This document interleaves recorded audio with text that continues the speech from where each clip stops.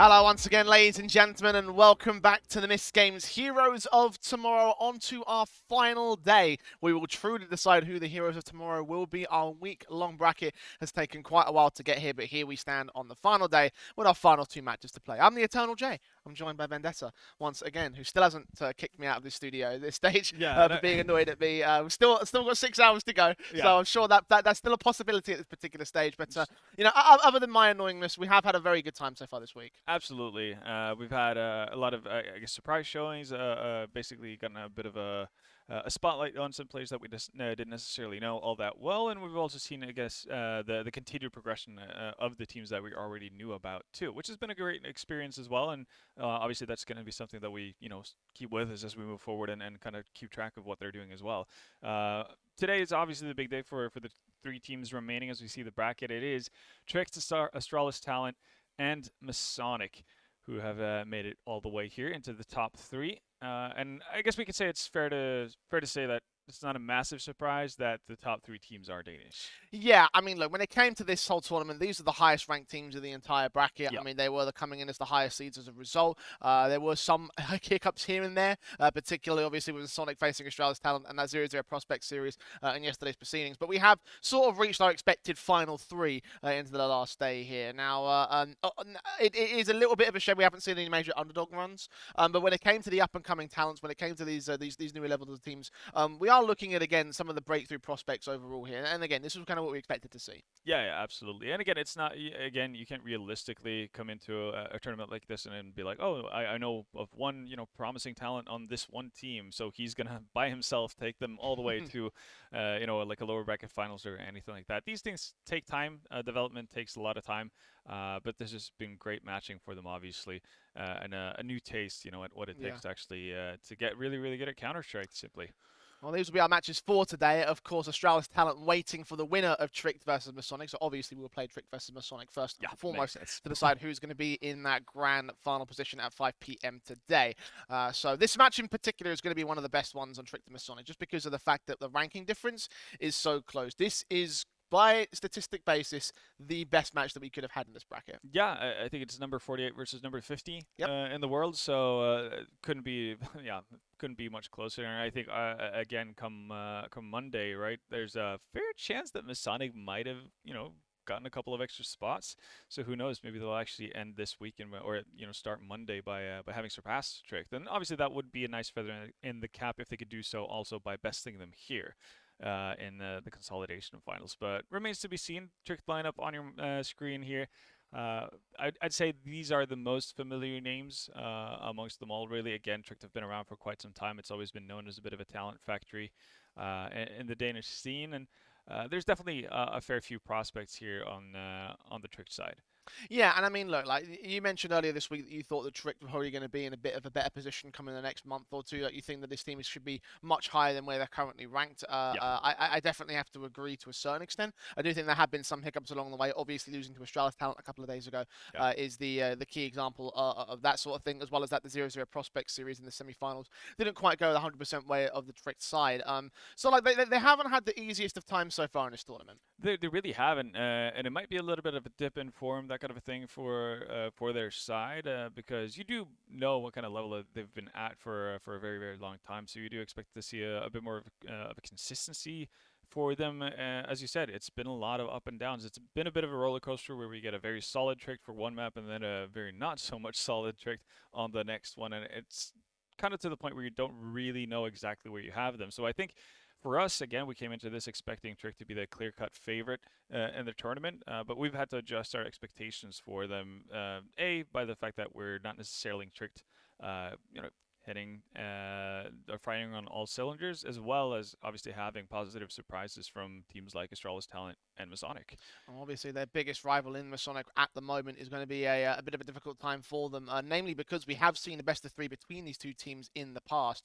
Back during the Gamebox Festival, it was a tournament that me and you sort of talked about when it comes to talking about them weighing up the Danish teams over the course of the week. Well, this is a match that was actually played during that tournament, and that was a 2-0 for the Masonic side. So when it comes to previous history, Masonic are coming into this one as slight favourites. Yeah, and again, if we're just looking at form and I guess average performance in this very tournament as well, I'd say that Masonic, even though they do come from the lower bracket, so it will feel a little bit weird to say, I feel like they've delivered more solid performances. Again, Masonic did have to go up against Astralis Talent, who are now currently finding themselves in the grand final, right? So, things could have been very different if it would have been, let's say, a different team that Masonic had gone up against in the upper bracket semis.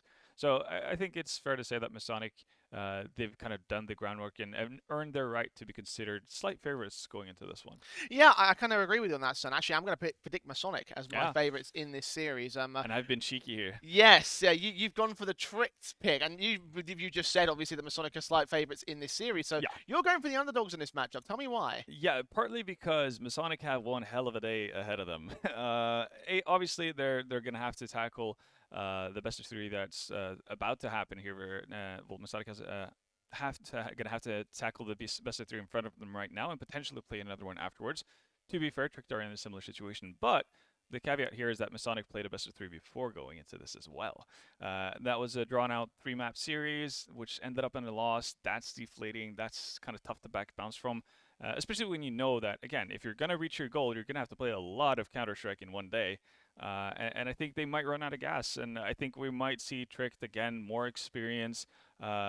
Surely, like, it just feels like it's a question of time before they actually make it to the point where we start seeing them deliver closer to the level we expect in that sense. Yeah, I went to Masonic just on the basis of history, because I think obviously that's that, fair. that last Yeah. series was a pretty dominant 2-0. Like one of those maps was 16-4, for instance. So, and obviously that map actually we'll talk about what Nuke could hold in a little bit of time, especially if we get to see that in the veto, because that was where Masonic were able to dominate Trickton in previous. Yeah. But in terms of the individuals, obviously we're talking about the lineups, talking about the teams as a whole. Like there have been some standout elements over the course of this week. So tell me who you're looking at the most going into this lower bracket match. If we're going to start it off with the Masonic side, there's two players. One a little bit for a different reason, and that's going to be Cabby. Cabby has been at times absent, not necessarily in terms of just not performing on the server, but literally absent. Yeah. Because he's had other commitments that he have had to attend to as well. But we know that again, obviously, a team is going to perform better when they are playing with their full five. Cabby is going to play today. That I think is a pretty significant buff, I suppose, for Masonic. They managed to slog through yesterday with Black standing in, so I think this is going to be obviously a bit of a game changer for them in terms of how strong they can actually look. You're going to be so much more coordinated and well oiled as a team machinery when everybody's in place. So Cabby definitely going to play a vital part. And the other one on the side of Masonic is going to have to be Krogan. Yeah. And Krogan has been delivering through and throughout the tournament. If I'm not mistaken, I think he might be the highest rated player in the entire tournament, at least at the top in the top three, pointing or boasting something like a 1.27 rating, which is nothing to scoff at all. So he's Yeah. just been delivering pretty much every time we've seen him. He's also the youngest player on the side of Masonic as well, which again makes him an increasingly exciting prospect to pay attention to. That's a 1.27 rating in this particular tournament alone, by Yeah, the way. So, like, obviously that number that's on the over three screen is a months. little bit different. That's over the last 3 months. In this week, however, he has been a star man. He's one of the guys I'm watching out for the most from this Masonic side. You're right about that side of things. But for Tricked, like, I do feel like we're kind of missing out on the prime player, if you will, right? Oh, Prime cheeky. Prime has been very proficient this week as well. In the same sort of way how the last 3 months stats don't necessarily reflect what he's been doing this week. Like, I think he's been among one of those top end players as well. Like, I'm pretty sure if you take a look at his numbers during this one tournament so far, like, he probably is up there with the likes of Kragan as well. Yeah, and especially what he was able to deliver yesterday as well. Again, the fact that he was uh, basically a driving factor in terms of finding openings and actually putting pressure on the opponents for the better part of the entire series, right? And that's something when Tricked kind of gets unlocked, or if they basically run into a wall, they need players like Prime to be able to find openings for them and actually push them through instead of just kind of banging their heads in one place. So. I think he's going to be vital for them. They obviously need all five to be able to deliver at a decent level, but Prime can be kind of that X factor and that little bit of an unsuspecting impact man for the strict side. Not sure how unsuspecting the Masonic side will be of his potential, though, given the numbers he's been posting up over the course of this week. We'll Fair. find out how unexpected it will be, though. What we might be able to expect in a pretty standard fashion is the vetoes, though. Again, 2 maps were played in that previous series. Those were Ancient and Nuke. We won't get to see Ancient. We will get to see Nuke picked in by the Trick side. Inferno is the first map picked up by Masonic, and Overpass, your favourite, being done in as the last one of the series. So what do you make of this veto? I mean, it felt like it was bound to happen to have Overpass as a decider. Yep. But yeah, the bans make sense, honestly. Tricked. They know that Masonic's permaban is Mirage, so that gives them a little bit more flex in terms of what they can do because we've mentioned it before. Tricked's Mirage. They play it a ton. They rarely win it, so it's not kind of a happy partnership between those two. So for them to be able to ban out Dust 2, which we've seen Masonic having pretty crazy matches on, in all honestly, I think that's a great spot for them to start off with. Masonic going to Inferno, interesting choice. We haven't seen them play all that much on Inferno so far, so I'm excited to see it. And they did also have a win over the Apex squad in the ESEA Advanced in the midweek. So again, they obviously have quality to them, and we know that obviously from having seen them on other maps. But they obviously know how to play Inferno as well. I think it's one of their higher win rate maps. But that being said, it feels like most of the maps are 70 plus at this point for this team. Yeah, I mean, look, on the other side of the coin as well, you've got to take a look at Inferno for the Trick side and know that it's not a great map for them. Yeah. We talk about Mirage being their third highest one map and their lowest win rate in the pool versus Inferno, which is their second highest map played and their second lowest win rate in the pool. And they've had some real shocker results on this map in the past as well. Like, I could list off a few before the show. You were talking about like this Atlantic team from the Danish scene Yeah. who were also playing in that Gamebox Festival, and just knowing that they're losing to those guys again on a map like this, knowing they've lost to a UK team as well, which You say that like that's doom and gloom, like that's it. all due respect to my boys from ITV, but that's not exactly a team that a Danish squad of such a high caliber, and obviously the Danish scene being such a well represented in the international space of Counter Strike, shouldn't be expecting to lose maps against them. So that just really shows like how poor Inferno can be for a team like a Trick. So I think Masonic have gone into the right pick to open things up. My concern comes towards how Nuke is going to play out, because both teams have had some rocky results over the course of this week, particularly in yesterday. Again, we've seen Tricked, well, I guess at times have a fantastic CT side where it basically goes to show like, oh yeah, no, this is why they go back to the map so often. This is why it is a bit of a mainstay for them. And then you've had the complete opposite. You've had T sides that looked basically not very planned out. It's like, yeah, we've planned out the first 15% of the round, and from that point on, it's just improv. And everybody's just going yes and to everything. So it's like, I'm gonna go solo down secret, yes, and I'm gonna go, aggro solo on ramp, like that kind of thing. It doesn't feel like it's coordinated at all, which is very, very uncharacteristic for a team like Tricked and just Danish nukes, and in general. So Very surprised to see what kind of addition of and what kind of version of Tricked we're going to see today. And as for Masonic, they looked very, very weak versus 0-0 prospects, to the point where we were confused and befuddled as to what had happened. Yeah. But they had a bit of a bounce back today earlier. Again, as we mentioned, they played a best of 3 series versus Apex in the morning hours, and they did play Nuke in that one. They actually picked into it as well and managed to win in a pretty confident and comfortable fashion. So maybe they've been able to shore things up, and maybe the what we saw versus 0-0 prospects was a bit of more of a one-off, a bit of a bad day on the map for them.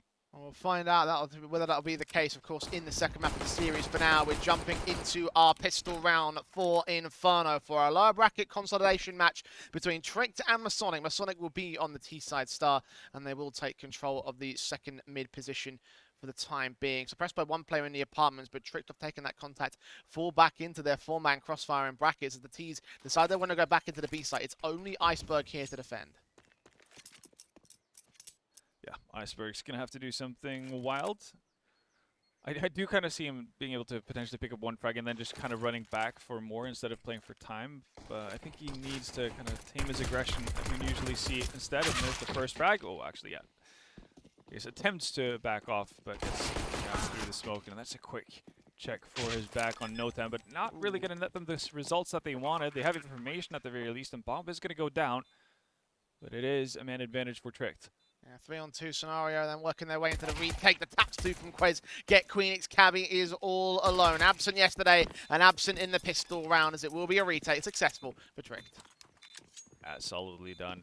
Notan, again, having the right idea. Just, I guess in most scenarios, you do expect there to be just one player flanking you from Banana, that type of thing, as given the rotation times and so on. But yeah, just the overwhelming amount of Danes coming up that Banana does Masonic in for the pistol round. But obviously, it's still early days, so it's not necessarily going to mean too much, especially on a map like Inferno. We know that T-sides can still win out halves.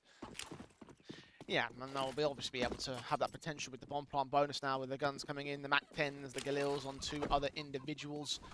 Seeing the standard buy-up, of course, from the Tricked side. The M4s on three of those players with two SMGs for Iceberg and Prime. So overall a better buy for the C2s, but still winnable from Masonic as you would expect.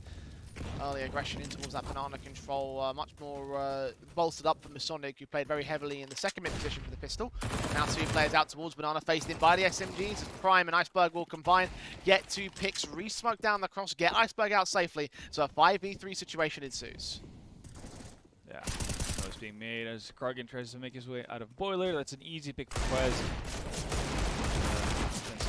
Oh, wow. Ooh. Okay. No, that looked like it hit his big toe rather than his head, but they'll take it. Okay, Quez overextending. Not necessarily being too careful either. So all of a sudden, this has gone from a 5v2, where I was about to say this is looking great for the economy of Tricked, to becoming a 2v2. And weapons obviously in hand for the side of Masonic as well. Gen C is tagged up a wee bit, but we'll have the benefit of actually choosing the site. Also going to lead the charge as well, which is going to give Queenix an opportunity to trade here. Worst comes to worst. Okay, however, has the HP advantage above the first. Kill off on Gen C, easy, wrap the corner, and find Queenix effectively, so it will still be a second round for the Trick side, but at minimum, Masonic have done some great damage on the economy basis here. There's been a lot of teams in the T side as well opt to force buy time after time when they know that they've done significant damage. Is that advisable in this circumstance? I think it might be difficult because they didn't get a bomb plant. Again, the damage you've done and just being able to take out Trick members is great, but there's still two M4s being carried over. Might have been a bit of a different scenario if there had been like an MP9 in play or something to that effect, but not going to be the case. I think this is the safer way of approaching it from Masonic, in all honesty. You might have seen a little bit of a different scenario, again, if this would have been at like 12 to 11 or something to that effect, where they feel a little bit more pressed for time. Harsher Eco easily picked up the kill for Kier. Damage being done to Notan and Gensi as well. A little bit earlier on in the defaults of the round. The nades down. Not able to do much there in the brackets position. The teams will still have their angles held as Notan tries to peek in and try to force one CT off angle. The SMG damage from Iceberg. Quite be able to get the full on kill for it. Leaning in with the pistol, taps of Queen getting here to drop, looking in against the rest of the CT players, but Larson holds that crossfire, keeps his teammate in check, keeps the opponents in check as well. And this round pretty easily should go the way of Trick as we would expect, only Gensty alone in 1v4. Yeah. Well, honestly, if I'm Iceberg, I want to get the hell out of dodge from Banana, leave a solo player, and then pick up the rifle that was dropped in mid. Basically, free up any sort of investments. Then you can have Larson potentially dropping over an M4 to Kier. Well, actually, they won't be able to buy an op regardless. So I guess Larson's probably just going to keep his money to himself for the time being. But yeah, that makes sense. Iceberg has gotten his hands on his M4, and Prime to be able to secure the round as well. So after a bit of a shaky experience in the second round, do a lot better of it third time around. So we're going to have the first buy round. Again, going to be interested to see what kind of focus points Masonic have, if they're going to be the kind of team that opts to fight heavily towards Banana, really trading utility and so on, or if they're going to have the approach of basically grabbing Banana control before they take mid control, before Queenix stabs Kraken in the back. There's a lot of ways they can go about it. So they've opted in for the Kraken backstab opener. Not one of my favorites. Let's see though. One of Trick's favorites, certainly, I can imagine. Yeah, no, they're loving that. But Cabby though, he wants to equalize things and does so in a big way, but Kier and Prime actually double up. One on each side of the map. A lot of trading back and forth here. It's a bit of a non-stop fiesta. At the end of the day, though, it is a 3v2, and it is in favor of the CT side. Rotations have come in as well, so there are two players over towards that A-bomb site. Yeah, they've gotten into deep positions as well, so this is difficult for Masonic to really break through on. Yeah. Just gotta go back up and add some pressure over towards Banana. Highly doubtful it is going to be able to sell much here, don't you think? Nah, just that Molotov and smoke going down towards the Frost. Now the other players revealed his position, so Larson knows that this is all a ruse, or at least we have the inkling that one of these two plays is a ruse from the T side line, so they'll set up appropriate positions to try and counteract it. A lot of noise being made here. No one can hear that and gather that information, though, for the Trick side, so they'll just hold back passive in pit and on the site itself. 30 seconds for Masonic to try and act. No flashing for Notan to get Gensty out of the apartment, but that Molotov smoke combo should be able to drive one CT out into the open. Counter flash and a smoke on from ZCT will try blind off the vision and extinguish the smoke. Notan caught to dead, and Gensty extremely low with that one good trade. Got pulled out, wins that second fight. Bomb on the site as well. 10 seconds, got to commit to the plant, and Prime swings out wide. Knows that he's low, knows that he's out in the open, and knows that he's pressured by that timer. So wins another round for Trick, but they are getting really expensive. Yeah, they are. That's Masonic getting more done than I would have expected. Given the setup, etc., especially Notan falling immediately. Gensty doing his damnedest to make that an expensive affair, so I guess Masonic can be happy about it in that sense, and yeah, that's probably why they've opted in for a reinvestment here as well. You can see two Galils in play, limited utility, but they know that they can potentially break Trick here, and they've also invested into that all finally. Great kill to start things off for Kragen, however the Galil is what does the most damage early on. Iceberg down. Rotations inbound from Larson to try to put that off alongside Prime's defensive. Big gap in those two smokes allows Cabby an easy pick as Prime was blind by the flashbang. Larson's orb needs to step up here. He gets that one good pick, waiting to put that nade onto the Shire, and if he does so, he could catch two players damaged up. He's going to be a little bit late to the party though, so they can cross towards site. Probably get the bomb down from here. Does a good amount of damage. Actually gets one kill as well. Kier's going to be traded for it though. But HP, at the very least, in favor of Tricked, and there's still no bomb planted. Got missed. Larson, oh, he lands the wallbang though. Quick peek back in, somehow dropping that bomb. No trade potential. Finally, there it is for Queenix. As Larson goes out, Kragen will start to look for the last player and will win the fight and win that first round for Masonic at last. Damn, I actually thought Larson had won it for them the second he actually finds that frag through the box. At that point, again, he can play off the time, he can wait for the sound cue before you actually make any sort of moves, but that's really aggressive, which ends up being his demise, but he does a really damn good job of actually staying alive and being a bit of a nuisance for Sonic. But a really, really rough time of actually getting that bomb planted. But it does mean that tricks have been reset. Again, they've won 4 in a row, but constantly taking damage. That's what it'll do to you. It's MP9s, it's Deagles and a ZZ. They fully invest into it as well. They were looking at a double eco regardless. This way they might be able to swing 1 round back. That feels rough playing CT side Inferno without utility. Yeah. It's like, yeah, we are in banana, but we can't necessarily get you out of your spots. We can't Molotov. We can't do any of the fun stuff. Which means we're going to fall back into standard defensive positions and hope for the best when they start charging forward. Like, Yeah. super limits your options here on this map, so tricked. I was about to say, I felt like they had the right idea with just kind of stacking up towards the site. Now that they're moving back, I kind of would have liked to see everyone on the side of Trick just fully commit to that B-bomb set. And it seems like that's going to be the case. Problem is, it might not be in time. At least there's 1 kill for Iceberg on his Deagle, but him and Prime fall to the advantage of Masonic. Okay, Cabby firing through his own teammate to get to that kill, but does end up securing it on key and recognizing it through the flash and the smoke. And for Larson and Quaze, there's nothing really left in this round. The SMG and Kevlar is going to be more valuable to them in the next round, so Masonic, pretty easy take. It was against pistols, so we're not too shocked. Yeah, not too big of a surprise. It could have gotten dicey there again if Cabby doesn't connect his bullets while flashed. You can tell that Trick definitely had an idea of how they wanted to create as much chaos as possible, but doesn't pan out for them. Cabby just gonna, come on, you can do it. There you go. Deep flash down banana so his teammates can safely back out without any fear of a CT being posted up. And it's going to be 2 rounds for Masonic. So are bouncing back into it again. Looking at a double eco scenario here, so they've carried over to SMGs. Obviously, that's going to be nice to potentially get some extra cash in the bag, but we're still going to have to wait 1 more round before they can fully invest once again. And at that point, we suspect at the very least that Masonic should be sitting at 3 rounds. Yeah, see some upgrade pistols passed off towards some of the players on the harsher eco, so tricked.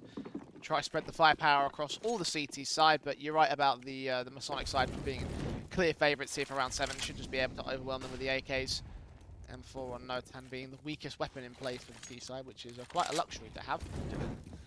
The guns just placed in the standards and tricked. They have a full-man stack towards the A sites. There's potential in which Masonic might recklessly charge in there and potentially give up a few rifles, but nothing that you can really count on to win a round for the time being. And the default standards will still be prodding out as their standards split up towards mid and apartments. 1 player pushed up towards banana, so they're not going to take any major risks. No, they don't need to either. Again, gradual mid control. Gonna give them some space to work with.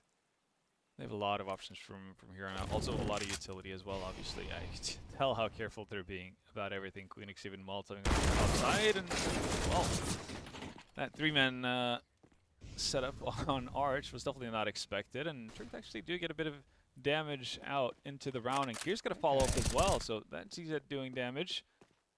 Larson having scavenged an AK, left at a 2v1, and he is one of the players who had Kevlar from that prior round, so it's going to be interesting to see if he wants to have a go at it. Bomb is dropped on the corner as well. They're running out of time here, Masonic. They've got to charge forward and grab it.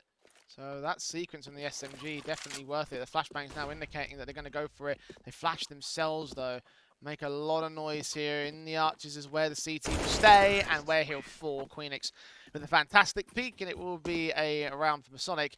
That being said, though, once again, the CT is just doing the damage they need to do here. These ecos and half-buy rounds that we've seen over the course of the week, they have been monstrously effective. Yeah, again, even if you don't end up winning the round, you're still doing a lot to the economy of your opponents.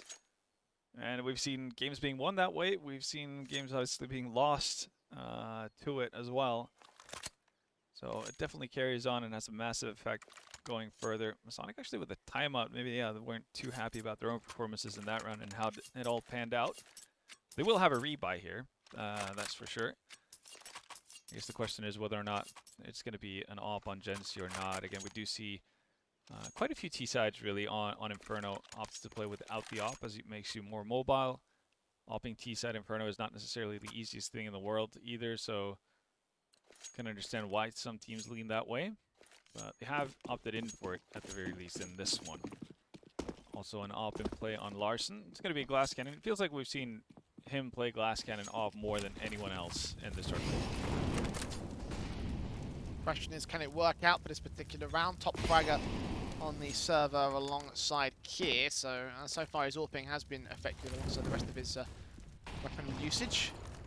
Iceberg will peek in with another M4, however. The Master starts to lean in. Prime will fall, but Iceberg gets 2 kills on the trade, so the advantage sits with Tricked. He will get forced out of Banana, but Tricked has got one up. Yeah, you're happy with that trade. If you're Tricked, only downside is that Iceberg obviously had to expend a fair bit of utility, so he comes out of that with a smoke. So he has to be patient about when he uses that. Queenix is searching about. Larson just seeming very unaware of the fact that somebody could be in boiler even after that kill. Oh my lord. I guess it is the rule of Queenix. He's always going to pick up like if he gets 2, there's always a 3rd nearby. And he's always going to find it as well. So for as good of a job Iceberg did in Banana, it's all for naught. Masonic going to get a bomb plant.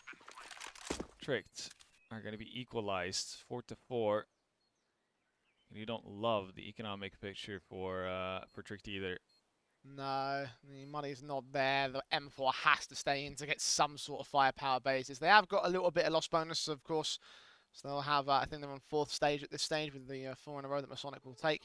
So there will be money coming in, but not enough to go for a definitive buy up here. It'd be a force buy if they do commit to it. More likely a half buy around the M4. So yeah, at least some utility, maybe flash him into position, something to that effect.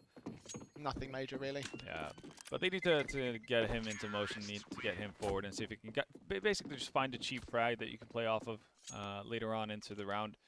Having him play passive, I don't think that's going to be the play. But we'll see what they opt in for. Queenix, though, no doubt that he was the hero of the round. Finds 3 frags and secures Masonic at 4th. So a good start to the T side here. Or I guess can't really call them an underdog, even though they are lower ranked. They did beat Tricked in the last matchup. They have been looking good so far and pretty solid in most of the matchups we've seen them in this tournament as well. It's not a massive surprise that they're going to fight, especially on their own map. They can spell. Rifle gone already. Kevlar gone already as well. Prime can at least pick up that rifle, but I don't know if he'll be able to last much longer here. Yeah. No time. Nuke in smoke, sees the gun barrel, catches him while jumping up to the stack. So 5 versus 3. Now it's out permanently. There's no way the Trick to have any way back into the round. So Masonic, 5 in a row. They're going to take the lead here. Yeah. Back in the lead and doing it in a pretty confident manner as well. Masonic being able to play man disadvantaged situations as well prior. Let's put them in this position. Gonna be happy about the progress that they're making so far. As always, 3 kill. And the eco kills though, so yeah. Yeah, still counts.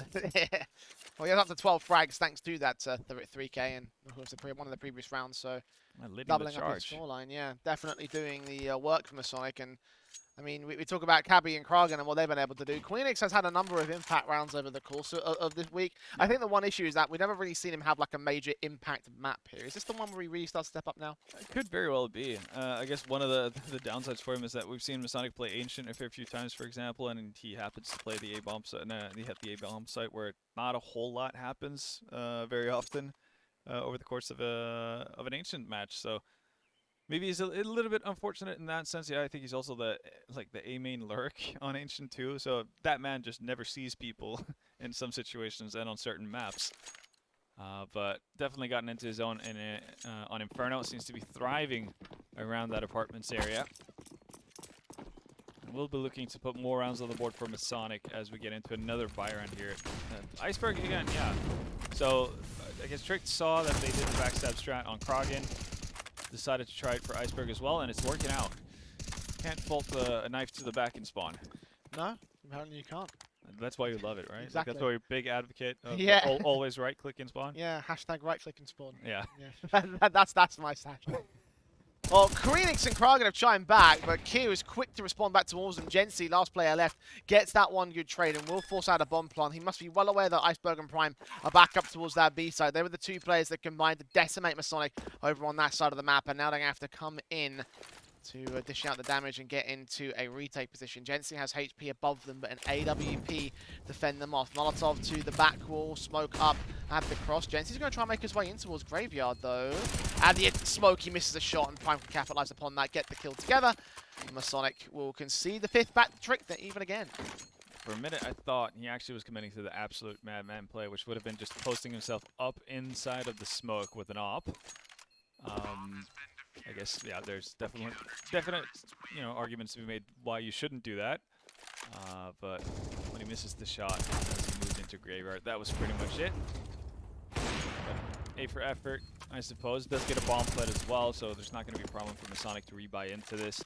But a much needed round for Tricked here. I think they're the ones who are much more in need of getting a lot of rounds early than Masonic, especially given their track record on this map as well. Masonic seems to be pretty well balanced in that sense and be able to win up matches, and that's not exactly the same story for Trick's side. Yeah. There you go. 5-all to the board for Trick's efforts. The damage done early to Kragen will not be returned as easily by Masonic. They did catch a small tag on Iceberg on the way out of Banana, but 1 point of HP doesn't mean much here. And we'll continue the campaign of the default. They've played a very slow style of game here in Inferno thus far. The apartments in that Banana control. They will start to take map control away from Trick, but they're already passive as it stands. Yeah, but they have the shoulder peek from Coils, and that's going to get into the smoke for cool trades, though. Cabby actually found Iceberg through the smoke there. Oh, that nade. Well placed at the brackets entrance. Jensi and Krag are going to get tagged up, and in fact, they decided where they want to go here. The bomb will get picked up by Jensi. Oh, if only they knew the damage they'd done to Prime. Yeah. Solo B defender with 12 HP. That's not a comfortable spot to be in. But Masonic setting their eyes towards A at the very least. Orp of Larson passive thanks to that smoke. Well placed smoke for Jensi. Now they're going to attack from short. 2 players on the crossfire. 1 at pit, 1 at the apartments. And Kier just lines up a triple. 2 in particular lined up towards short, turning up towards the apartments and all. Well placed by him when the CTs are coming to their own.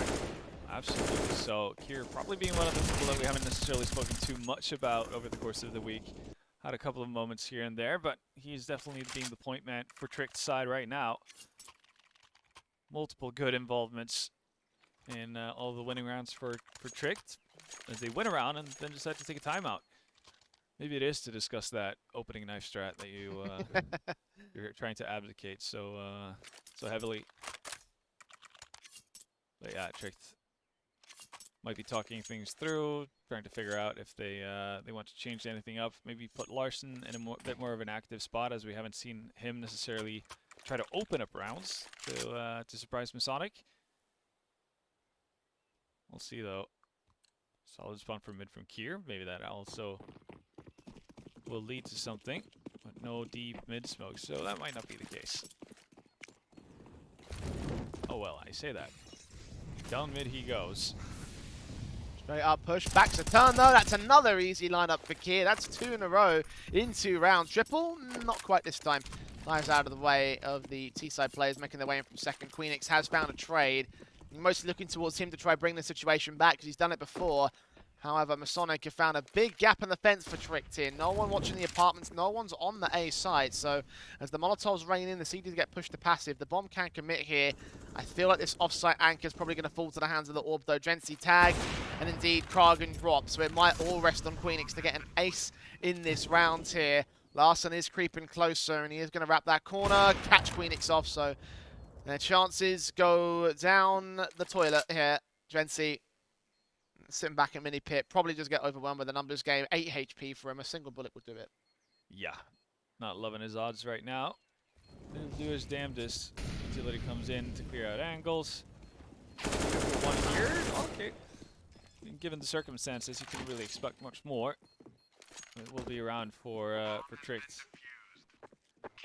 Yeah, I think you were completely right. Queenix needed to find that frag. Win that duel versus Larson really on short to create some space. And an area to move around, and Larson being so patient to find that frag on survival. Pretty much just didn't move away from the arch side of mid.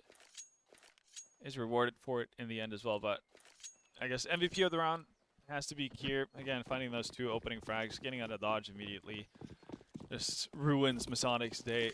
Not being allowed to play their default, not allowed to actually just grab gradual map control. No CT side. Aiming for 10 to 5 half. Okay, Prime. Still a lot of damage taken through Molotov. He's getting dangerously close towards him as well. He wants to take a directive challenge, and he has to win it if he wants to take that in fight. Larson takes a fight in mid. It's Notan. He's caught looking the wrong way. Assumed he was safe up there, and he assumed it correctly. So 1 kill found. No more, however, for the time being. Just positions held as the T's try and readjust here, but from a much more passive angle than they've been at before. Yeah. Being pushed back, really. That's doing wonders for Trick's CT side, really. And again, they're posted up in solid positions in terms of being able to trade for each other and help each other out, get aggressive flashes in, that kind of stuff to allow each other to peek, at least towards the A bomb site. Over on B, Iceberg just jump spotting for the time being. I guess the second he sees it, anyone at all, you're going to see rotation coming from Prime as well. Well, spawn smoke is in, and that's going to be an indicator that something fast might be abound. That's got the majority of the work there. Prime's so low, and now Iceberg's low himself. Blind fire through the smokes. Rotations are still a little bit slow for the rest of the Tricks here, and finally Iceberg drops. So now they're all going to have to come in for the retake. One will get planted successfully, almost denied in the back lines. Tons of damage done to the T side. We'll get this player back towards Stack. It's Gensi that drops. The AWP fires away from the CT forces, and now Cabby, Kragan, and Queenix find a trade back at least and do some damage through the smoke. They are aware of where Kier is at. Further damage coming in towards Kragan, but he still forces out the fight. Brings in the advantage from Masonic. They're grabbing guns and they're going to save. Tricked have no idea how much damage they just did to the T side, but they're going to leave the round away. Yeah, and there you see why Kragan has been one of the highlighted players going into this matchup. Again, feels like he's stuck between a rock and a hard place, but somehow managed to come out of it with 2 HP. Or no, 2 frags, even though he was down to low HP. Basically secures the round. You thought that would be pretty much a guaranteed retake, just given the health left on the Masonic players once they made it onto the bomb site. Be the case, especially when Gensi loses out that duel as well. Kragan on 11 HP, finding 2 very, very big ones for Masonic to get them to 6. So best case scenario for Trick right now, 9-7. Again, are having to reinvest a lot into this one, so tons of money to be found.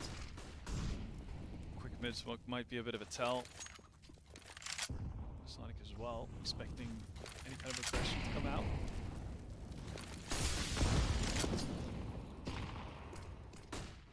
Walk forward.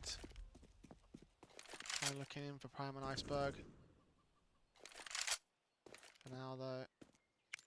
Back away from position. Molotovs will go down, and the T's just hold and try and bait here. You see the gun bait trying to come through. The apartment's in the wrong position. The smoke's down to the CT side, or suppress where Masonic want to go with that bomb. But they've done a really good job of actually drawing utility out of the Tricked side here in the early stages. So with 1 minute left, there is only smoke left on Iceberg, so that's not going to be enough to actually carry out the round. That's probably why you see the rotation coming in from Larson as well. Stacking up with numbers, if nothing else. Coil's Molotov being put out. That's going to potentially remove Larson from business. He takes a lot of damage, expecting a push sooner. On his rifles in the back instead. Iceberg gets his 2 picks in at the new box. Cabby and No Time fall.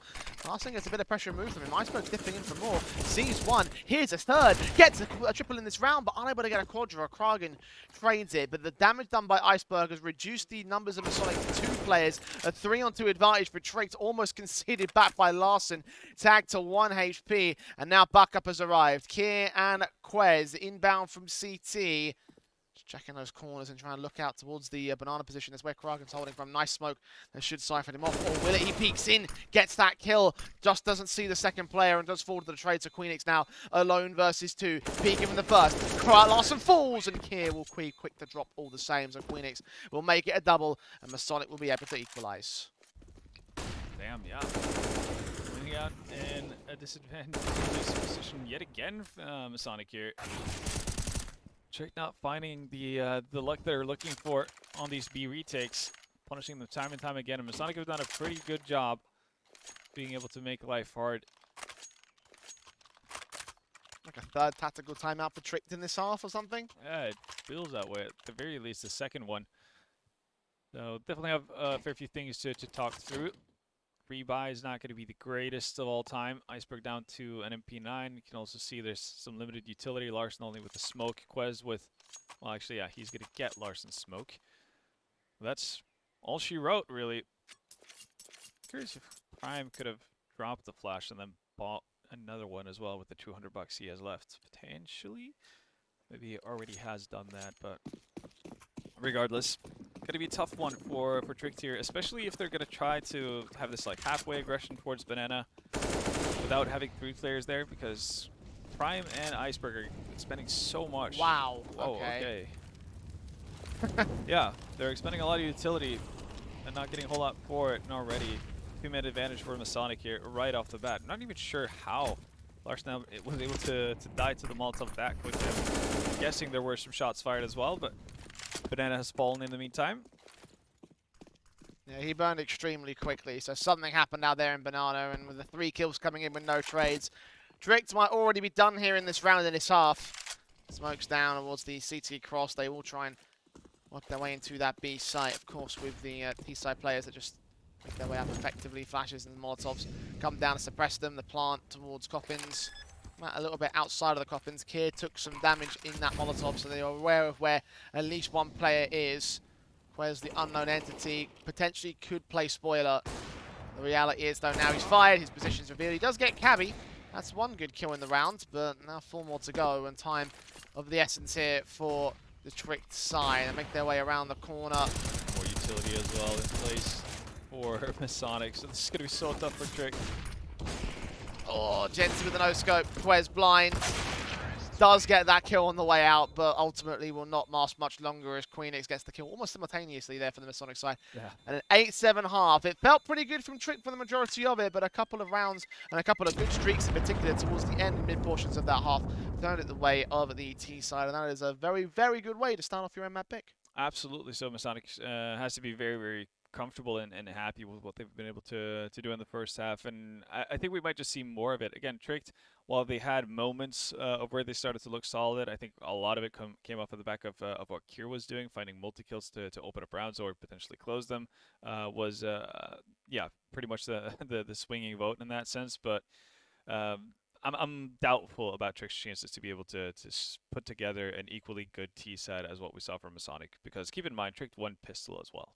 Yeah, and still losing the half on that is never really an encouraging sign. I mean, I have no reason to disagree with you. The stats usually say that they have a better CT half on this map a few times when they have actually been able to do well on it. So obviously, like, I'm thinking in similar sort of capacity as you are, and just believing that probably this second half might be theirs for the taking on the Masonic camp.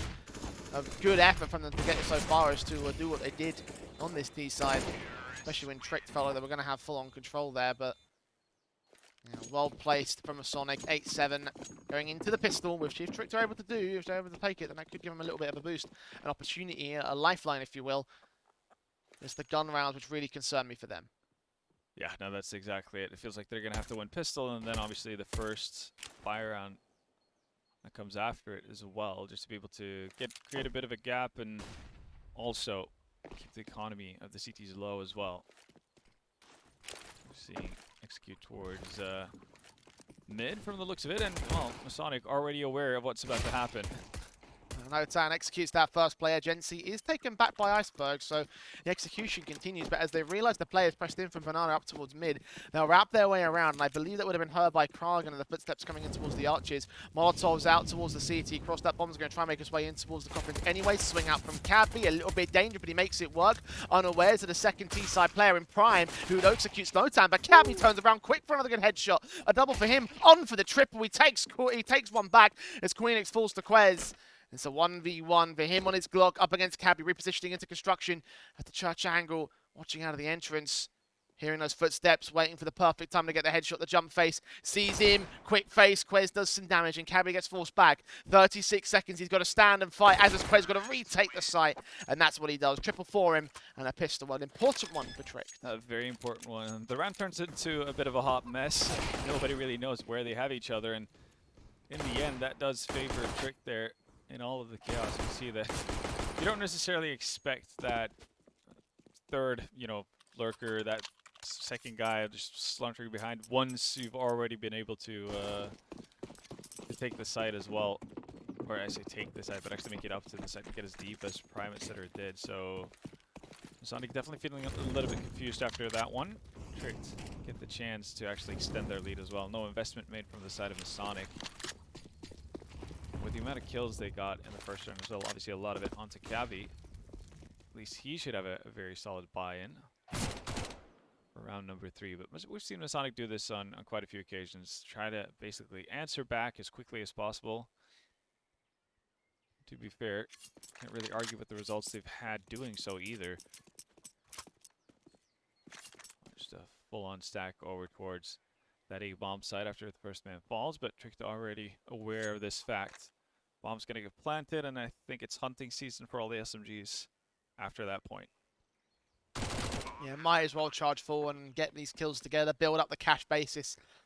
Because given how Tricked won the pistol in the last half and still lost the half, they need everything that they can get their hands on. Money, rounds, kills, all of it. And already the stack in from Cabby and Jency has tried back to at least trade one player, so 1 Mac 10 out of the round here.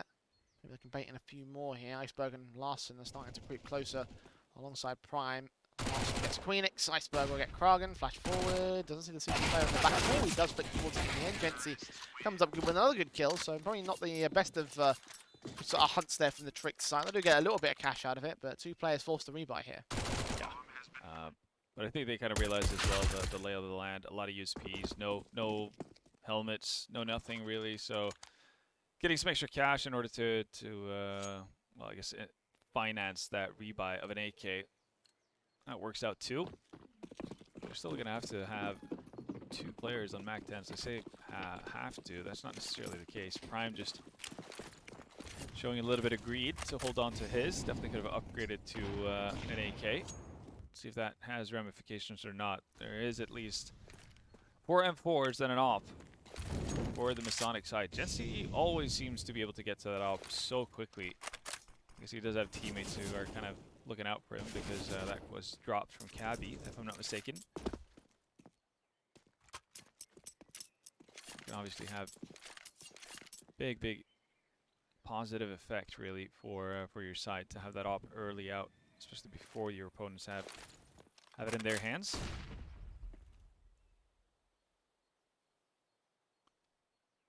He's placing a pretty close quarters combat angle here at the library, however. Focus on the rotation, there's a couple of CTs here and there. The flower pots boosting back over. And the new box flash in from Kragan, tanking some damage. No time gets the opening kill, and Kragan can drop the bomb. That can force the rotation for certainty from the CT side. A 4 versus 3, Masonic are in control, but Iceberg looks to try pry it from their cold dead hands of Notan at the very least. 3v3 situation we will go to. Bomb yet to commit, they have time here. But as that smoke clears, he's pinned in a corner, he's got to face towards Jency if he wants to get that bomb plant. Who's going to blink first, Jency or Iceberg? Further flashes in, that does force the AWP back, so the bomb can go down safely. Yeah, patient play from Trick's side, but that also has allowed the rotations to, well, get closer at the very least. One that's taking his time, that's Queenix. Joined up with his teammates now. Smoking off Banana as well. To pull, okay, actually going to catch Iceberg, trying to get aggressive on them. That's a kill for the advantage from Masonic as a result. They'll spray through the smoke, boost up above said smoke. They don't see it. Prime can line up the kill against Cabby. Thinks they're not on the defuse though. They certainly are. Now Jency is going to hold that down, but Prime gets the second kill. Queenix out in the open, no kit. Needs to get into these fights. Wins that first headshot, but unable to get Quez. And they just couldn't deal with the boost on Masonic. Tricked steal 10. Damn. Yeah, no, Masonic actually not committing to the defuse there once they start getting shots from the boost. Even though Prime, it looks like Prime kind of thinks he's done it already. Obviously on the second jump, he sees nobody's on the bomb, but does spot a player. It's good effort, but I think time would have been an issue there, even if he finds that second frag. Trick make it to double figures first, and they send Masonic right back into pistols. There's the downside of the early investment, obviously, if it doesn't pan out. Oh, yeah. Nade stack in, no time to fall. Great start for Trick once again. Iceberg credited with that kill. Spray through from Kier as well. Trying to do that damage. Kragen tagged the 52 for the time being. The walk forward. That's his side line. Try and get themselves in that brackets position where there are only a couple of players that will try hold on to it. Queenix will drop. Cabby does get that one trader response. That's the Deagle striking. The backstab in from Gensi takes the majority of the banana control. Looking for another good weapon here. He's found upgrade of 5-7 and catches the player in the back for it. Kiers dropped 3v3. Now they're aware of where this bomb's going to commit, so a second CT can join the A-site defense. Cabby waiting here at the graveyard, swings up, sees the gun barrel, lands for the headshot of Quez. Iceberg trades though, 2-on-2 scenario. It's doable as Kragen strikes back on Prime, drops that bomb for the second time. And Iceberg can't find him, now he does. As the smoke clears, it's all on Gensi, rotating in from the apartments. As Iceberg goes towards the B site, Gensi's got to grab a rifle. Oh, Iceberg obviously going to be at a bit of an advantage here, given the time that he's going to create for himself. Gensi still seems to believe that there's danger abound near that A bomb site. No kit on the side of Gensi. He has picked up an AK, but he can't necessarily be very covert about his intentions here. Iceberg seems to know as well. He's going to win that fight. Well done to him. I mean, we talk about the likes of Prime and Kragen as players to watch out for. Iceberg's had a blinder in the game. 21 kills in this one so far. Yeah. And he has been the type of player that we've seen time and again being extremely aggressive. He's the kind of person who finds one frag and then just kind of just wants to keep moving double to find number 2, 3, and 4. It was a great job in that round to secure it for Trick. It's much needed. It does cost them, but again, they do have the benefit of being on the much cheaper T side, so no problems reinvesting into this one. Sonic are the ones really on the back foot here. They need to see results, and quickly as well. Own map pick against a team that hasn't necessarily looked their best on Inferno as well, so feels like a golden opportunity for them, but spray's not going to connect fully. Some damage done onto Iceberg, but Cabby's getting pushed back here a lot. Yeah, forced away for it. Smokes down from Prime. Gonna lock out that library position. Cabby's going to push forward of it, though. Might even push forward the second smoke. Flashed in. Iceberg's dead. Gensi catches Larson on shore. And the team's trying to execute their way forward. I'm just running into the crossfire. Queenix with the latest. Quez can trade him. It's him and Prime up against 4 CTs, 2 of which are still on the site. 1 of which is backed up towards that long moto angle. The bomb in full control of the CT squad here. It's Masonic just not allowing Trick to exit out of apps. They don't really think they want to exit out of apps here. All their way down, but Gensi lands that shot, and it's Quez alone for the ace. Oh, yeah. Jump out. Actually does net 1 kill onto Gensi, but obviously the CT side is going to be able to pick up that off. Solid defense, and again, nice initiative taken by Cabby there to actually get through the smokes towards library, have a flash to help him out as well. Takes away the entire brood of the attack from Trick's side. They don't get the wraparound that they were looking for. That would have obviously made things a whole lot more difficult on the side of Masonic. There's a lot of credit to be given for that one. Also doing his job in terms of fragging out, sitting at 17, so leading the way together with Queenix. But they have still more rounds needed to be found. Luckily for them, though, Trick's back on pistols, so an opportunity to do something here. Just bolster up your economy, keep everybody alive. It seems like Trick are taking a bit of a pseudo timeout as well, allowing Masonic to use quite a bit of utility, as well as the T's get a bit of a chance to talk things through and plan out their next move for the upcoming buy round. Yeah, especially because this is the kind of like streak that Masonic can build up and take full control of this half and this map by extension. Trick have done really well to get here. Again, they've had some shocker Infernos in the past, so the knowledge that they're doing this well thus far is encouraging, especially considering that it was also Masonic's map pick here. They could still win it. It's not out of the realm of possibility here. See how these pistols will fare in the eco round. They'll charge their way up towards long force. 1 CT back into arches. Nade damage done, and that means the mow down for Gabby. A triple for him. No turn and Genty with one of their own.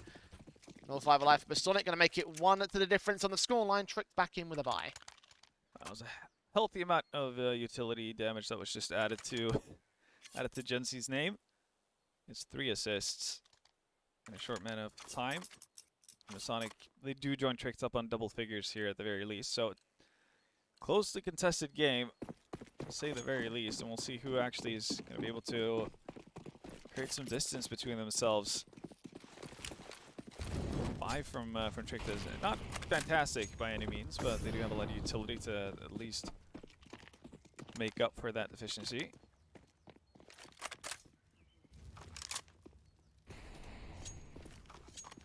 Masonic opting not to fight for a banana, at least not immediately. Half wall nade. Nice. Well, it's going to do considerable damage onto the Trick players. No more pressure being added on. Trick's a little bit spread across the map. Bomb is going to join them over towards B. I see the first box smokes being put down. You get an immediate reaction as well. The benefit obviously here for the T side is that they can cycle through players who have utility to see if they can force anything out of the Masonic side, and eventually they'll obviously dry out. There you go, that's the second smoke from Masonic used on B. So I'm a little bit curious to see if Trick kind of just did all of that not to play around it. This is going to be a double fake, but at the very least, library smoke goes down. Seems like Tricked are pretty committed to the idea of ending towards A. Good counter molly will keep Iceberg at bay. He's going to burn 7 HP. Gency's heard it as well. He knows he's out there somewhere. How far forward does he press? Prime gets caught. USP kill easy. Queenix and Cabby locked down the defensive. Meanwhile, his last of the stands alone and dies alone. 11 apiece. Masonic with a pretty easy equalizing scoreline there. Kind of wonder how that whole thing worked out, what the point of the grand scale of the default really was. Yeah, again, it's like, yeah, no, guys, we've done a great job of forcing out all the utility on the B side. No, now we're just going to burn the Molotov and then, just die. Especially, because the decision from Iceberg to push through that Molotov was delayed as well. At first, he took a step back towards the noob corner, and then something, I don't know, clicked inside of him where it's like, oh, I need to push through. But again, that's going to cause a lot of damage and also give away a lot of noise for Gency to be pretty damn prepared for what's about to happen. So it doesn't quite work out for them. Masonic, at the moment, looking to take the lead for the first time in quite a while, or since the first half started pretty much. Second half started pretty much. Yeah, about to maintain control of this here. Tech9's PT50 brought out with no Kevlar and no util for Tricked on this one. And try to fast rush in and hope for the best here on the A site. Out to brackets, they'll jump face. Iceberg will catch the AWP shot, but to his leg, meaning that he is alive, but only barely. Probably going to be used as a bit of a decoy as they go back again as well. Doesn't spot anyone on the corner. Feel strangely confident about not checking quad whatsoever. Again, it's 2 players from Masonic here close up. Gency actually being the one furthest forward, but still works out for them, at least initially. Masonic just adds on to it as well. Oh yeah, like Quez tried to sneak out of apps, but Cabby's onto it. Well done. 26 kills for Cabby so far in this map, so now he's taken the brunt of the leadership, at least when it comes to the fragging tangible aspect. Yeah. 12 to the board of Masonic. They have the lead above Tricked once again. The AWP's coming in on the rebuy. Larson rocking the glass cannon. You mentioned how he loves that glass cannon. And on this occasion, it might have to be important that Tricked don't let the negatives of the aim punch start to affect them here. They need to get around on the board, and pretty quickly, Masonic closing in on the win. Only 4 more rounds to get there, and considering the eco basis for Tricked, that's not a lot to separate them. It really isn't. Utility, oh, that's going to do a lot of damage onto Iceberg. He's like a magnet towards these nades right now. Down to 31 HP. And I guess with the lack of map control as well, it kind of just looks like they want to hard commit towards a B exec here. Might have Quez either work as a bit of a delayed rotation lurk or actually try to sell the mid take here with the utility coming out. Molotovs and flashes in towards that bracket's control, but Tricked focused entirely on this B hit. They've got Jency, they've got Kragen, and both players pretty passive for it. Splashes will go over, smokes out of the CT, cross Molotov in at Coppins, nothing towards Dark or Nubox, and Kragen will kill off Kier. Get back and peek in once again. Iceberg caught with knife in hand. The AWP crosses back. A flashbang out for Kragen, looking for triple. Catch him with the body block, drops prime of the bomb. Now left with 2 players left as Kragen makes it a quadra on for the ace. Sees his man and connects the headshot. What's a round from him? Smiling, happy with himself for good reason. That is a shutdown round from him. Yeah, fantastic display from Kragen there. You wouldn't even think that Jency was even on the site. Kragen just finding all the correct duels, finding new weapons as well, so no need to reload. He's hitting some solid shots as well. Kragen had been a little bit quiet in this one outside of the after plant situation where he finds 2 frags. He hasn't necessarily been a focal point, but that obviously has massive implications for Masonic and Tricked as well. Fantastic round, really. We had to wait a while until we started seeing aces in this tournament, but they've really started to come along over the last few days. Yeah, we had 3 in 1 map, and now here's our first of the day here for Masonic in map 1 out of potentially 6 that we have today. Jency finding Quez already with the AWP, but this is another half by Tech9 kind of round. Tricked really petered out towards the end of this map up, it seems. Masonic, of course, mentioned the economy state in the previous round. They need to win that rifle basis. I'll charge back in towards the A site right here to try and overwhelm with speed. And they will catch Queenic, but Jency has other plans with the AWP. Kier caught Tech9 up close and personal. Extend to the side. Gone around against one other player. Iceberg gets caught. And the last player over at the Coppins position, the graveyard angle, will also lose to the Tech9. Another ace. 2 in 2 rounds. Yeah, again, just call them out and they'll show up. And somehow Jency managed to just change position with everyone on the T side and still come out ahead as a result of it. Cheeky play there, then all of a sudden swaps places with one of Larson's teammates, and all of a sudden there's someone behind him, and it's a bit chaotic, but Jency apparently thrives that way. Even though it's not necessarily up doing the majority of the damage, it still works out nicely for them. Kragen with the deep smoke for Banana. I think it's just gonna slink her back afterwards. His job done. Utility again being sent out. This time it's here. He's gonna feel the brunt of it as well. 42. Masonic, we saw this early on in the tournament as well. They do know how to place their nades. Softening up people left and right. That's exactly what Tricked were hoping for. Wouldn't be the case. Haven't really got much going once we saw Masonic back on weapons. But it seems like they're somewhat out of ideas. Smoke's coming out for a mid-take. See if they actually commit towards it or not. Actually, Masonic gotta go through. Oh, well. Initially, at least. Gently being a little bit crazy. Thinking about it. In the end, they will opt to back away and just hold down the position over at long. Leave 1 player on the site. Trade places with 1 more player over towards B, so Jency's AWP will rotate and join the A site camaraderie. Tricked going to make their move in. Still 2 players out towards the banana position, throwing util over, indicating that they want to go for some sort of execution. There's Cabby, however, that drops Iceberg and drops Quez and drops Prime the same. So not even much to come in from Tricked. They tried the lurk play, they tried the fake towards the B site, and they just get picked apart out of brackets. That bomb drop, no time with a kill through the smoke. And Larson with absolutely no chance of this round. Looking like Masonic will get to map point. And the money is just not there for Tricked. Oof. Yeah. They don't necessarily even get to properly fake A before they take the contact in mid. So there's no situation for Masonic to have actually been able to kind of get on the boom and rotate over towards the B bomb site. It's just, it happens too quickly. You don't allow for Masonic to actually react to what you're doing on the side of Tricked. But fantastic job from Cabby, obviously. He's really had a CT half and and then some. Because he was some ways behind Queenix at the beginning of this. And, well. Oh, wow. Okay. Yeah. Well, this one's over.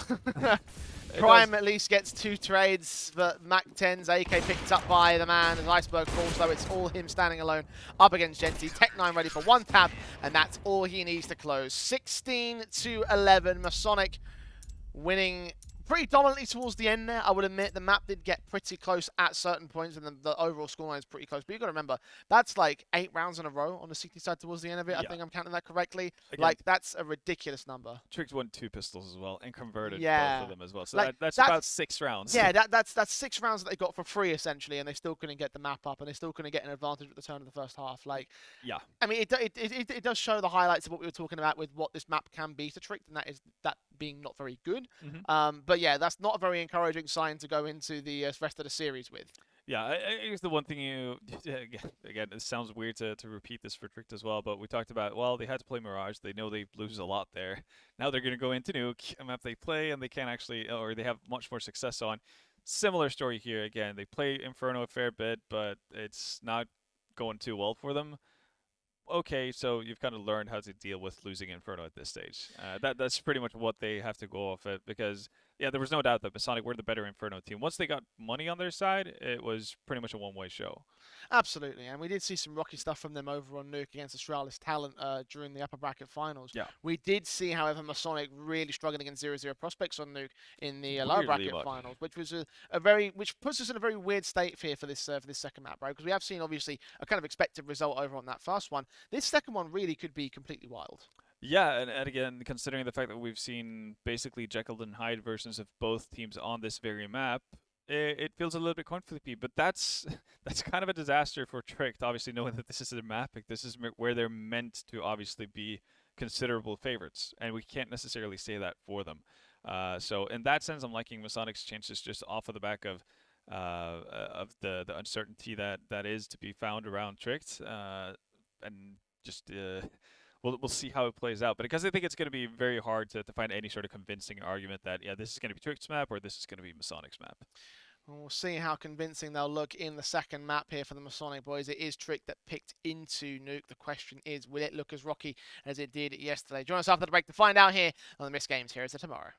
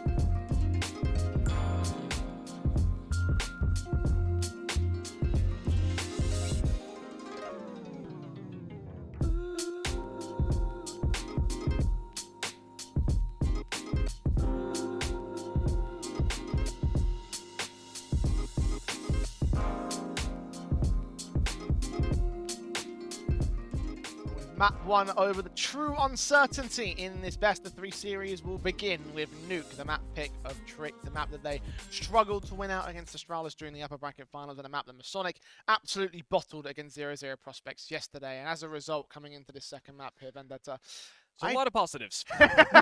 yeah, I don't know what to sort of like predict on that sense. I still believe Yeah. that Masonic can win the series, but I feel like that this is going to be a really rocky road to get there. Yeah, again, the kind of way I see this playing out is both teams having glaring errors at certain points of both halves that keeps it close. Not necessarily. So again, we might see a similar trick where, again, their T side, you're left feeling wanting. It's like, yeah, they might get a respectable number of rounds, but they should have been able to have 1, 2, 3 more than what they actually managed to pick up. And then having a really good CT side to make up for it for a period of time, and then things kind of getting chaotic.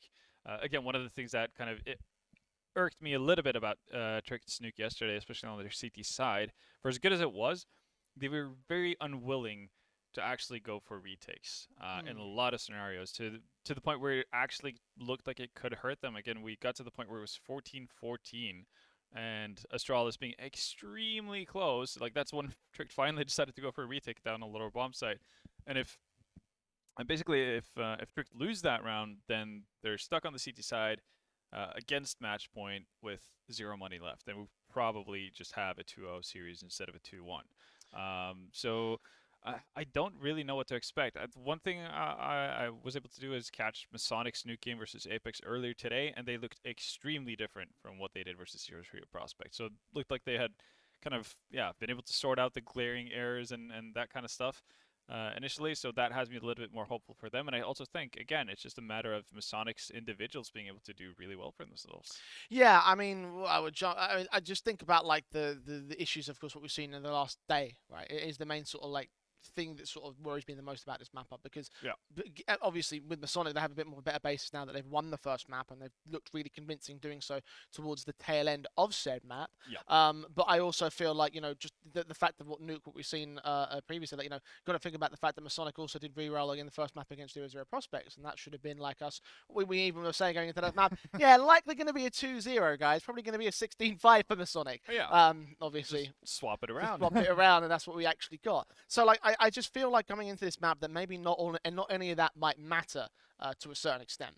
Yeah, and we've had kind of matches being very, very different in this tournament compared to what previous results have been or indicated towards, and so on. So we've had our fair share of surprises, and I guess it wouldn't necessarily be late stage of a tournament without some surprises here and there. And while Inferno kind of went as expected, why not Nuke to provide us something with a little bit of an uncertainty?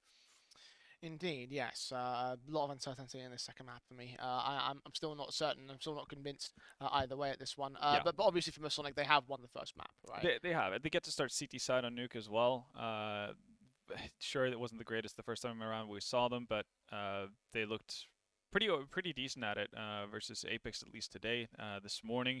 And if Trickster kind of come out as toothless as they did in on their T side of Nuke, then I think they're in for a really, really rough time. I don't think they're going to be able to kind of scrap their way to 5 rounds like they did in their last matchup, and I think that might be a bit of an issue. Again, they can be as good as they want on the CT side, but if you're unfortunate, you lose pistol, or you have just like a couple of slip-ups here and there before your economy is properly solidified, yeah, then you might just go on a bit of a losing streak, and before you know it, you have Masonic on match point, and they just kind of have like one good upper rush, right? Like if you bum rush the upper side 10 times because you're on match point, you're probably going to win out a couple of those just by, fortune.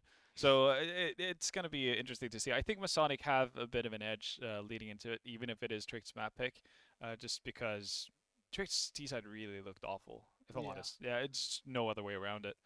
Yeah, I mean, I do have to consider that side of things, obviously, with the fact that look bad on that last map as well. Like just thinking about like the T side being the main sort of like takeaway point from both sides, right? The Yeah. the idea that that half, that attacking half, is going to be where things fall apart for this this map of Nuke, and obviously that kind of fits in with traditional sake. The better T side might end up taking the series, taking the map up rather, or the series in the case of Masonic overall. In terms of strat books and sort of like tactics, I do look at this this series, and I think that for Nuke especially, like one of the things we always talked about throughout the course of this week is the fact that you never really want to pick into Nuke against the Danish team because they have an idea as to how to play things. So like in terms of Trick to Masonic, like how familiar have their nukes been over what we've seen so far in this bracket, or just in general, like how similar will they be able to, or how much will they be able to understand each other just down to similarities in tactics? I mean, I don't think necessarily they have a very similar approach as to how they go about their T sides, but I still think that they both run two ways of playing Nuke on their T side. That it's going to be something that they've ran into before, so it's not going to be something that's going to take them by surprise in that sense. They're very committed to playing their way. So I think also you can pick up a lot just from doing demo reviews and prep really for teams like this. And it seems like both of them have had a couple of issues of actually being able to adapt once their basis kind of falls apart. If that gets shut down, they do have a bit of a rougher time with it. Straight into the pistol we go, and Masonic start things off on the right foot. Notan with 3, Cabby with 1. Notan makes it a quadra to close out the pistol, and that is a hell of a start for them. And the last time we saw Masonic take on Trick on Nuke, it was a 16-4 win for them. Yeah. So that's something we haven't yet discussed, and something we might have to discuss as time goes on, because this could still be a one-sided affair to close out map 2. Yeah, and in that matchup as well, it was Tricked to pick Nuke, so it was them starting on T side, it was them having a tough time, well, that might be what we have in store for us as well. As Masonic picks up the pistol round, great round from Notan, and understandably enough, gonna have the better buy into this one as well. No real investment made on the side of Tricked as well, so they're aiming for that third round to really make their mark on this game. Until that point, it should be pretty easy formality for Masonic to net their second round. Tricked might be, well, actually, we've been in this scenario before where Iceberg just suddenly makes it on top of heaven, so I guess we shouldn't completely close out that possibility, but it started a lot better for Masonic. Cabby with 2 was fantastic. I think he got over 30 frags on Inferno at the very tail end of it. He ended up on 31, but he was definitely the player to really look out for on that CT side. Bang on the money, 31 frags for Cabby. Yeah, and I think a vast majority of those were on the CT side as well. So he's definitely gotten into the groove of things, and he starts off well here in the anti-eco 2. He's equalized Notan there, doesn't want to be left behind on the scoreboard, and Masonic off to about as good a start as you could have hoped for, really. As Trick reinvests, no ops, obviously, with it being third round and not having a bomb plant. Let's see what they can actually do here, though. Yesterday we saw them being, well, rather ineffective, or might have been the day before. We saw them being rather ineffective with their yard takes until they started to kind of fully commit with a larger group of players towards the same area, basically base everything off of trades and having a bit of momentum as a group. Whenever they would split up, and it kind of went by the wayside. You see the close main wall smoke. That was very much a staple for Tricked, and this time they're going to follow it up. Barrage smoke as well to get the diagonal here. Kargan seems to have an idea of what's going on as well, and Gensi in a really good position. Oh, that is a mow down. Oh, that flash from Cabby doing wonders, really. Larson, well, they just get the trade. It's one of the late kind, so 3 teammates already fallen, and now they have information on both remaining Tricked players here. Things on Queen couldn't even do that much damage, and Notan just a long-range spray from heaven. Straight on Larson, Quez has no chance in hell. What a round for Masonic, and if those 3 don't set the pace, then I don't know what else would here. And the key thing to remember as well, right? The thing we mentioned the most about that in the post-match about the Inferno series we just, or the Inferno match we just saw, Tricked won both pistols, they still only got 11 rounds. Yeah. They've already lost the first pistol here, and I understand it is CT side, obviously, for Masonic, but knowing that they got that far with that much, like, that's already not a good sign. Yeah, it doesn't paint a pretty picture, and again, if Trick are going to go back to this this main wall ordeal, etc., as they have done in a lot of their previous matches as well. Masonic can solve that problem very easily. Again, we've seen Gensi already playing down in secret, which is obviously a great move, but you can also have somebody posted up deep into garage as well. Cabby grabbing them down. Easy. Easy peasy. He's having a really good time today. It's already on 8 frags. Yeah, he's desperately trying to match what he had on Inferno. I don't know if desperate is the right word for it, but he's definitely working at a quick pace at least. Yeah, he's definitely doing a pretty decent job of it. Let's put it that way. Maybe in his mind it's like, oh my god, we're gonna win 16-0, so I need to get my frags in. I'm gonna have so few opportunities. Well, it's early doors, but that if it keeps going down as confident as it just did in that last round, then certainly you could be onto something there. Only 1 kill for Quez and Larson so far. That's how dominant these first 4 rounds have been for the CT side. Finally, the Orb of Larson can strike and get a man advantage, and Tricked will be up by a player inside of the A-bomb site. Kragan will at least grab that AWP and try and use it towards the outside control, where there are T-side players playing into, so outside of that first pick, it goes quiet. Yeah. And again, now obviously the yard defense is a little bit limited. We're going to see Kragan actually rotate out. We're going to see smoke wall as well, and that's, yeah, optimistic lineup. I guess having full faith that nobody would actually be looking towards yard. Unfortunate time for Iceberg, and that does take away one of the smokes as well. I'm not sure who's going to be able to pick it up. So they're going to have to readjust their plans. Larson goes back into the lobby. This might just be a contact play or a late split. Oh, Cabby again peeking into secret. That kill on Prime starts things off. Kier gets caught by Notan. The AWP is shoulder baited, so that's at least something back for the T-side line. A reface forward from the Orpa in the backside, though, knows that he's got to be the main defender for the time being. Notan trying to hold down the ramp position. This Quez catches Queenix, so 3-on-2 is Tricked. Try and trade things back together, but with Quez being so low, they might have to rely entirely on Larson to continue these kills here as they swing back. The Orpa gets baited. Notan now knows that he's out there with the AK, also in Squeaky Door. 20 seconds, the time is starting to tick. They do get these 2 kills though, Wallbang and quick headshot. Did Cabby make sound? Both players turn their attention towards Squeaky. The bomb plant will come down, but Larson and Quez lands his triple. And there's a hell of a play from him at such low HP as well as they get the first for Tricked. Yeah, I think there's a little bit of a mistake from Notan there. Again, taking the first duel, that works out fine, even though it's not necessarily something he needs to do, given the man advantage that they have. On the second time around, he pretty much needs to drop down or go deep enough to be above H.O.T, play off of rafters towards Mustang or something to that effect, simply to force Trick to have to come to an angle that's going to make the life of Kragan downstairs so much easier. Instead, they do find 2 pickups and win an unlikely round. I kind of thought that Kragan's initial contribution would have been enough.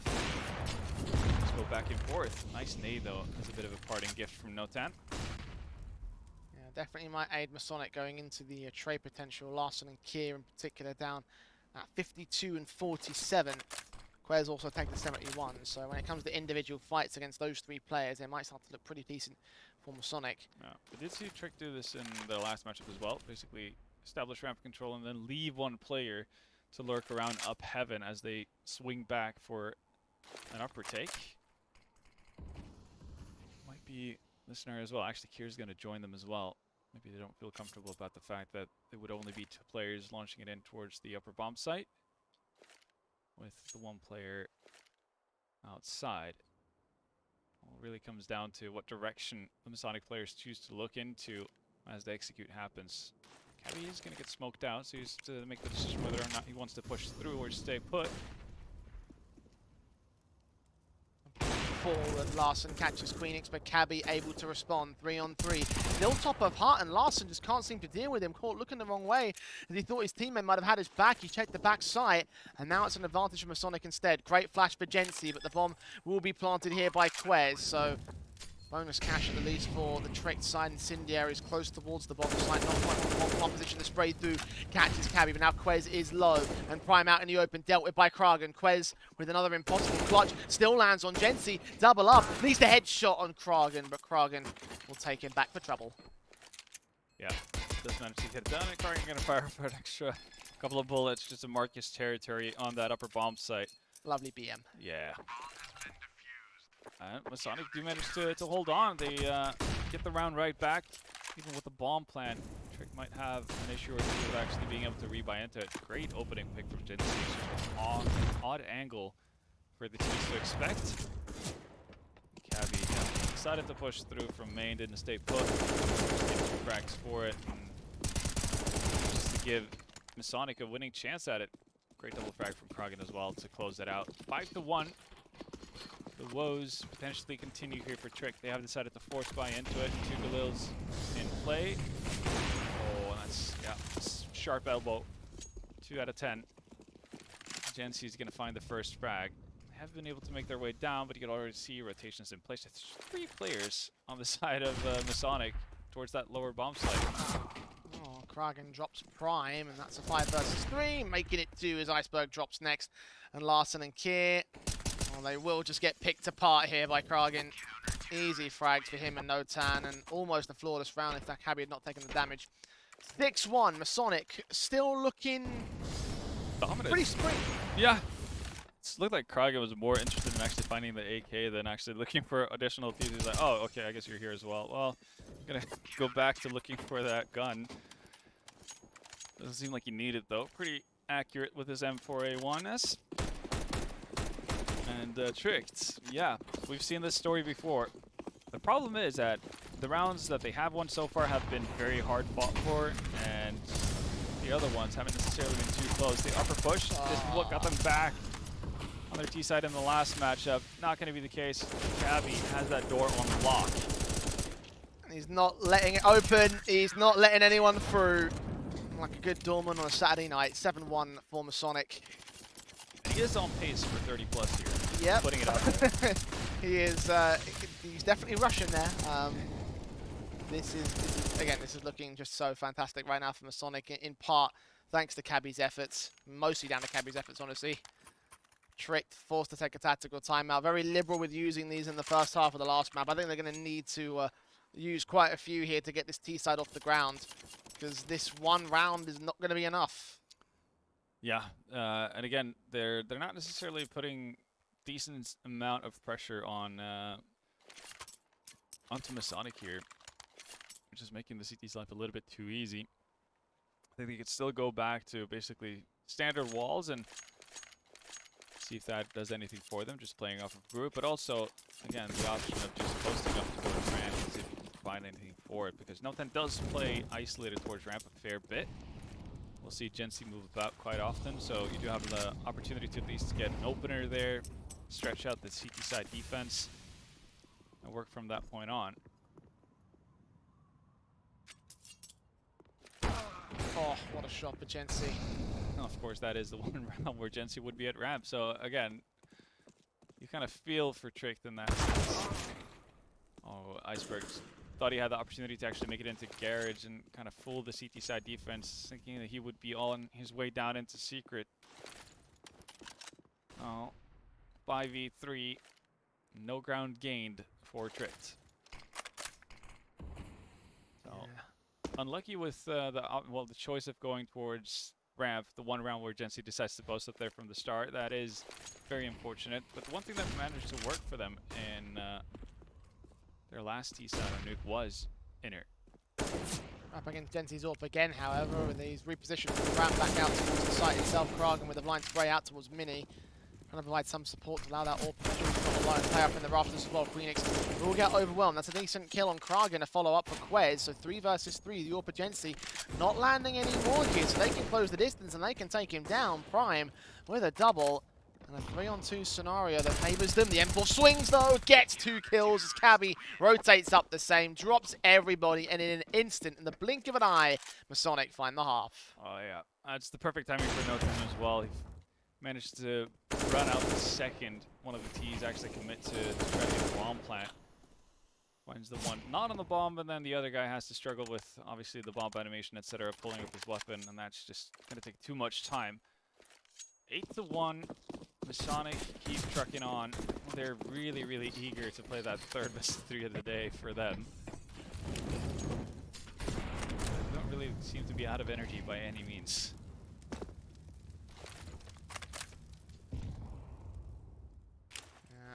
utility thrown towards outside of the half buy for Tricked.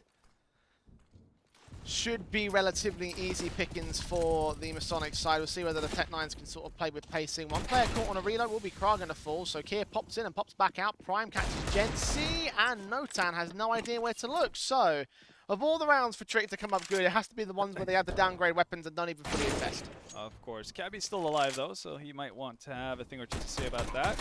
Here, though, yeah, didn't actually decide to join the rest of his teammates downstairs. That's going to catch Queenix off guard, and quite a few weapons picked up as well for Trick. That's exactly what they needed.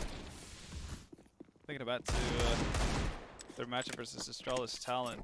They had pretty much this exact same round with a similar opening as well. Kier finding the guy in main, then finding a second frag as well immediately, and then proceeding to lose the 3v5 because they just pumped the brakes and stood still. This time they just keep running and keep finding Masonic players looking in the wrong angles.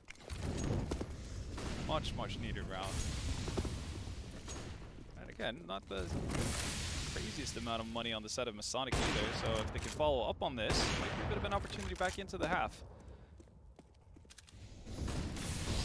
Charge forward ahead of the rifles, and Cabby completely blind, does do some damage to Quez, but Quez gets the kill. He's ready for the player in the back of the site as well. Blind fire ahead of the smokes. Iceberg gets credited with the kill. Quez can take back Gensi, so the AWP's out of play, but they're unawares of where he is, so he gets a triple as Notan just caught out in the open.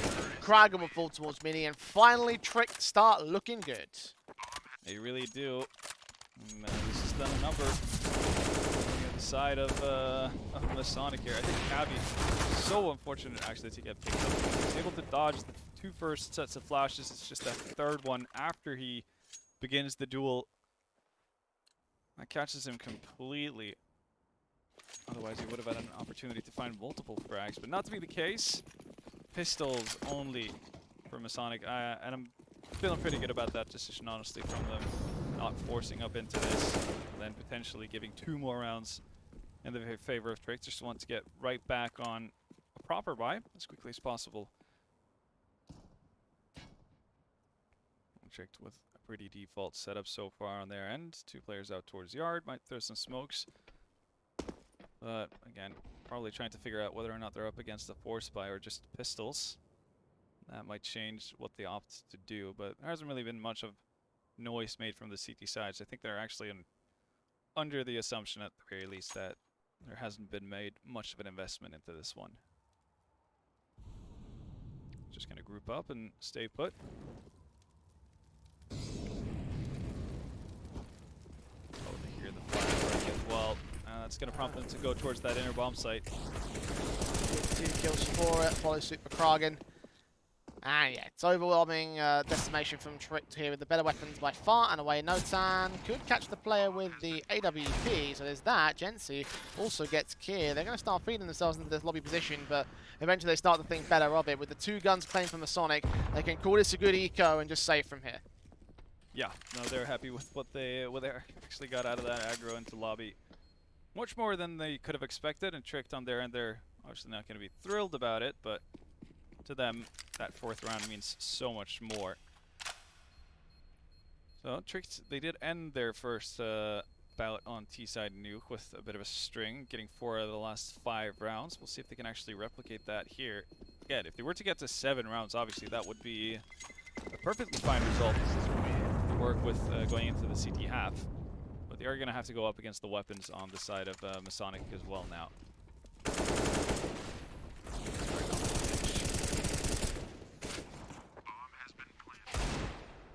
This was a really good round from Masonic all in all, though. Like, yeah. Again, they had no outlook of winning it, so take what you can, Trick to get what they can as well. So silver lining for both teams.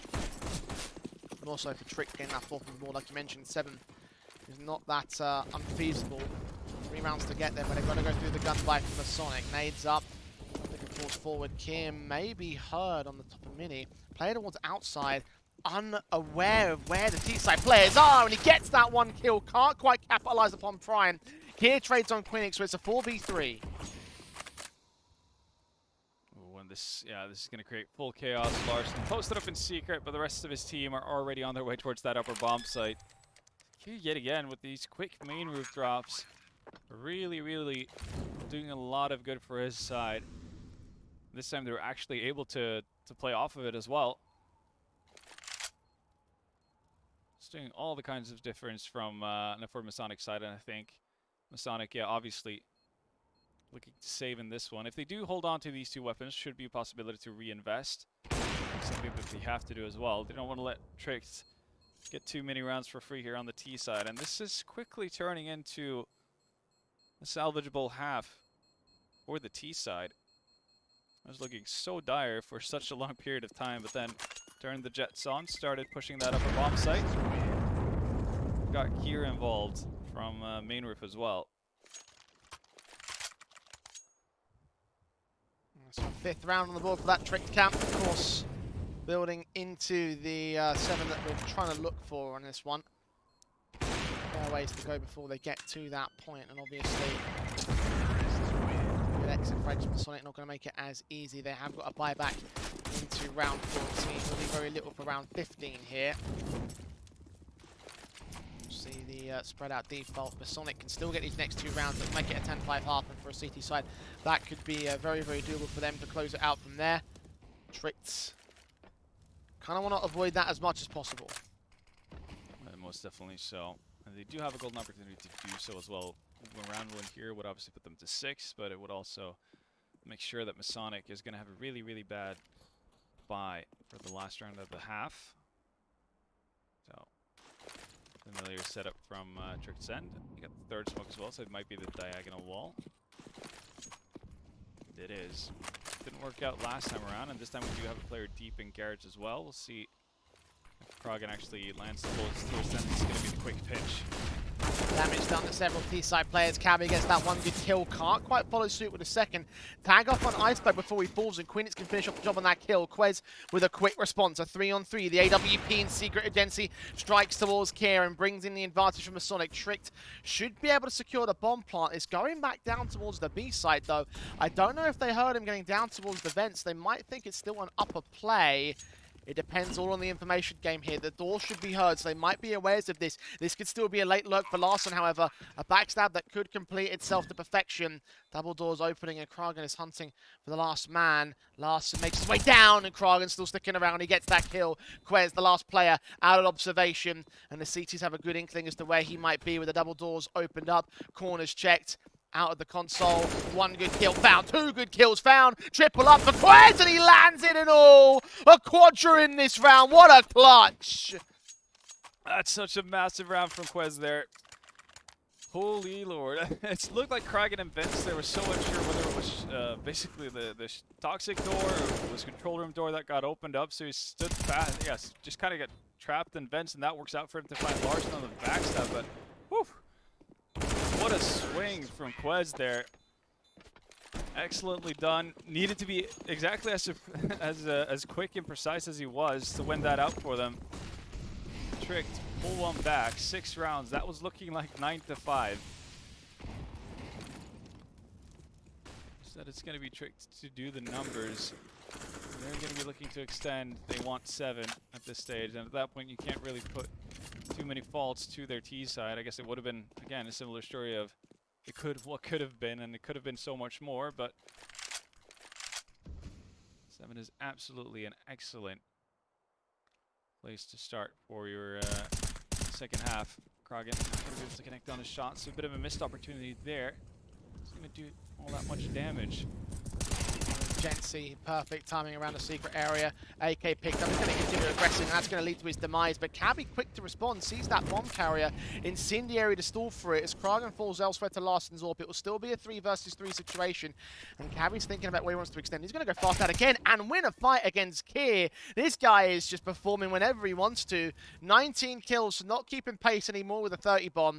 But he's certainly done his work there towards Secret. It almost brought in the advantage for permanency. As Quez chimes in, Larson will get traded back, and now Cabby knows where the last player is. Quez can attack from 2 different angles to get this bomb down. He's going to go for the vents, and Notan sees it. 4 HP for Quez now. He should be out of the round. Yeah, this might be an easy 3rd for Cabby, and it is as well. So he makes it to 20 at the very least in the first half. As Masonic posts up their 9th round, but that could have been so much better. Again, it's that late spurt into the half from Tricked that really, really puts a bit of a damper on the CT half for Masonic.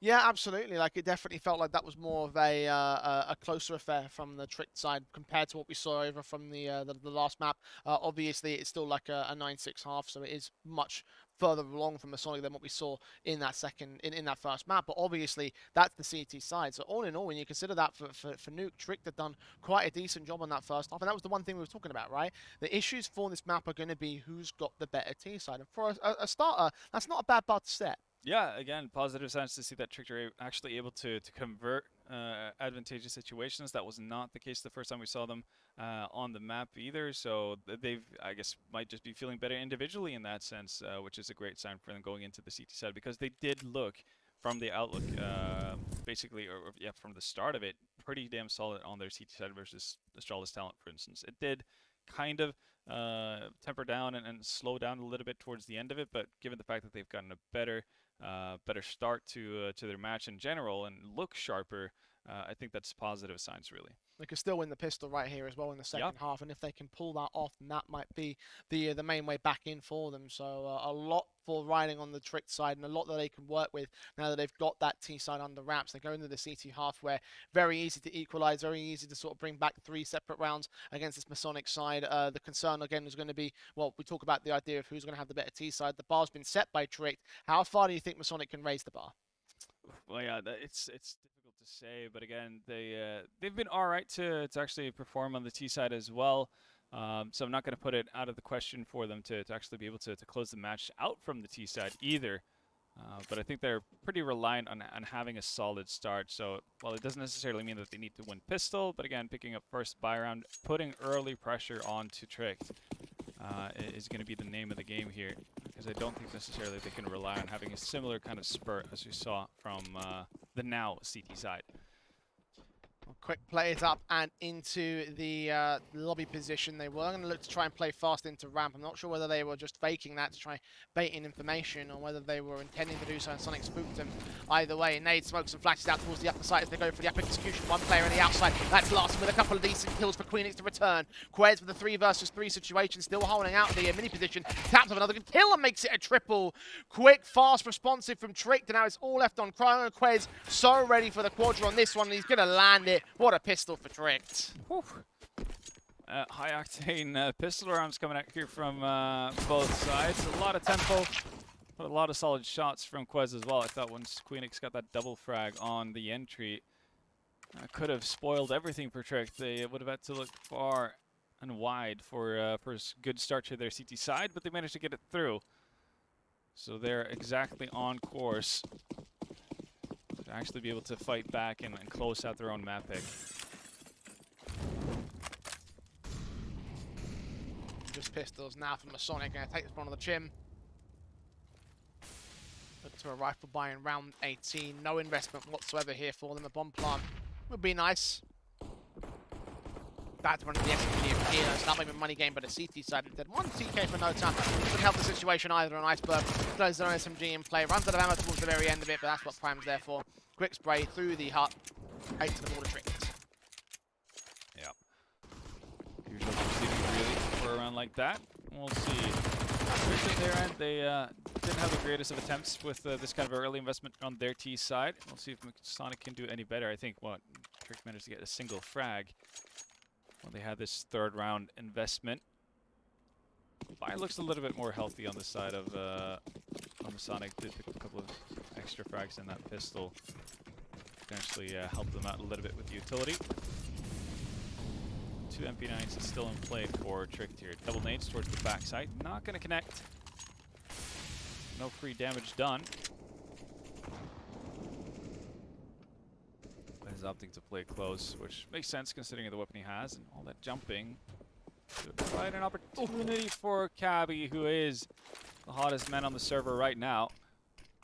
Not a whole many shots that he's missing for the time being. Same kind of story as on Inferno as well. To 23. He's doing his damnedest to make sure that Masonic are going to have a good time here today. 23 and 17 and a half rounds. Yeah. Pretty respectable stuff to say the least. They're back on par with a 30 bomb. Tricked. Going to try contesting towards the outside, but look at the damage trade from Larson and Kragen It's the player he fired back with a spray. One dink is all they need from long range to dish him down at 43, and a quick spray to Iceberg removes him from the lower bomb site. Here with a double on the SMG, at least makes it competitive for the CT side, but as Quez falls, Larson is the only player left. Gets that one kill in Heart. Masonic know exactly where he is, so they'll just push him towards the B side, get that bomb plant down, set up for the retake, because Larson is going to try attempt it. I don't know if it's worth it, though. No, I think this should be impossible. Trick to get the line plant down, which means it's visible from both double doors and the toxic door as well. And you can see they've spread themselves out accordingly. There's just no safe passage really for Larson. He doesn't have the utility either. He has an HE. That's not going to help him in the grand scheme of things. So yeah, he seems kind of reserved to the idea of just hoping to find an exit frag and leaving it at that. But that's a great round from Masonic. Immediately finding something for the investment made, and I guess we can give a bit of a pat on the back to Cabby for his involvement in that one. Masonic extend to 10 as a result. Money probably leads to a forced buy, I want to say, for the CT side. You've got one player down at 1700, but that AK definitely helps things. Cabby, again, the star hero of the round, essentially, for Masonic. 2 brilliant kills on the entry, just to highlight it. The tap on the first, the quick burst on the second. Tricked. They will force up. 3 M4s around the AK, a FAMAS in Quez as well. So it won't be without its limits. It's the best thing that Trick can get out here. Masonic have a limit of their own right. Galil on the Quinix here. Yeah, just trying to squeeze out as much as possible, I suppose, from what they have in their banks. Might even be assuming that Trick Spy might look a little bit worse than what it currently is. 1 AK, 3 M4s, then a FAMAS. Definitely respectable. Obviously, the downside is lacking utility, which could be a bit of an issue in terms of defending sites, but also being able to retake them. Ram control has been given up. Refreshing the Molotov as well to make sure they don't get pushed on from under heaven. Early rotations downstairs for Trick. They seem pretty convinced that the idea that this is going to be a commitment from Masonic, but that's not to be the case. They've already moved back towards the upper bomb site here. Only 2 players from Trick at the right place. They need to do a lot of work in a short amount of time. Kill 1 for 1 for Iceberg and Gensi. Iceberg's still looking in for a bit more, though. Can't quite land it. He does get Kragen for the double, and Queenix falls towards Kier in the hut position. Quez now grabbing an AK and trying to rotate out of dodge. 30 seconds. Gensi and Notan work their way forward. The M4 prime spots him but doesn't take a shot. Notan knows where he is, making noise. The same hearing noise of the footsteps. And now they've got to charge in. Looks like it's going to be up towards heaven, although Jensen's making his way downstairs with the bomb. Last second play towards B. All on decon for the defensive player of Quez. Smoke up, doesn't land anywhere near the site, so Notan's got to hard cover him out towards decon. A swing could come through. The kill for Notan secures the bomb plant. 2v2 for him and Gensi versus Kier and Iceberg. Iceberg caught by Gensi, and Kier on his way in from decon. The same. Notan lands a triple, and Masonic recover the rounds. Wow, what a heroic display from Notan there. First being able to find Prime under heaven. Just working off it. Yeah, gun sticking through. This is the move right here from Notan. The fact that he has them convinced for a little bit that they're actually moving towards the upper bomb site while Gensi moves down, and then being able to cover off the bomb as well. And I think you're right. That smoke didn't really look like it landed within the actual bomb site or bomb zone. I'm not really sure how much that actually helped Gensi for planning it, but at least he had Notan to cover his back. Yeah, that round was all Notan, to be honest. Like, there's no way that smoke provided anything except for maybe a little bit of cover to double doors. Still exposed towards decon and window, which is where the 2 CTs attacked from. Exactly. So Notan just bailing him out with that 1 kill was perfect. Kragen and Queenix do get their 2 frags in for Masonic to follow suit on the anti-eco. So this one is pretty standardized and much more formality than any other round fight at this point. Yeah. I think we saw, it was Masonic, I think we saw got caught out by one of the 0-0 prospects pop flash into the lobby where you just had a crunch, etc. You could tell that the positions were a little bit more thought through on this anti-eco from the Danish side. So I think they might have learned a lesson there, knowing what to expect and so on. 12-8. Masonic getting off to that early start on their T side. Only 2 rounds to be found for Trick so far, and that was 1 off of pistol and 1 anti-eco. Yet again, not going to do a whole lot of damage, but does put Iceberg down to 87 HP. Phoenix deep. What I call at least the Jerry corner. Jerry, of course, is always there. Really finds a frag off of it as well. So they didn't do a lot of damage to Iceberg to start us off. Kier is definitely on the back foot in this one. I'm going to start calling it Jerry corner now. You realize Yeah, this, right? just call it Jerry. People All who right. watch CS, they will know. Well, Jerry has been abandoned. He has. Instead, it's the refocus towards yard from Masonic. Jensen's actually gotten pretty deep into Secret, but there is one player on the side of Trick there. Oh, Cabby, you've been so precise, but actually going to feel the pain from Prime, but Krogan is able to get a quick response, and that's, well, arguably the more important one. Queenix not able to catch a rotation, but at least there's going to be information. This might be a possibility for Trick. This should be a bomb plant at the very least for Masonic, and they've been good about playing out their after plant, so Okay, well, bit of a freebie for Prime. Notan wasn't quite as ready to play outside as he was in the previous round. Genty with a decent kill up on ramp, but unable to get the seconds. Now it's all Kragen. One of our highlight players prior to this matchup. Going to step up big time. He's holding back towards the vents. Weighing in with a decent kill towards Iceberg. There's his second kill of the round. Decon door contested. The bomb is planted for old Toxic though. Smoke down, and Quez just knows exactly where to aim. Get that kill. And the defuse will be held for Trick to get their knife on the board at last. That was a bit more of an optimistic attempt from Krogan there. I thought it was going to open the door with the smoke to make it look like a pop flash kind of an ordeal. Still a little bit difficult though, given where the bomb is planted. Maybe it would have been better off just attempting to do the wall bang. Yeah. But obviously that does feel like you're putting a lot on the line on a simple lineup.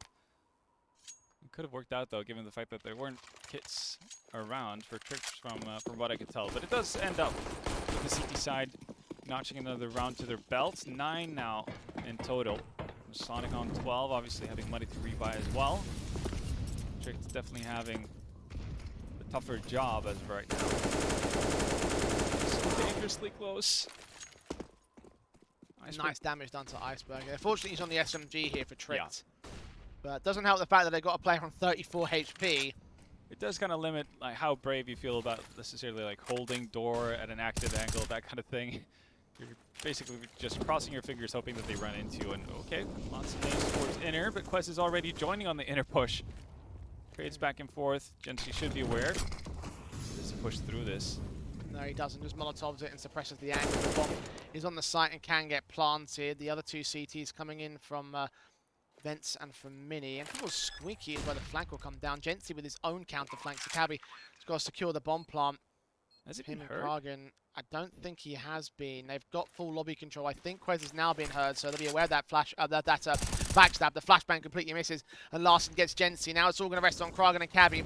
Mostly Kragen on the high HP marker here. Molotov's out, he's tagged and now dead. Cabby with it all to do. Great taps still available for him. Gets that one frag and that second. Cabby, you're about to do something ridiculous. My man, he almost catches Quez for it. But he gets that second kill for the CT side instead. Oh, time. But no, has he got it? I think he's just got it. It's close. Oh, it's going to be so close. He's got it. He's got it. Okay, crisis averted. But it's held together for Trick. I was about to say, imagine, like, Cabby obviously fantastic one-taps there, both to main and Tetris box, but once he misses out on the first duel, imagine if he pulls back, that just like millisecond after the last duel right here, if he goes back, instead of re-engaging, that would have been the round. That would have been the round for Masonic. Obviously impossible for him to kind of spot in the immediate moment whether or not the last remaining Trick player has a kit, or if there's been a kit near the bomb, etc. I think this is getting a little bit too close for comfort on Trick's end. They've been really having to struggle it out, sweat it out for these last couple of rounds here on the CT side. And Masonic, as long as they get a bomb plant, they're just going to have solid buys to answer back with. And that CT bank not growing whatsoever. And yeah, 2 kits in play, Quez and Prime. Prime obviously out towards Yard, so that's nowhere near a bomb site. Still looking towards, well, I say looking, he's towards ramp as well. So yeah, they got the extremities with diffuse kits, and here we go. Oh, what an entry for no. Dan, a double up. That was fantastic. Kieran Larson out of the round already. They can crunch into lobby and catch Queenix at the very least. And find Kragan again. These taps, the headshots. Somehow coming up good. Iceberg with a trade back to a 3 versus 2. Cabby forced to trade back to get the man advantage in for Masonic. But Quez takes it right away, and it's all left to him on 3 HP for another clutch here. These rounds quickly turned around by Tricked, and this time there won't be a bomb plant for the Masonic side, so the economy might not be looking so hot for them anymore. As Cabby dropped, it's easy pickings for Quez, and we're back within 1. That's wild. The opening fracks to the upper bomb site, and you're still not winning up the round. No time does such a fantastic job. And I'm a little bit curious to see how they actually get picked up through the smoke. Again, Kragan playing on the front side of the site. Again, we've already removed the Heaven player, so I would imagine just playing backside silo, trying to get the bomb plant immediately. You know Iceberg is already pushed through into lobby. You don't really have to worry about that many places at that stage this early on. Okay, no 10 with a little bit of a welcoming package for Prime. That's a dink to the head, and your player of Tricked already down to very low HP. Two players with light kev on the side of Masonic, so if they can get their hands on a weapon somehow, spell a little bit of trouble for the Tricked side here. There's the kill for Kier. Jency follows suit with a trade back on the Deagle. Last long have either it's Krabby or Kragan, and all left to no town, 1 versus 3. M4 picked up, doesn't do much with it. And Eco is dealt with 12 apiece. Even standings, ranks to Trick CT's side. Of course, the effort's been played by Masonic. Definitely done their work here for one of those 3 rounds in a row. The last 2 without bomb plants, though, will affect the economy of the T side more than the CTs. I mean, the money line's still not great for Tricked. So it really is a case of 1 good round for Masonic, and they could swing momentum right back in their favor. Yeah, exactly. This feels very much like a potentially deciding round. And this one, both teams desperate for the opportunity to break the economy, and they both have it at their disposal here in round 25. Towards Yard for once for Masonic. Already see 1 rotation coming in towards the lower bomb site from Tricked. Or are they just going to bum rush through here? Yeah. They are. And with the delay, though, that's not something Kier expects. Well, no time doesn't expect Larson, though. Trade to drop the bomb. Cabby trains it back to an even standing again for Masonic. Prime still sat in the vents. Prime provides some support here with the smoke goes down. That'll give away info as to where he roughly is, because they would have heard that smoke being thrown real close. Control still needs to get gains somewhere here. Quez. That pick back onto Cabby if he can find the man, but unfortunately pulls back inside. So now they have free reign of the split. Got to grab that bomb as well for Cabby. Meanwhile, Jency back at Jerry. Gets the kill towards Iceberg. And Cabby's so ready for the wraparound here towards Secret. Gets the headshot to Prime. And this is not looking good for Trick. It's all left to Quez. His own 1v3 clutch to win. He grabs that first kill. They know where he is. He sees them both. Engages upon Jency. Wins the next fight, but gets caught on the drop. And Queenix wins the round for Masonic, and that will break the backs of Trick. Look at the money. It's so much back and forth. I mean, it's literally a 1-for-1 trade, more or less the entire time here to start us off. And Jency from Jerry manages to pick up Iceberg, and Cabby, once he finds Prime on the wraparound, you kind of think it's over, but Quez, solid precision. Sonic trying to split up and get the bomb finally, and nearly has them throw away the round. And this is the golden opportunity to sharpen things up. 5 players towards main. This is not something you see every day. Mac 10 on 1 of the players in the D side. They're going to both fall down, so a round done in like, what, 15 seconds? Yeah. Not even that much of a challenge. Partial eco for Tricked, and they will get a buyback for it. So that's at least the 1 consolation prize, but this is their last stand. It really is. They have to win this one out, and they preferably should do it with, obviously, a fair amount of people staying alive as well, because Masonic right back into that spot where you can rebuy even if you were to lose the round. So Tricked, even if they were to win around and have one player surviving, right, you're going to have such a bad rebuy. It's got to be so rough. You're going to potentially forego diffuse kits. We've seen how close it's gotten in the past as well. Triple nade towards backside. Ooh, yeah, not going to connect this time either. Tried that a couple of times, haven't they? Yeah. Trick Just don't on the like off playing them chance. mostly, yeah. Yeah, just on the off chance, just one of the Trick players are going to move into the spot, potentially mid-run. Again, if it would have been thrown now, that would have been a dead man at the back of sight in the shape of Kier, but I guess he feels rather safe once you've had basically the Sky Rain nades. Kier's actually going to get boosted up onto Rafters as well. He's playing for Mustang. Let's get the inner push here, though. Looks like it may be. Queenix on the side. A little bit labored, but does find Iceberg. Actually drops down Vent as well. Is this going to be a lower split? Ramp portion is not going to be held together. The bomb gets dropped by Quez. The AWP also chiming in for Larson. And Prime is so aware that Queenix has dropped down events. He's trying to find the angle. And indeed he does. Headshot now to 2 players left for Masonic. And what was a pretty solid strategy at first falls apart at the seams in an instant. Jensi and Kragen still have the bomb with them. Jensi falls, however, leaving Kragen alone to clutch this one. 1 on 4. I think he also revealed his position back at lobby by firing with the Galil. And there's Quez with the kill.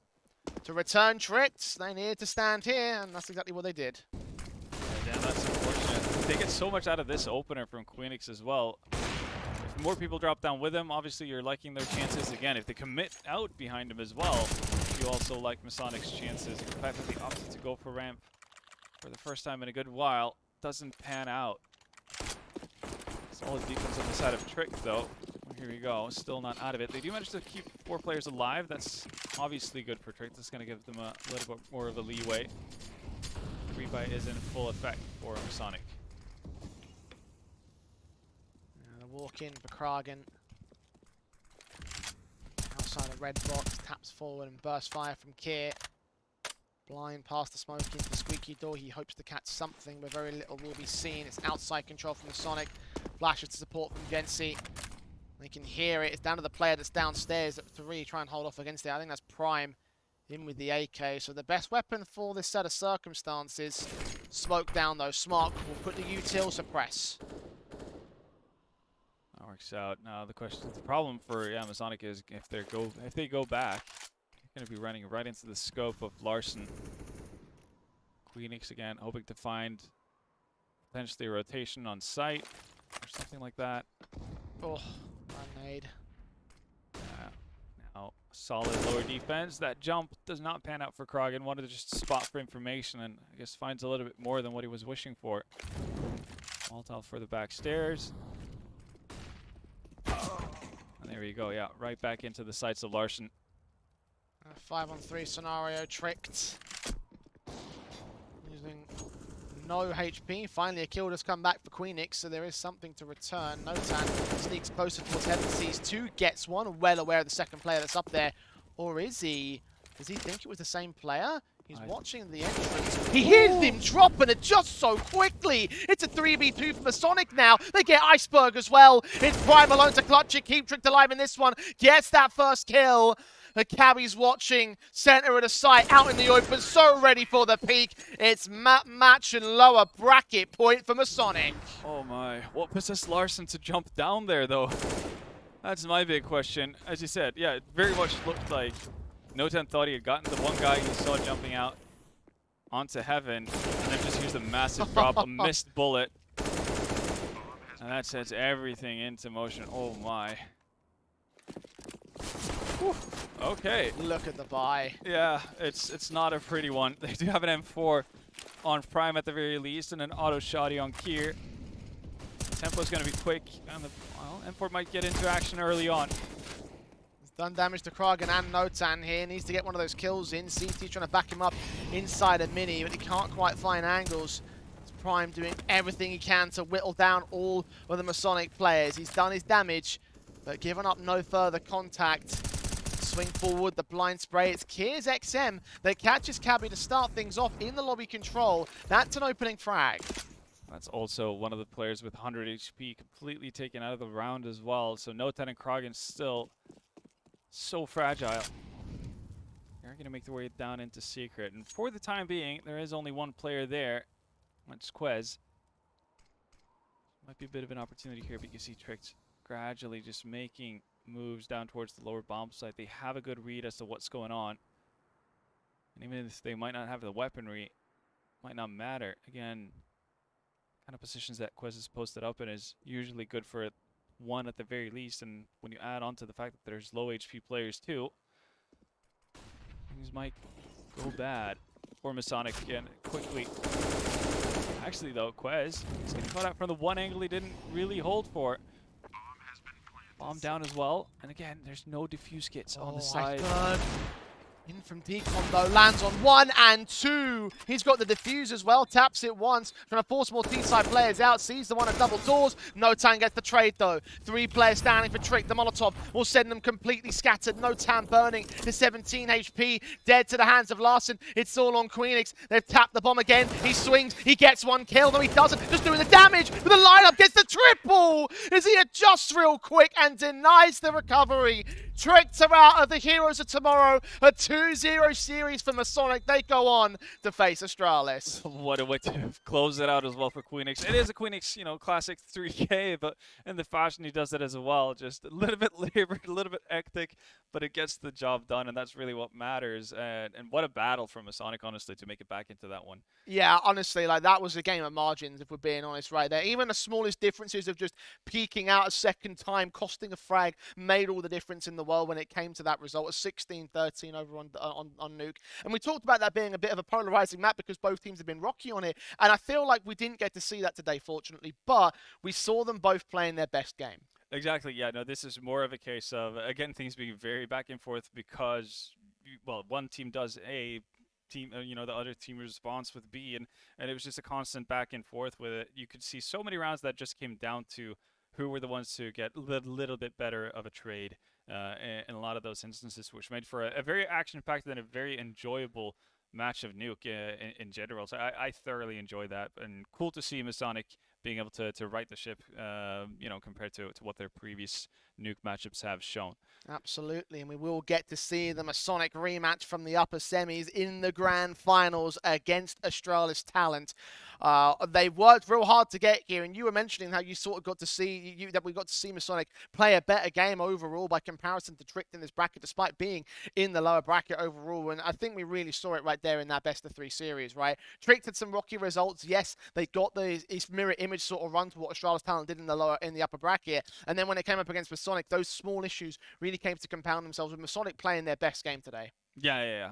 Again, Masonic are deserved victors in that sense and have by all means earned their spot in the grand finals, which is great because, again, this is a matchup that is starting to build up with quite a bit of history to it as well. Not only did they play in the upper bracket semis, but this is also a rematch of the finals from that Gamebox tournament that we've kind of referenced on quite a few occasions here. So I think that's going to be absolutely fantastic. And while Trick, they do bow out in 3rd place, I do think that they end the tournament on a bit of a better note. Again, they don't actually convert Nuke, but it's a much more closer affair than what they had at Gamebox, for instance, and also overall a better performance than what we've seen on the map previously in the tournament as well. So I don't think necessarily they should be too discontent with what just happened.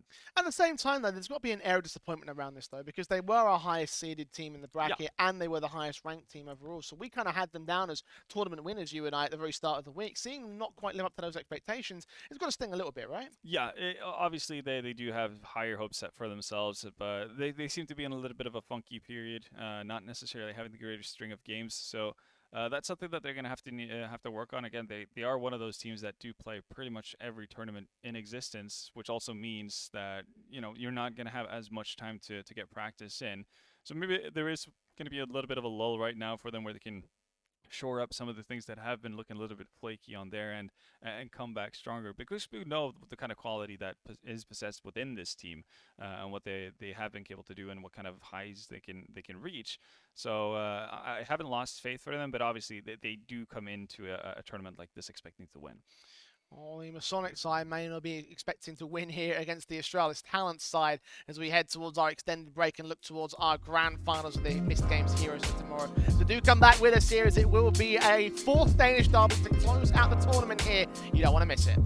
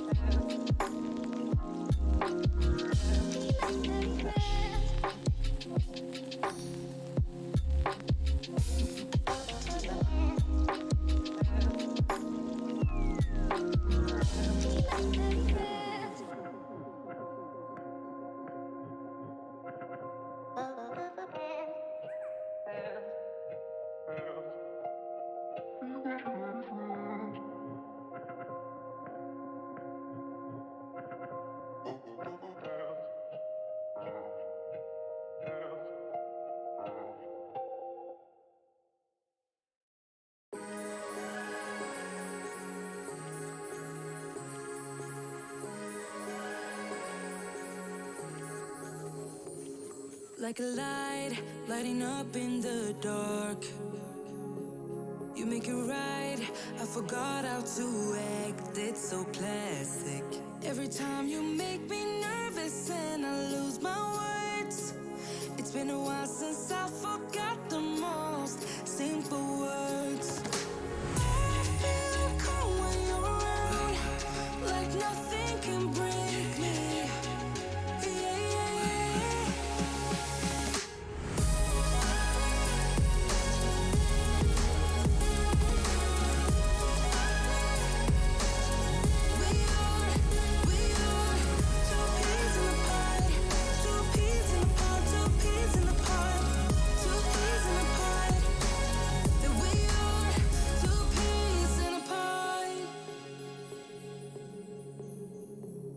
Now I know why it never worked out before.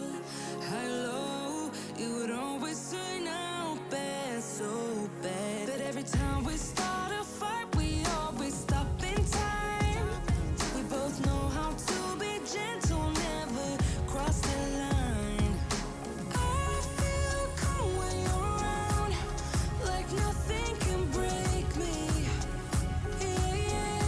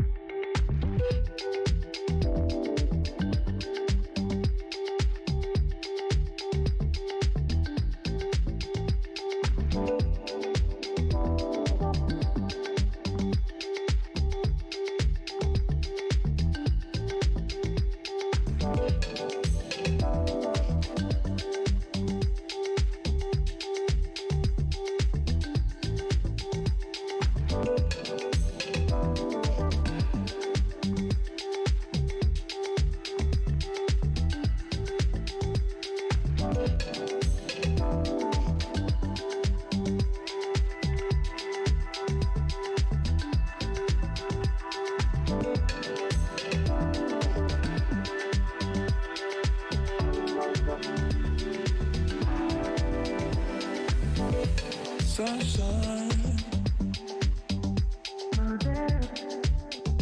Why you playing?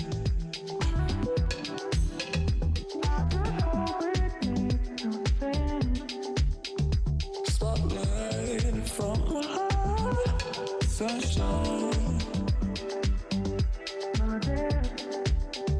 Why you playing?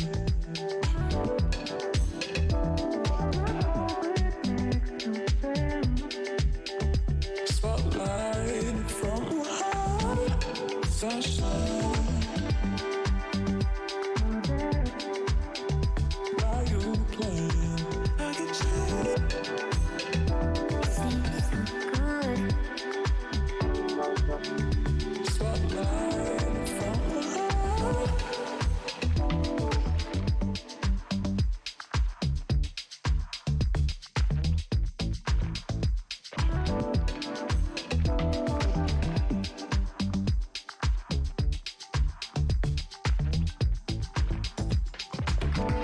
Sunshine.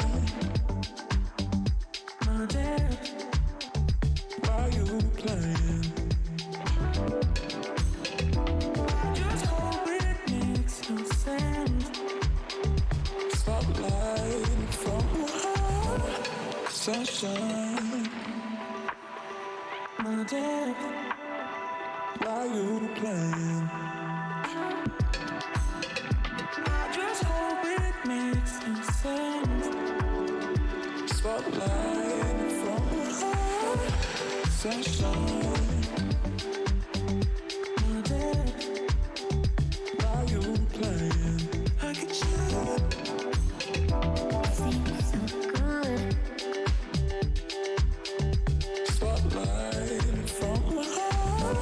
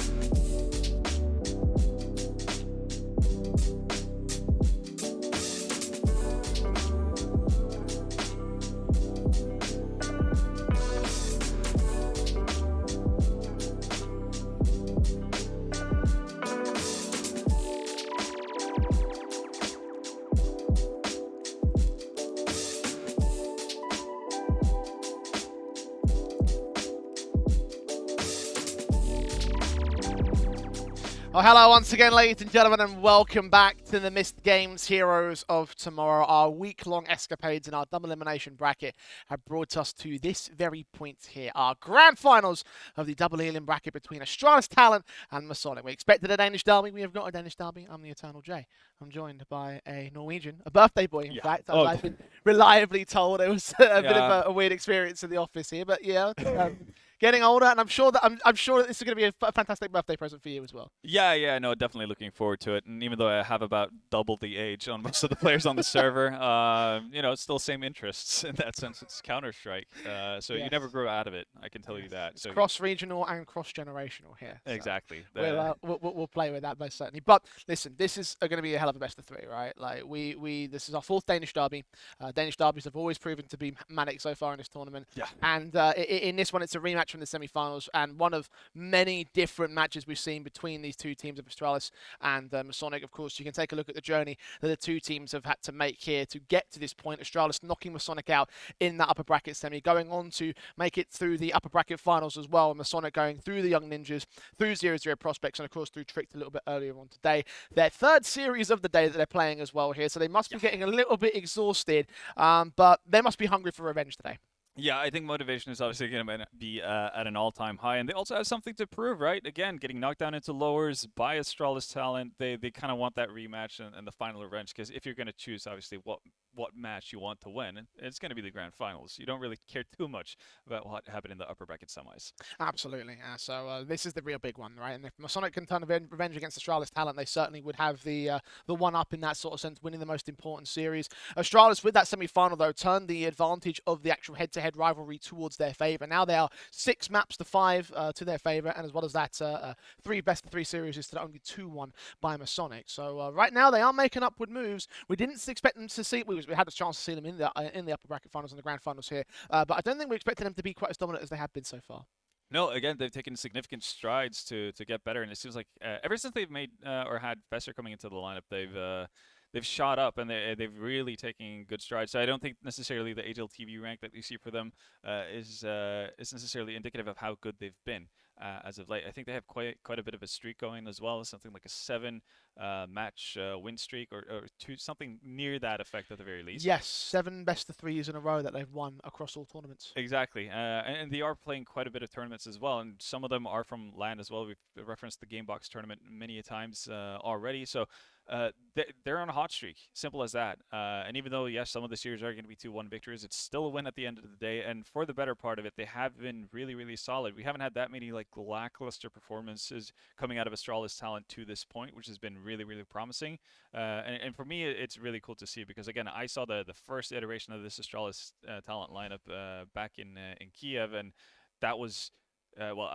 Not impressive, just simple as that, right? So they've gone from being a team that could barely play Vertigo and Vertigo only for a string of what felt like half a year to now actually having a pretty decent map pool and also having players who are showing progress and development as well, which is fantastic for them. Vigo's been with them for the entirety of this time. He's the one who's doing best statistically for them in this tournament as well. So again, just being given the opportunity and given the I guess responsibility of taking this on is definitely working out for them. And despite not walking into this tournament thinking Astralis Talent were going to be potential favourites in a grand final matchup, I think we have the right to sort of say right now that they probably are the favourites in this best of 3 right here. We've both picked them to make it through, no matter who was going to be taking the victory in the consolidation match. So in that sort of sense, we can probably have a lot of faith in Astralis Talent going forward in this one. Like, they've proven themselves to be far better than that first iteration, like you mentioned, far better than what we expected them in this tournament.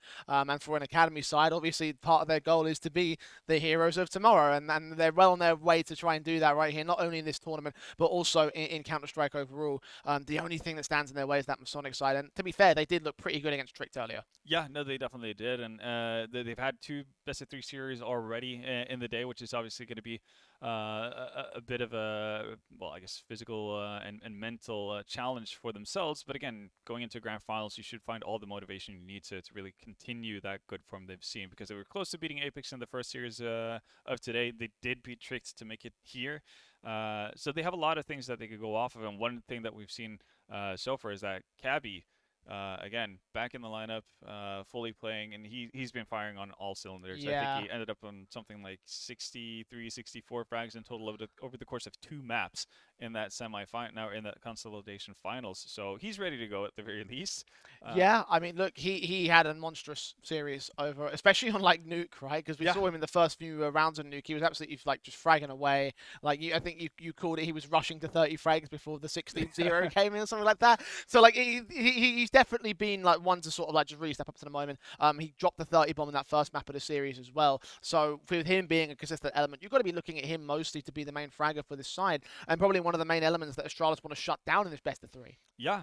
Again, you're going to have issues if Cabby keeps delivering at that kind of a level, and we know that Masonic have multiple other strings to play off of as well. Even if Cabby were to have a little bit more of a, I guess, limited performance as well. Queenix was also fantastic in the first map, and then going into Nuke, we saw, well, basically just a solid 2 performance from everyone, obviously led by Cabby, but everybody's able to step up to the plate when needed, so that's been really, really cool to see. And over on the Astralis talent side, there hasn't necessarily been, a lack of good performances either. I No. think we've seen someone like Fesser, for instance. Sure, he's had probably a few more up and down um, moments, but he's been able to provide in a big way when needed. And Breezer as well, who did have to step out for one series of this tournament due to a medical issue. He's been able to come back into the swing of things, and he's delivered at a very, very high level. So I think he's the second highest rated player for Astralis talent in this entire tournament.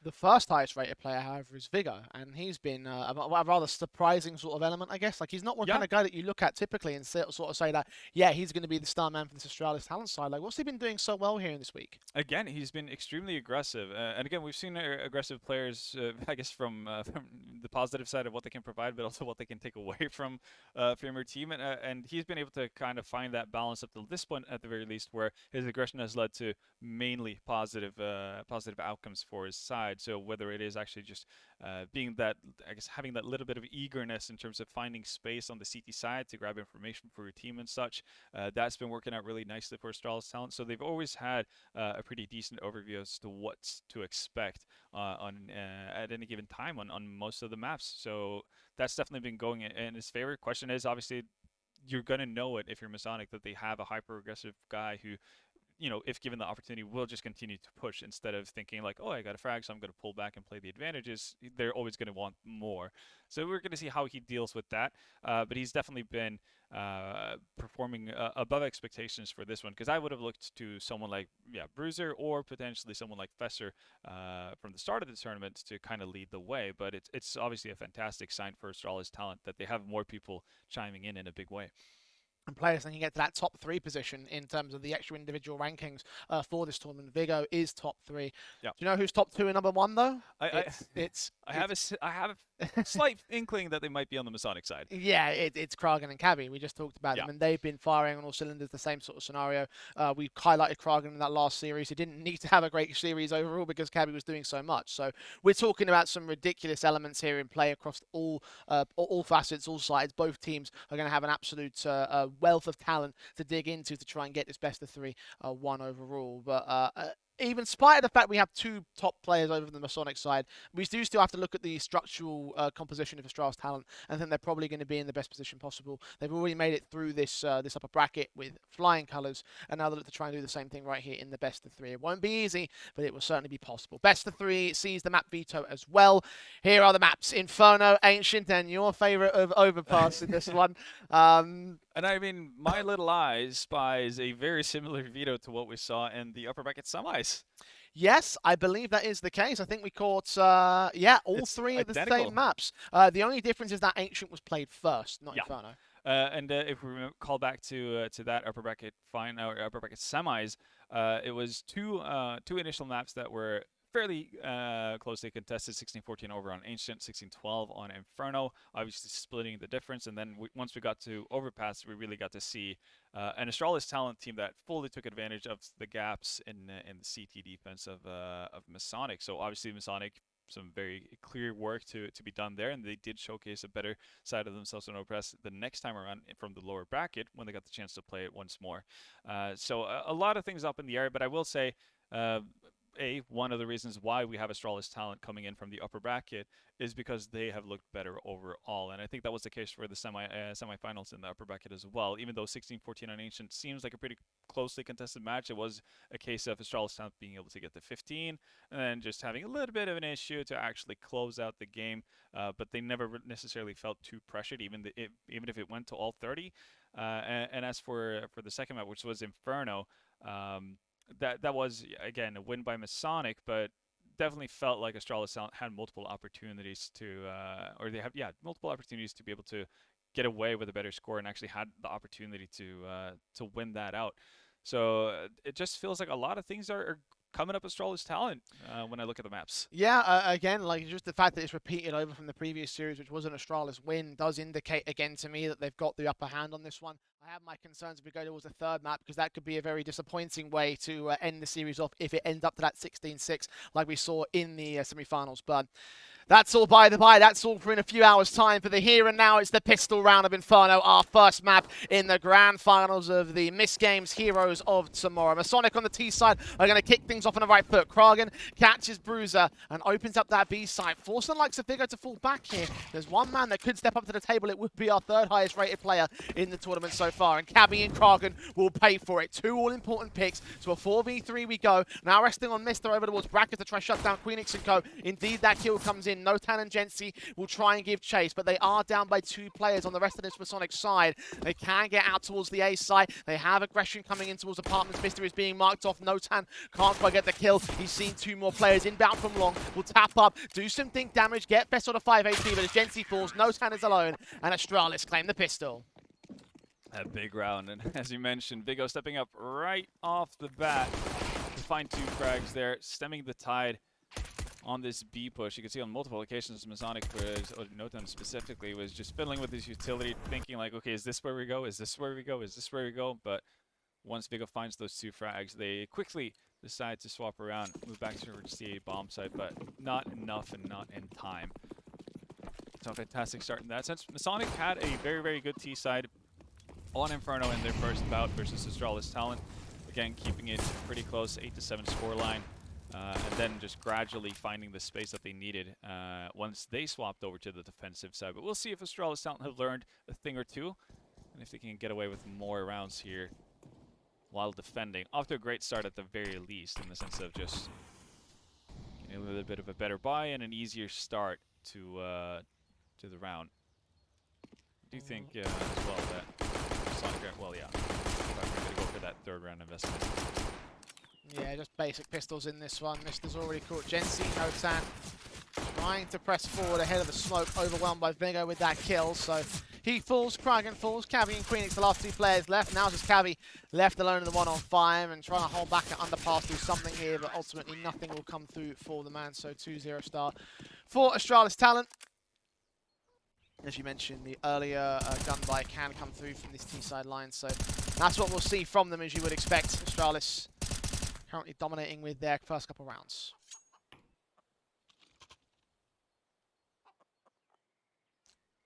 Well, so the investment's going to come in on the T side here. Masonic looking to bounce back as quickly as humanly possible. Had a decent success rate with doing this kind of buys so far in the tournament, so I can understand why they go back to the same well with 2 MP9s in play as well. It would be a massive bonus for Astralis to be able to win out this. Starts out decently as well. Viggo does take a fair bit of damage, but ends up finding the opening frag for his side. Pretty simple opening overall. Just utility that was thrown down, I believe. Yeah. Viggo did tank a lot of damage for his trouble, though, so 14 HP. Not ideal for an SMG, but it is just an SMG. It's better to have that being low than the rifles. Yeah. Voltex, Mister, and Fessor. And walk out towards the brackets position. Then there are 2 players on the A side. The 3-man stack towards B is coming at the worst time for Astralis. Masonic might just act here. Yeah. If they're quick enough about it, they might be able to wrap around the site before Fessor gets back in time. And obviously, Viggo on 14 HP and an MP9, probably not going to be able to do too much at long-range distance, as we see Masonic wanting to wrap the site. Smoke goes down for Library. Intentions are made clear. Flashes over Taps the AK. Notan looking out towards that mini pit position. Smokes back to try and suppress and try and make the way for the site. Vessel just mows them down with a lineup. Easy picks against Notan and Gensi. Bomb dropped in the open. A 5 versus 2 scenario. Cabby and Queenix don't really have much control out here. They will try and go back for that bomb, and they will be able to pick it up. I don't forget the bomb plant here, especially as Queenix drops Vigo with that latest kill on the CT side. A nice view of the action, of course. The AK tries to look out for another good trade back over towards the apartments. Can't seem to see anything though. Bruiser's SMG will close out the round, get that 3-0 start for Astralis, looking pretty positive for it. Yeah, definitely optimal start for them, limiting losses, especially just finding the perfect timing for a spam through the wall there. Vigo actually being able to add on to the frag he found at the beginning of the round with his SMG, so if he gets a free upgrade, has an AK in hand. Astralis talent probably feeling pretty damn good about where they find themselves right now. 3-0 lead. We know that Masonic have been brought back to pistols. This is kind of where they can make their mark early on. Again, any sort of improvement on what they had and the result they found in the upper bracket semis is obviously more than welcome. See if you go scavenging up extra utility. Astralis talent following the similar trend, obviously, as a lot of top-tier teams right now, which is spreading the love and sharing the care, really, with utility over towards that B-bomb site to fortify it. Not necessarily having to commit to the third person there. And Vigo, yeah, he's definitely pumping up his numbers. Yeah, easy pickings for him. 10 frags deep so far on this map, so... Looking to surpass both Cabby and Krogan, potentially, in this finals. So far, he's doing so well. Masonic haven't really had a look in him in the majority of these rounds. Astralis talent, just overwhelming picks. Queenix next to drop. Kragen with the Deagle, trying to get some sort of exit. And indeed he does. He does drop Vigo for his transgressions. But that AK should get picked right back up into their hands. They'll keep all 3 for Astralis talent. 4-0 to the start. Inferno has gone swimmingly so far on the CT side. Yeah, you see that? Like, that's how we stay on top. Kragen just taking out his closest rivals before he falls. But it is a 4 lead for Astralis talent. We can ask for much more. Bruiser back on the op, and again, a healthy amount of cash to spare as well once they move out of spawn. And this time they're setting up for a 3-man banana setup. Bruiser on the corner with the op. A little bit damage taken by Genzi. Not really sure if it's worthwhile smoking that Molotov out. Probably could have just walked past it, in all honesty, without taking too much damage from that point on. Oops. Yeah. The perfect nade from Vigo, but at least has his gun up. Which most of the damage from the answering nade on the side of Masonic as well. Still 3 players from Astralis talent. Haven't necessarily been too much of a reason for them to rotate off initially, but actually they're going to make a double rotation. Okay, no, hold on. Vigo just wanting to get his hands on more utility. The fact is, Astralis talent have done such a good job of just delaying everything that, yeah, with 1 minute left, they can set up for retake nades, and they still have 1 more kit of utility. They go. So a lot of time is going to be burnt off if Masonic are dead set on trying to enter this B-bomb site. And to be fair, this is something that we saw in the semifinals as well. They really liked that B-bomb site. Yeah, they'll lean into that banana control for the time being. Of course, they're aware of the nades that were thrown out from both them and Astralis, so they understand that there's got to be some defensive force out here. How little it is or how much it is yet to be determined. We're about to find out the hard way. Flashes forward, straight in for the T side, burning quite heavily on Notan. Seeing the player at the flower pot boosted, Mister is going to fall for it. Still got Vigo back out to the Coppins angle. Teammates on the rotate, tentative to the full commit on the retake itself. Still 1 player back over towards the A side. That bomb has come down though. And for Bruiser, it'll be a case of saving the weapon, especially as Vessel falls now to a 5-on-3 for Masonic. 2 more CTs to try and pick up as Ultex drops. It's Vigo alone towards the site. Bruiser looking to hold on to his weapon. Masonic will gain there first. They do. And Astralis talent probably could have done a little bit better in terms of how they set up. Again, they've burnt so much time off of the clock, and again, having a smoke and a Molotov could do wonders for you there, but they put the smoke down a little bit shallow, which means that the Molotov is going to have to be put, well, even further into pool, and that's what allows Notan to actually get up on the first boxes. Krogan not going to be able to find Bruiser. That's big for Astralis talent in order to reinvest into this one. Obviously, ops, pretty costly affair to carry around with you. there for Mister to get caught out. But I think if that Molotov is a little bit deeper, obviously if it is allowed to be the deeper smoke, then there's no way for Masonic to actually make their way or move their way forward, at least not in that kind of a fashion, onto the B bomb site, and the defense becomes a whole lot easier. Both teams start with a gun by here. Astralis can afford the 4 M4s in the AWP, so this 6th round will still be heavy contention. Nice position initially. Bruiser didn't catch as much as it might have looked like from the T-side perspective. And actually sailed a little bit too deep, so down to 60 HP is where he'll go. Still tagged alongside Vigo, but holding suppression, especially with that incendiary down, the T's will fall back. So position regained, at least for the time being. Fester has already seen a gun tip. He's going to make full use of that as well. It's an equal trade though, as Quinix has been able to find one for himself as well. That was Altix and Apps. We saw Quinix doing a very solid job of it, honestly, over towards this this Apps area on the T side in the semifinals versus Tricked. Looking to extend upon that. He was probably the brightest light on the T side, really, for Masonic. And then, obviously, once we got over to the CT side, Cabby decided that this was going to be his game.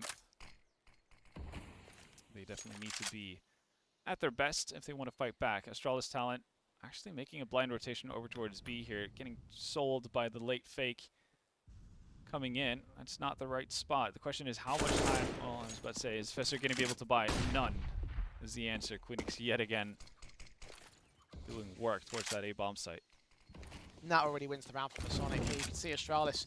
There's only one player to commit to the rotate. Vigo probably could spray through that smoke and try to find the pre-fire angle between default and the short entrance, but that bomb coming down, the return fire from Masonic, he knows that he can't do anything from here. So back up with Bruiser and Mister, go on towards that B site, save the weapons. It won't be a major hunt for Masonic. They will leave one player out towards that banana angle and hope that someone will extend, but they're not going to go ahead and do that here for Astralis. So second to the board of Masonic.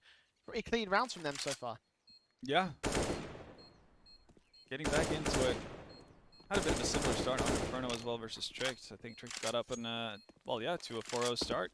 That's when we saw Masonic started to climb back. I think they got 5 in a row or something to that effect. And all of a sudden it was a very, very solid T-half to be found. And 8-7 was the halftime result. And the previous matchup these two had as well. So we shouldn't necessarily be surprised to see Masonic actually being able to battle back here. Phoenix. Precise as you'd like. Onto Fester. Thought for a moment, just looking at the minimap, that Fester was basically hiding inside of Graveyard, and that possibly would have allowed him to deny bomb plant, create some chaos, that kind of a thing, but decides to go for the direct duel, and it doesn't pan out. Still money. We found it on Astralis talent, again, to be expected given the fact that they saved with 2 players, and not a single flash to be seen that actually did anything of use. So Mr. falls. Yeah, unexpectedly so. I don't know if he was ready for that. Either way, the pick found from the T side, and Vessel, with the last few bullets in his magazine, catches no time in the head. Meanwhile, out towards the A side, Bruiser and Vigo can chime in now, leave it to Kragan and Jensi. Opposite ends of the map, there is one player extending out towards the A site, and Kragan will try and work around the positions being dominated by the CT players. Orpin try and look ahead of Jensi. Spot one man, does get Vigo to return. Takes a lot of damage to do so, as Old Tex is giving chase to Kragan. He knows where he is, coming up from Speedway, and denies the backstab. They really needed that kill to come in from him, wrap around against Vessel and open up the B side for him, but thanks to that not coming through for him, it means an easy pick against Jensi. Astralis can find 5. That could have gotten scary for Astralis on many occasions, honestly. Obviously, first frag going to Jensi, but right here in this duel, Fester decides to take, empties his entire clip. So he would have been vulnerable for anyone swinging out from wood, where there was one T-side player hiding for the time being, and the fact that Fester only connects to get the kill on the very last bullet as well leads you to believe that Astralis might have some higher powers helping them to victory in that one. Definitely a lot of small margins, at least, going in their favor. Double nade towards Pit, or Mini Pit. Not going to actually do anything in this scenario, just some moderate damage being taken early on, but Banana Control has been given up. Let's see, Jensi here. You're just going to walk it in here, see how far you can get with that off. Might be able to catch Vigo off guard, just playing off of coils. Oh, Notan, did you see anything? Don't think he did, no. Forward of Gensi certainly has seen something though. Mister gets caught and they dive out of the way. Vigo spraying through the smoke. Does catch Gensi on the way through it himself. He tried to push forward aggressive. He also spotted the second player of Cabby. Ultex, meanwhile, striking back out towards the A play. Aggression from Fessel is punished the same. So 3v3 scenario. But Vigo is tempting fate himself. Head of that smoke, flashed in by his teammate. Not seeing the T side as Cabby actually got in behind him. Didn't see that one coming, did ya? Bruiser and Ultex, last two players left. Try work their way in from the CT spawn, spotting out Cabby, but Cabby just returns fire, makes it a triple, leaves it all on Bruiser. Incendiary missed, might get forced forward by it. The AWP actually getting backstabbed instead by Queenix. Spots him, sprays through, a little bit awkward on that spray, but it connects together to bring in the round. Yeah.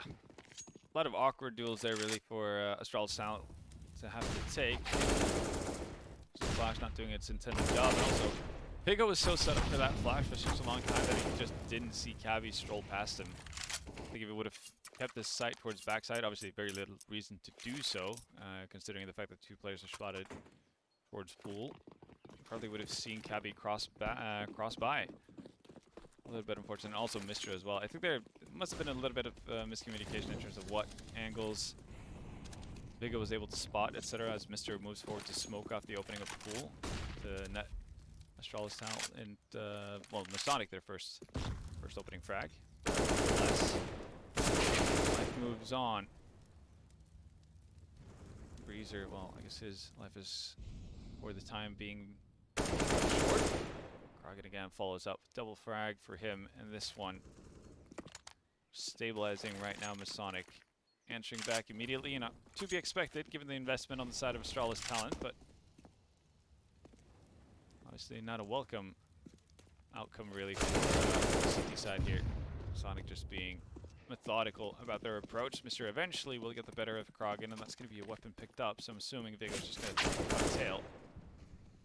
Hold on, but not going to be allowed to. Queenix, yet again, from around the apartments area, secures Masonic a fourth round. So it is turning out to be about as equal as we initially expected. No team really being able to create any sort of distance between them. Easy frags overall, again, pretty simple stuff.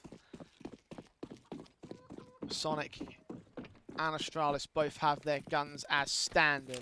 The scoreline has been brought back to a single round deficit though, so even standing for Sonic can continue the momentum right here. They've done some decent work. The rifle rounds have looked respectable thus far. The FAMAS for Mister will be the main concern for Astralis. Sonic have no limitations across the firepower board. Flashbang doesn't even find anything for Ultex. Nobody's blind. Krogan with that kill. Fessel can train him as he gets caught in the doorway. Meanwhile, Mr. acts out towards the banana position. Cabby goes down, a 4 versus 3 scenario. Re-smoke's coming down from Queenix here. The bomb's dropped in the open as well. The CTs are aware of this. Rotations in, a backstab coming in from Bruiser. Fessel burns the 29, eventually down to the HE of Notan.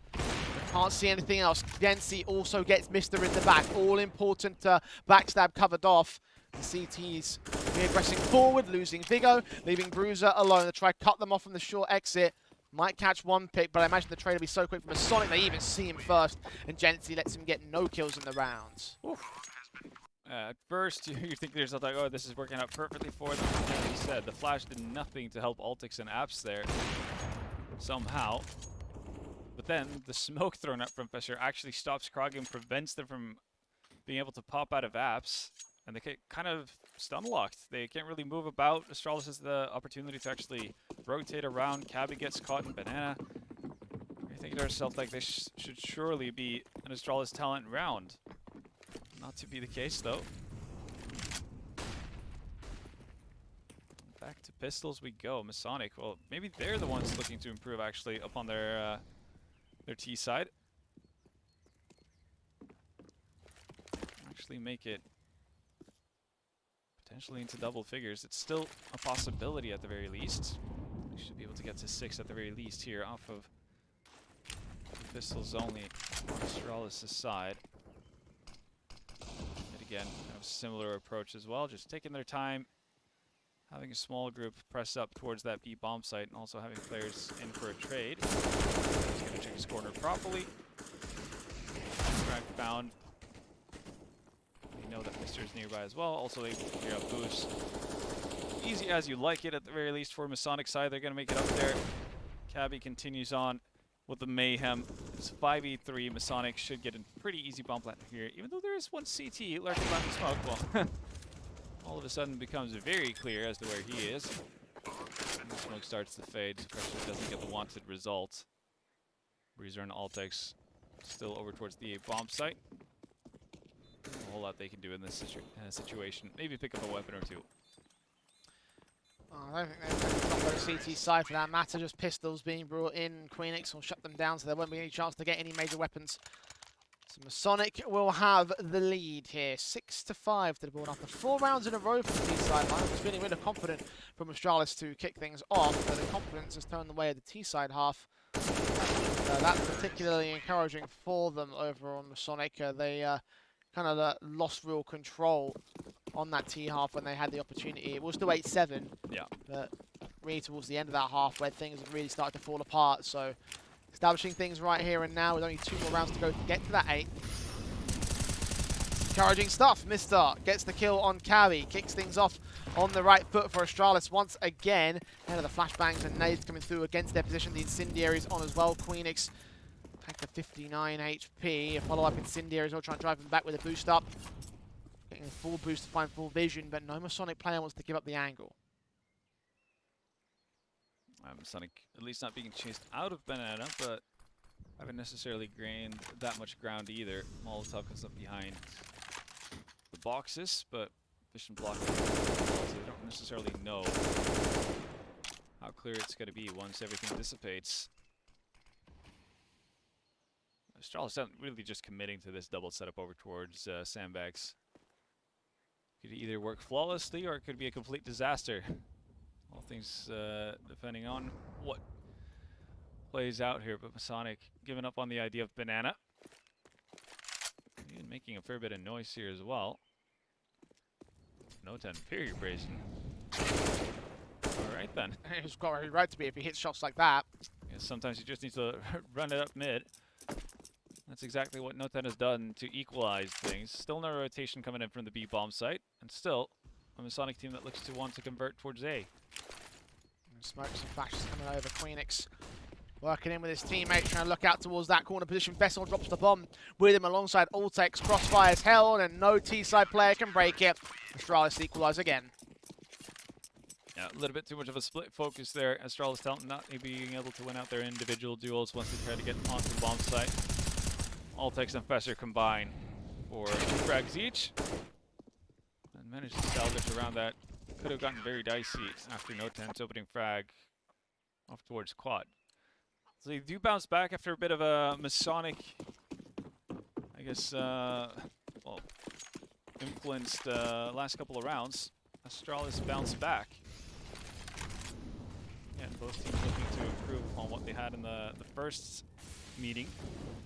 Into an 8-7 is pretty much the goal. Any sort of advancement, and that should be good. No10 finds 1 at the very least. That should be confirmation that there's 3 players towards Banana initially. Something that actually has Masonic putting on a bit of a different tempo. Instead, it's actually going to be the opposite. 4-on-4 situation. Masonic still playing out the default here with those first couple of kills. Going back and forth, but ultimately a slight HP advantage for Astralis in this case. The bomb will get picked up and it looks to commit towards that B site. It's the right call here for the time being. Masonic only have 1 player to deal with in Vigo. You can see the rotations coming in from another though. Fessel might end up joining him. Particularly slow to that rotate though. It's going to take some time. Masonic will take their time the same. The utility will come down though. Looks like they've set the execution. Molotovs now towards the first box. Actually far back towards Coffins, excuse me. Flash over from Queenix. 2 of them to come in for him, turning away. Bruiser tries to come in with support here. They've got Vessel and Vigo to hold the crossfire. And Vigo gets that 1 kill. Vessel's overwhelmed. Vigo doubles up and makes it a triple. Cabby alone. Or out in the open, does catch that one frag, turning onto the second player, sees him, can grab the bomb and get it planted. The concern will be the convergence here for Astralis. They're coming in from two different angles, and the HP advantage is so massive for their own right. Carey's going to hit both these shots. Initial one's coming in towards the CT cross. He lands it, looks for the third man. Did he see him? Yes, he did, but he didn't hit the kill. Cabby nearly pulling that one back. Instead, it's going to be Astralis talent to convert yet again, 2 in a row. Ultex picking up the off, so that's going to be dropped off for Bruiser. And a much-needed round for Astralis talent again. To fight back into these. Want to extend that lead as much as possible before the first half ends.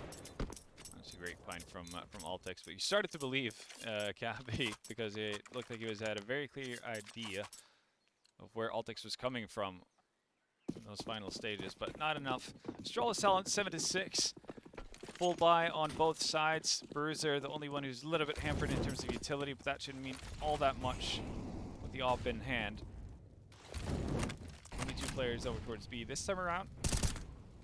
No real fight happening. Big O, okay, he's far down mid. Actually gonna find 2 off of this. No way. Wow.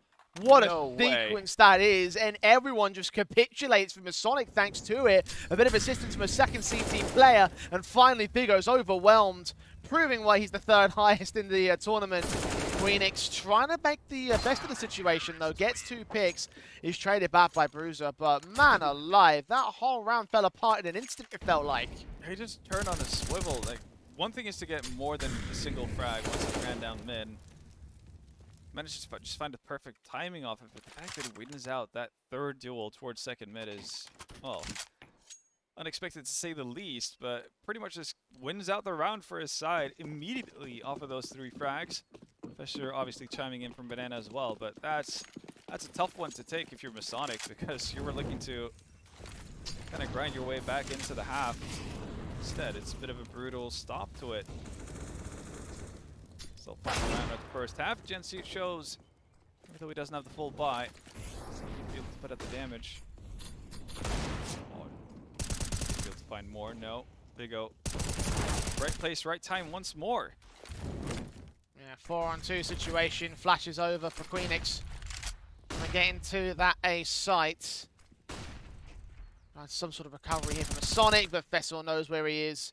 Had an inkling, a feeling, couldn't confirm it till he took the shot, and the spray connects the hole. The AWP Bruiser will close out against Cabby, and it's 9-6 at the turn of the half for Astralis Talent, going one better than what they did in the previous one as well. Masonic, slightly disappointing T-side to a certain extent. I mean, look, it's very similar to how things played out towards that last map as well, because had a real good control, real good basis throughout the course of that entire half, and then it was the last 3 or 4 rounds when things started to go the way of Astralis, right? Yeah, again, do get a little bit of a deja vu from what we saw in the first matchup that these 2 teams had, but yeah, 1 round improvement from the side of Astralis Talent. And I think you can thank Big O for that.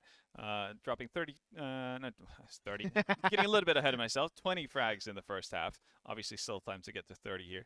But yeah, definitely being a defining factor, not only in the pistol round, but also as you saw with the decisive mid push as well to net him 3 kills towards the tail end of the first half. Just fantastic display from him so far. Have we ever had 30 kills in one half ever in CS history? Yeah, I'm pretty sure. Well, I'm actually, I have to be careful. I know that Magisk had the record for it with 27 frags on Cobble versus Virtus Pro from 2016, if I'm not misremembering. It's a very long time ago. Yeah. A lot of time for that record to be broken. Yeah, and I think that might have been major related as well. Mm. And it wouldn't surprise me if we've seen Simple or Nico or someone to that effect, right, have just one of those absolutely crazy halves, but obviously it requires quite a bit, and 20 frags is definitely not a bad result leaving the first 15 rounds either. We'll see though if he can continue on. Tempo is at least very high. Pop flashes into mid, not netting them frags initially. Comes to a bit of a halt, but it's going to be Astralis Talent to break the deadlock. Force them away from that brackets crossfire. Cabby to drop, Krang going to take damage. Vigor to take damage himself on Astralis. But it is still them with the man advantage here on the T side. Notan seeing nothing down towards Banana, but with the silence being represented on both main entryways towards the bomb sites, Sonic will try and readjust here and figure out where they want to go with it. Notan is considering what's going on, seeing those jump faces out, thinking they might have crossed out to Banana, but it's just a baits play from Fessor. Try to get them to make a mistake and give up the frag, or at the very least to pull distraction over towards that B site, which has certainly been the case here. Smokes down as they overwhelm Queenix. Kragan will also fall to a 1-for-1 trade against Vigo and Bruiser. 2 versus 4 scenario for Astralis. They have the A site. Bombs plant's going to go down as well. No kit currently in play for the Masonic side as well. So if the 2v4 wasn't bad enough, compounding factors make this a whole lot worse. Time is going to be ticking against them as well. Professor in a solid position over towards headshot. But yeah, no one understands what he needs to do to make that a possibility. And actually, Jensi's going to combine 2 here as well. And ooh, okay. Mr. Always Lonesome on the side. What? He's still going to win out the duel versus Jensi. Woof. All right then. Jumping headshots. Okay, we'll take them. Yeah, anything goes in the grand finals. Unbelievable. That was looking like such an easy round. Everything was going according to plan for Astralis talent, but then, well, shots out of Masonic's 2 remaining players to make that into a bit of a contest. Well, that could have quickly turned, because they were quick about it as well, so the timer on the bomb wouldn't have necessarily been an issue at that point. Oh, so close. Masonic gets to having a perfect start to their CT side. Promptly denied, though, by Mr. USP's pulled out for the follow-up on the CT side. Astralis having Mac 10s because they recognise what the case is. I mean, a round like that's definitely going to beat them down for Sonic. Mr. however, with the AK start, does get Jensen. Cabby falls out towards the Cabby corner. Bruiser gets his AK involved against Queenix. And the A site has fallen one more time here. Bomb will get planted, and there's not really much that Notan and Kragan can do. The Mac 10s will almost certainly be going for the hunt against them, I'd imagine, get the money together against the CT side. Build up a cash basis in the rest of the half. Yeah. The Masonic's main focus is going to be the gun buy coming up next. Absolutely. So, Vigo, again, usually the most aggressive man on the server, taking a bit of a laid-back approach here. Again, I would have expected well, pretty much the Mac 10s that weren't on 30 HP to be the ones hunting, but it seems like Altix needs to step up in this case. Only man searching deeper in towards the spawn, and will be rewarded for his efforts as well. I guess if you're Notan, yeah, you do have a 5-7, but no Kevlar, so it's not going to be the biggest thing in the world if he falls. Doesn't want to get away. This is for me. There you go. Yeah, has made his way all the way around. What? Turns around to certain death. What is going on in these last few rounds? This is just a little bit silly. Okay. Not a massive amount lost for Astralis, but just the Mac 10 drop in, so they won't be too fussed about it. They can upgrade that to the AK. The other 2 Mac 10s can stay in as bonus weapons. And now we'll have the guns out for Masonic. Head Kevlar across all 5 players, so they have the counteraction set up against the Mac 10s of Voltex and Vessel, so those guns will be less effective than what they could have been had Masonic had money troubles. So that's going to standard here for round 18. A spray through for Jensi, however, is non-standard at all for Mr. Picked up as the opening casualty of this round. Yeah, it looked like Astralis talent wanted to, well, basically follow similar recipes what they did in the anti-ecos. Quick establishment of mid-control and so on, but does get shut down. Now let's play out the round with man disadvantage. So going to have to reroute their plans a little bit. Looks like they want to focus on regaining map control towards Banana. Potentially forcing a rotation out, something to that effect. See if that becomes the case, or if it's just going to be a straight-up execute, honestly. 1 minute's passed. There's not a lot of like secondary util here to play off, so they might just commit off of this. Blind sprays from both sides, not quite finding any fruit early on for either Astralis or Masonic. No damage being done to Notan will force him back. The backup has arrived. Spray through from Kragan, finding stray bullets towards Vessor. Plant can't be denied though, behind the coffins and well out of dodge here. Vigo will escape out towards the boost and actually try counter boost. This is very unique. Don't see this often from the D side, and it's going to work out. Cabby didn't see it coming. Astralis brought it back to a 4 versus 4 situation, checking up that boost because they recognize that the paranoia of someone could be out there. Vessor might be next to challenge up here. Hearing footsteps out towards that coffins position as the flashes come forward. Jensi pushed forward into the site, checks the Shire, and Bruiser and Vigo will fall thanks to him and his Kragan's efforts. 2 players left trying to stall for time. Oltex with an undecent pick. Vessel traded back, though they've got to get on the bomb because there's no time, no kit, and no chance Masonic will get the retake, but they will not get the round. Oh, that's so rough. And again, yeah, that money invested into headcav, again, to protect themselves from the 2 MAC-10s that they knew were in play, is probably what's going to keep them off, potentially. Additional utility for the retake, or at the very least, a defuse kit. Well, that's a tough one. It's not often you see a retake kind of win out with 3 players alive who still don't win the actual round. Astralis talent, they get away with it. They do get away with the brazen double MAC-10 brought into the bonus round on their end. So very healthy buy, even though they all went down. They do meet resistance here from Masonic again. Yeah, it's going to be the quick scaling up towards mid. Pop flash yet again. That's going to put a stop to the forward progress. I think Astralis talent are just kind of testing the waters here. So the second they don't face that pop flash into mid, they're just going to commit fully up mid. Try to catch Masonic off guard. Right now, though, pretty juicy lead. 6 rounds early on into the second half, and 12 was what they ended at in the first meeting. So plenty of chances to improve on that, especially when the economy of Masonic is not necessarily in the best of shapes. They do get the 1 try here, but going to be hard to respond if they lose this one. I think as well, they could be in a very good position had Masonic won the pistol or that last rifle round there. Astralis, a real good spot to close this out in a one-sided effort in the first half. First map, rather. Yeah. Damage done to Notan very early towards that B side will force them to rethink their strategy on Masonic, put a 3rd player out there. But no further noise being made by Astralis, so this A hit is going to only see 2 players defending it. Mr. It's going to be a split. All comes down here, I think, to how long they actually wait for the rotating players through spawn. Playing to mark them up as well. I think that's Gensi there in spawn. Might have heard those footsteps. Challenging one. It's Mr. that gets that kill instead. Kragan to readjust towards 3.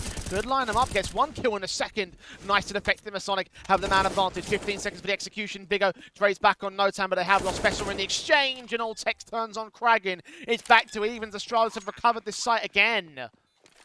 No util to hold the CTs back for the time being, though.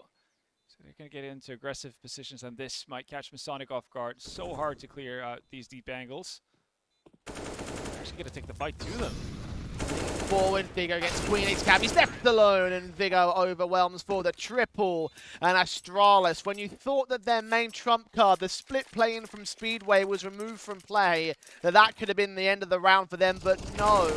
What a recovery this was from the 2 players that were left in play, and I have to say, this team looks real good. Yeah, they're looking solid. Vigo, again, having a bit of a blinder of a match. Doing all he can. Up to 24 frags. Money's obviously in your favor if you're Astralis talent. And this feels like a bit of a desperate buy on the side of Masonic. It might catch them off guard, though. It might catch Astralis talent. They might be thinking to themselves, like, surely we've broken the economy of Masonic at this point. Forcing the issue forward, and the M4 is going to maybe second guess themselves on the T side line. You see Notan getting out of dodge. Tees are giving chase ahead of that Molotov, trying to catch that trade, bring it back to a 4 versus 4. They won't be able to do so, as Vessel just takes damage with no major return. Notan on the low HP numbers for the CT side. Passed off that SMG and left to have absolutely no real impact here for the T side line. So that's a much better start for the CTs. And this one, they're going to follow it up. Kragan finding Vigo. That's a big one. This is also going to be the correct one. An additional player here to defend the B-bomb site. Kragan from back pillar, and yeah, combined with Cabby to at least find one. No. But that's a nice response from Mr. No, he doesn't. Are you no, believing? He doesn't. Are you believing? I'm trying to manifest it failing. I'll be honest here. He doesn't win this clutch. Mr. Oh, he's got a Molotov as well. He could get that on the bomb if he times it well. He's in the church entrance and everything. Yep. Smoke's going down from Queenix will try block off the CT spawn, and the smoke down towards Coffins will come through as well. Volley to backside. It's all a case of timing. He's going to challenge him directly. Edge of that smoke stuff. Oh. Where does he go with this? Footsteps being made. Masonic are taking their sweet time with this. Molly in. Here it comes. Queenix hasn't got a kit. Ivory's going to get forced off this. Burning alive. Dead to rights. Mister now hunting for the quadra, but he's forced Gensi to fall back anyway. He'll go up with the bomb, but he's 114 for Astralis. Masonic just can't catch a break. Oh, that is so tough.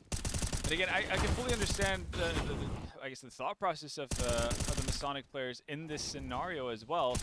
depending on how quickly you can get on the bomb, you could potentially tank through the burn there and actually get the full defuse. And I think it's a worthwhile attempt to take. And for Mr., I was a little bit surprised to see him actually being so confident in the fact that he got the Molotov off in time, because it's a very, very like minuscule amount of well, it's a time period where you can kind of get that Molotov out after you hear the defuse going in for it to still work out. Oh man. Because I was fully expecting Mr. to kind of commit to it, at least try to get some pot shots onto the diffuser to make sure that the Molotov is going to be effective, but obviously you'll put yourself at risk to getting traded at that point. Oh, man. 14-6. Whew. Yes. Yeah, you did your best in manifesting it Yeah. to not work out, but Mr. wanted it differently, man. And what a way to win the round as well. Masonic have yet to score on CT side, by the way. They've not won a round in the second half. They've been so close in so many occasions. Exactly. Like, that's the heartbreaking part of it. Oh, yeah. Including the rounds from the CT side. We've seen 9 in a row from Astralis here. And they just... Oh! It's all going wrong. It's It's all going wrong, Jamie. How do you account for that? like, You really can't. You really can't. It's just somebody is pissed off. Like somebody in the universe is pissed off on at Masonic, and it's taken it out of them. They've just created a full 5-man lineup of voodoo dolls or something.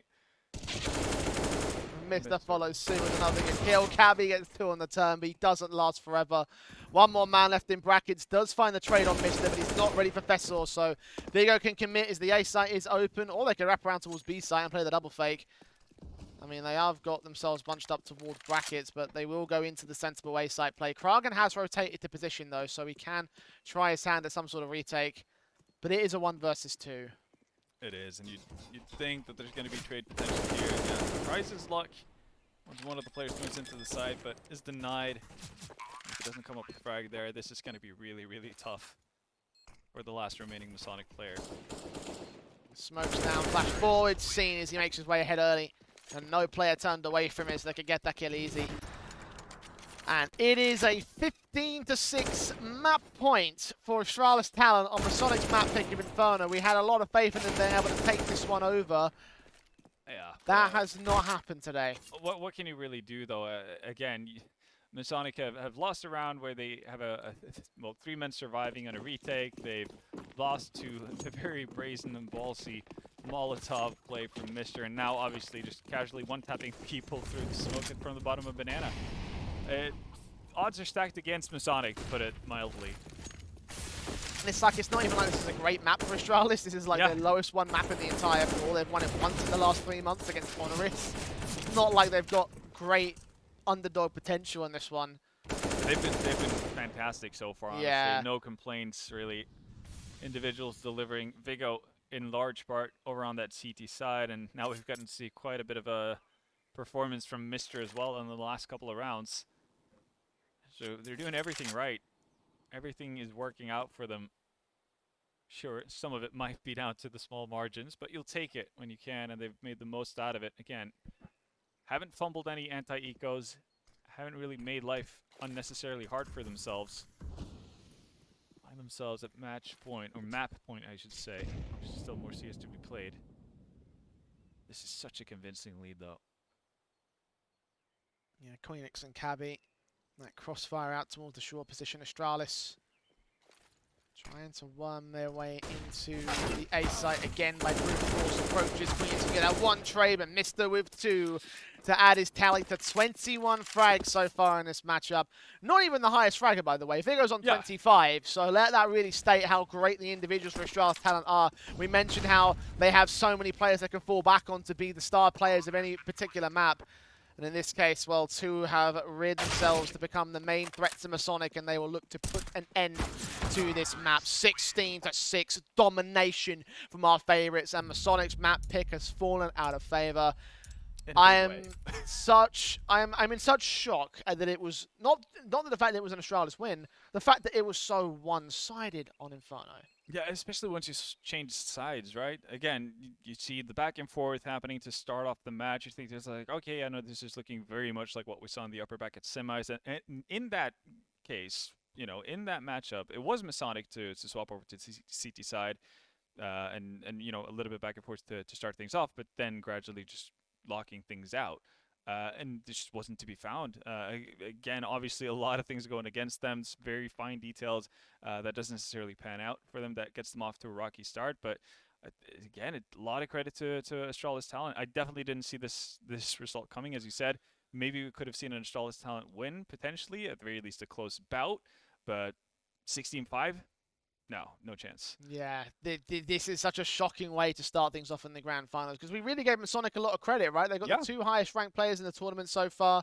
Honestly, I feel like Vigo and co want to say something else about that because that was absolutely monstrous from him and from Mister, of course, which is funny because he's not even the 3rd highest rated player for Astralis at the moment. So we're talking like some really ridiculous performances on that one map alone. And I just don't even know like where we go from here now because the next map is Astralis' own pick. Yeah, and that's ancient. And again, even though just from an overview look, you would think to yourself like, but that was a 16-14 in the upper bracket semis. Surely it's meant to be a close bout.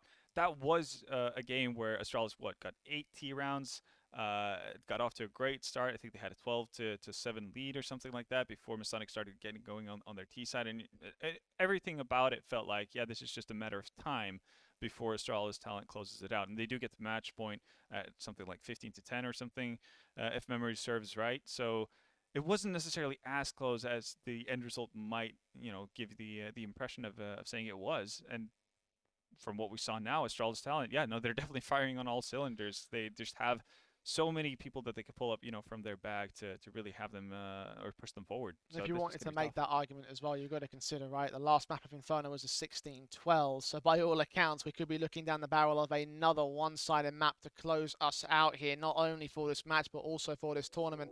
Masonic are in dire straits as we head towards map 2. Astralis talent's map pick after the break.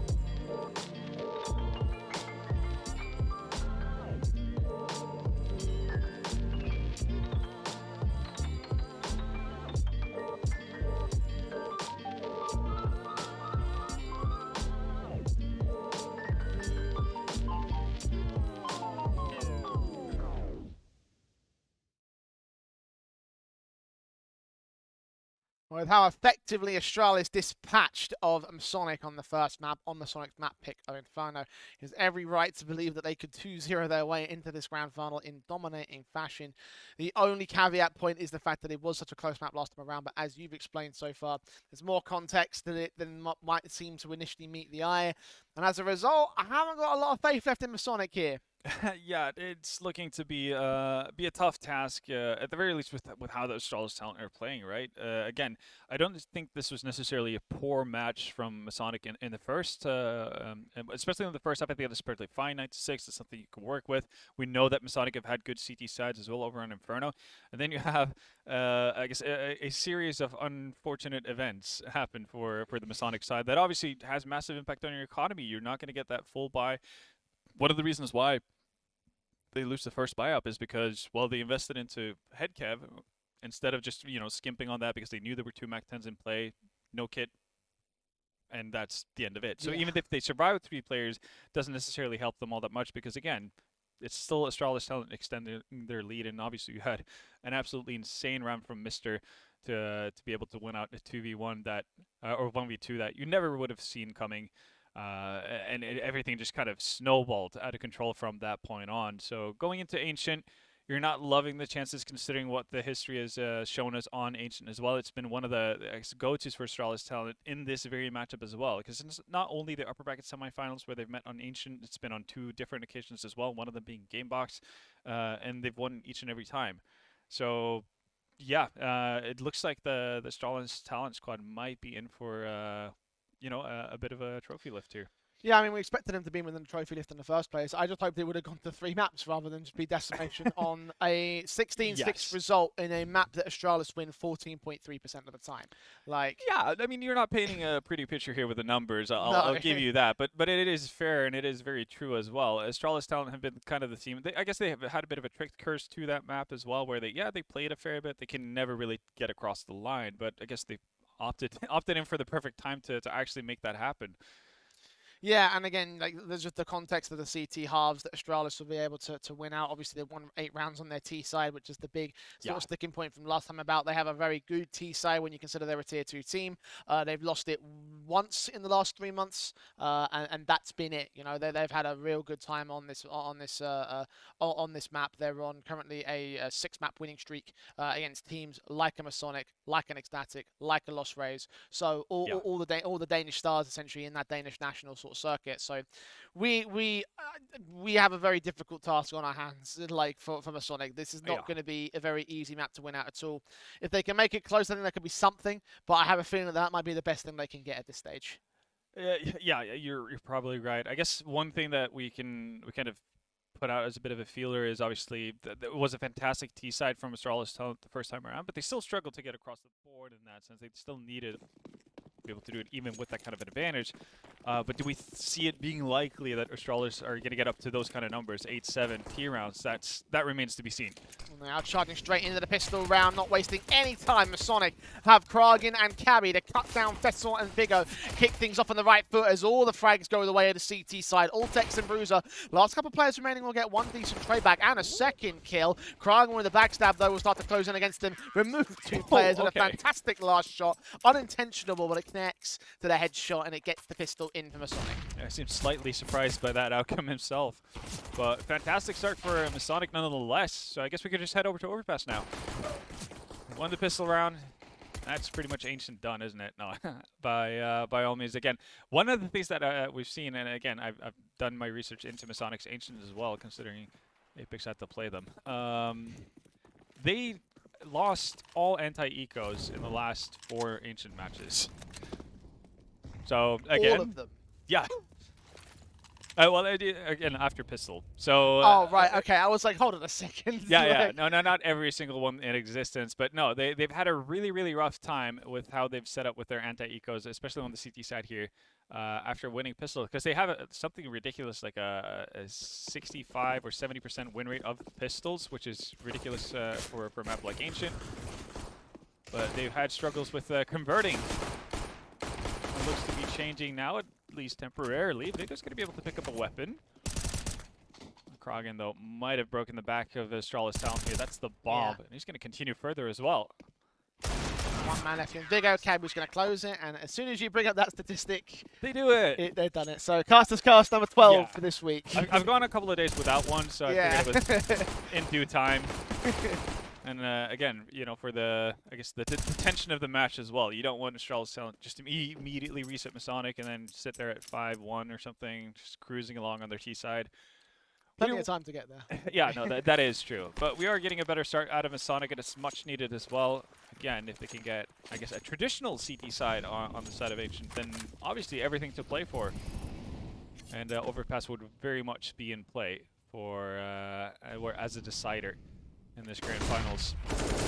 Shot straight forward Ooh. from Vessel, flashed in by Bruiser towards Ram. 2 kills against Kragan and Cabby, but 2 lined up for Gensi, the same, almost making it a 3k. Bruiser forced to trade it, but he's alone towards this B site. He's drawing attention from Masonic, and Astralis might consider the A hit for it here. Smoke's going down, and try to indicate they want some extra breathing room, but as no time peaks, they'll only see the one player will lose his life regardless. So Queenix has no choice but to fight behind the smoke, and Bruiser with another quick blind adjustment connects to his head. That is the second time Astralis have done that in this series. Yeah. Multi-frags galore, really.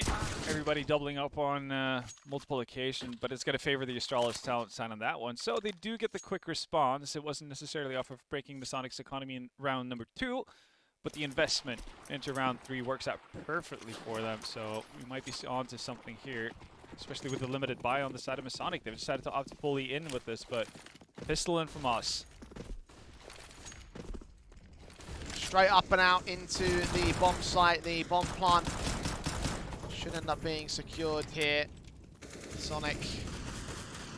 See this one to the Astralis side. Vigo will just get that plant in without much issue. 5-7 just trying to do some sort of damage through the wall, but nothing will be caught by them. Of course, all AKs across the board for Astralis. A very expensive kind of investment round. See if they can just overwhelm the last couple of CT players. Nice days in from Queenix. Will land pretty close to Fessor. But doesn't mean much here for them. Masonic might just go for the safe call from here on out. Just hold on to their upgrade pistols and Kevlar into the next, which will be a full eco for them. Astralis should be up for 2-all. They might not get the conversion eco, but will certainly win some more basic rounds off the back of the rifles coming in for them. Cabby, let's make it a little bit expensive. I'll text the 4. 3 to stay alive, but I think that will be 3 players alive, so no major deficit for the T-side line.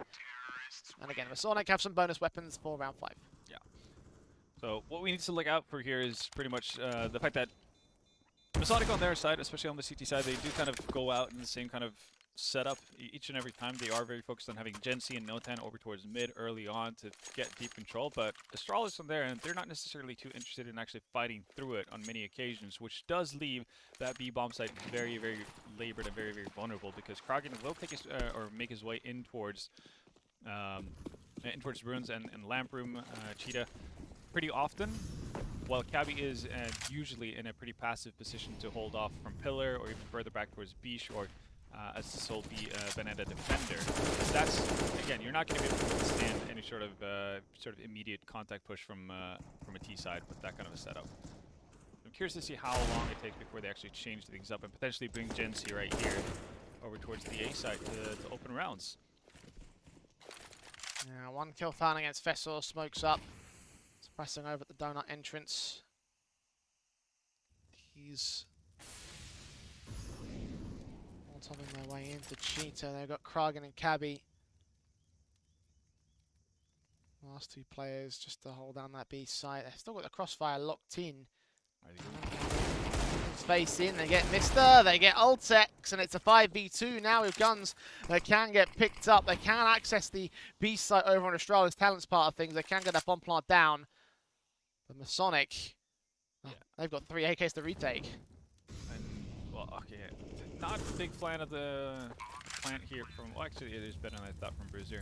Figured you'd got to be as greedy as possible and open as you can. Those are 2 quick frags found for Astralis Talent here. Might be within his chance. Adjustment from back and forward. Vigo caught off damage, but they actually get the kills together. So just like that, it's all left. And Notan, and Vigo taps his head off his shoulders. A 3k for him, extending his numbers even further in this series and making a 2 versus 5 work for Astralis there. Yeah, it's not a whole lot of things going wrong for them. Again, yeah, this seemed like a bit of a mishap from Mr. Altex, trying to grab that space without a single piece of utility used. Again, bit of a failed Molotov that was in there at first, and then no follow-up after it. So that could have cost them dearly, but instead they're going to get 3 rounds. So yeah, timeout taken. I guess maybe to calm their nerves or something like that. Make sure that everybody gets back in their seats. I'm sure there was some celebrations from Bruiser and Vigo there, bringing that one back. But yeah, I think if Astralis again have kind of recognized what's going on, they'll see some pretty clear ways to abuse Masonic here on their CT side with how they're set up. And again, then it comes down to Masonic being able to actually adapt. We have seen some iterations where Kragan will play aggressively out from Cheetah, try to push in towards mid to pinch, and so forth. But yeah, no real like presence shown or interest from Astralis talent to actually move towards mid. Cabby caught damaged up, forced back here. The team's making their way in. Another blind kill for Astralis. This time through the wall bank headshot on Cabby. One CT trying to press the issue. Bruiser with the exact same plant out on the other side of the totem. Nades in. Damage will be done to Kragan. You were right there. Like it bounced off to the left as he started moving off to the left. And with that kill, with that damage, with no kit in play from Masonic, they already want to fall back and save their weapons. You can see the 2 CTs on the A site and at CT spawn. Now Kragan's going to back off, and Gensi will sit around in T spawn hoping for an exit frag. But other than that, not much from Masonic here. 4 to the board of Astralis. That's 4 on the trot as well for them. Yeah, they've gotten into a bit of a hot streak here. Mr. Wolfall to Gensi, as you said, was pretty much the only opportunity to find anything really. Oh, that's so much worse for the CT side. Queenix falling. Astralis are happy with giving up 1 to get 1 back. No doubt about that. But exactly what we saw of Astralis talent is 100% the way to go about it against Sonic's setups and how they play out their CT side. Have 1 player to kind of fiddle with their utility in mid and keep them honest at the very least. But until they start bringing Gensi over towards B long, this is going to be a constant issue for them. Oh no, come on. That's mean production. I'm turning so old. I didn't even know it was your birthday until like the 2nd series. Yeah, so. again, I tried to kind of just breeze by the day without anyone noticing. Well, it wasn't possible. Oh, happy birthday, man. Thank you so much. And, not so happy for Fessor as he's the first casualty in this round. Astralis losing another kill towards Queenix as well. So a 5 versus 3 situation being gained by the Masonic boys. And not really much left in it here. Astralis. Sure, though. Oh, okay. I thought he was actually going to move in towards mid room, which would have given him a possibility to find some Masonic players basically roaming around. Well, it's not going to be the case, though. Deep banana control established as well for the CT side. So, this should be a round that Masonic are going to be able to convert, but we do have Mr. and Vigo slowly moving up, and they're going to combine to find Queenix, and he is, well, I say the sole B defender, and I say A defender. That's a lie. No 10 nearby. Some nade damage done. Bomb's going to go down. Mister gets that one try. Oh, not again. Oh. Not again. Okay, Vigo scored back by Kragan. Mister still in the 1 versus 2. It's not a great plant for Mr. either. Oh. Okay, there he's down. That looks so awkward for both players, but it works out better for the Sonic. They do manage to find that retake in and deny the 5th round in a row for Astralis, the 5th round on the board for Astralis. Still expensive from them though, like Astralis are doing their damage. Oh no, absolutely. Again, Masonic are not going to be able to leave that territory of potentially getting reset for a little bit of time. And with the streak of rounds that Astralis talent have gotten to their name, obviously they're going to be well off in order to reinvest and so on. But you could see at least 1 adaptation being made out of Masonic. They do bring Gensi over towards that B site to start off the rounds as well. Immediately gives them impact, but not something that they seem to want to continue with. Back to mid, similar setups yet again. We'll see if Masonic can hold off though with their more preferred setup. Smoke goes down at the very least.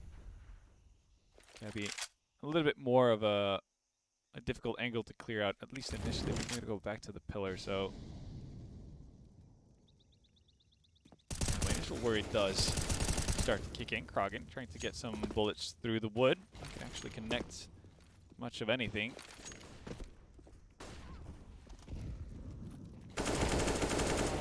Kill for Kragen. That lays a little bit dangerously close towards him. He does end up falling to Fessel's AK in the end.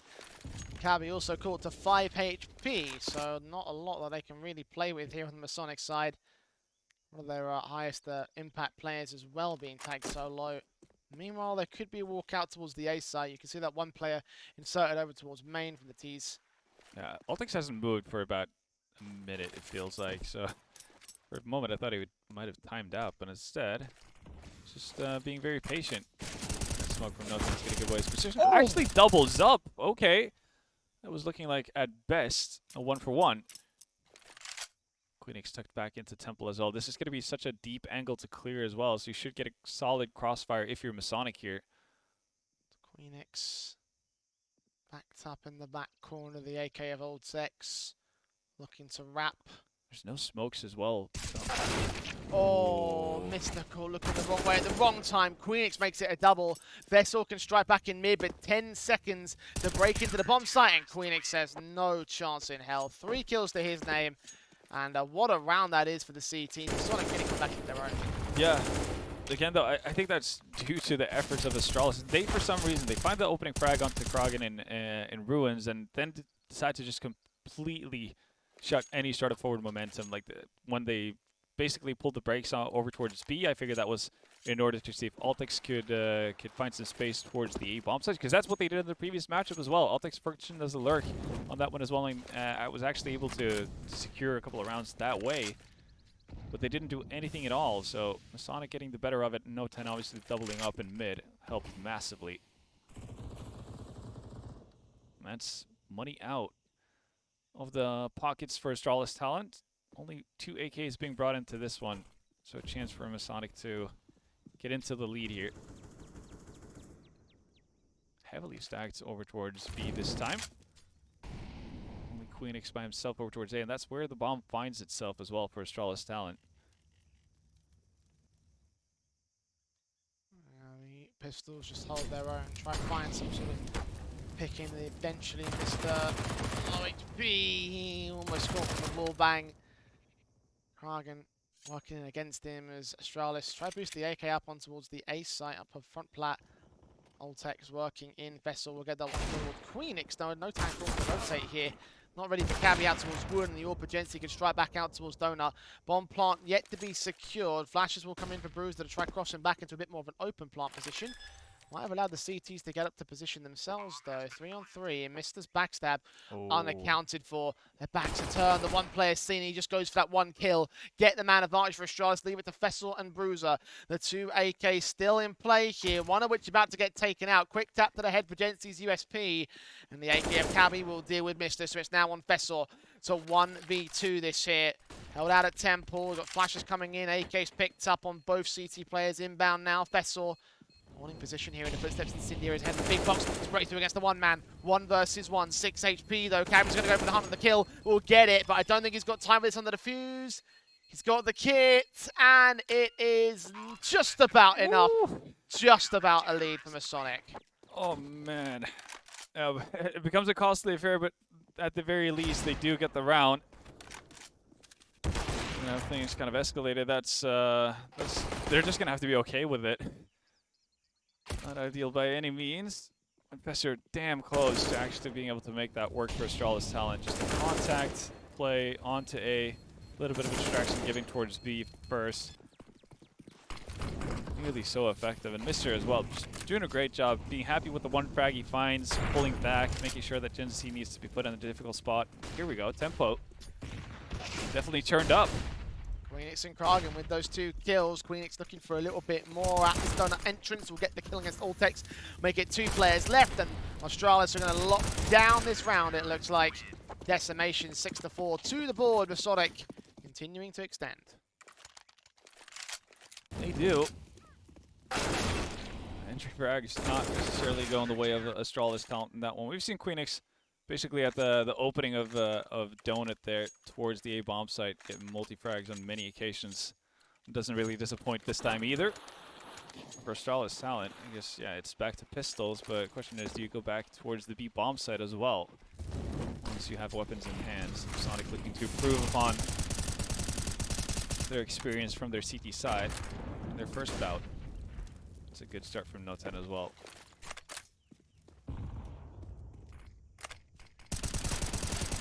Spray blind through the smoke, catches another headshot as you would expect at this stage. This is like number 4 Yeah. in this series alone.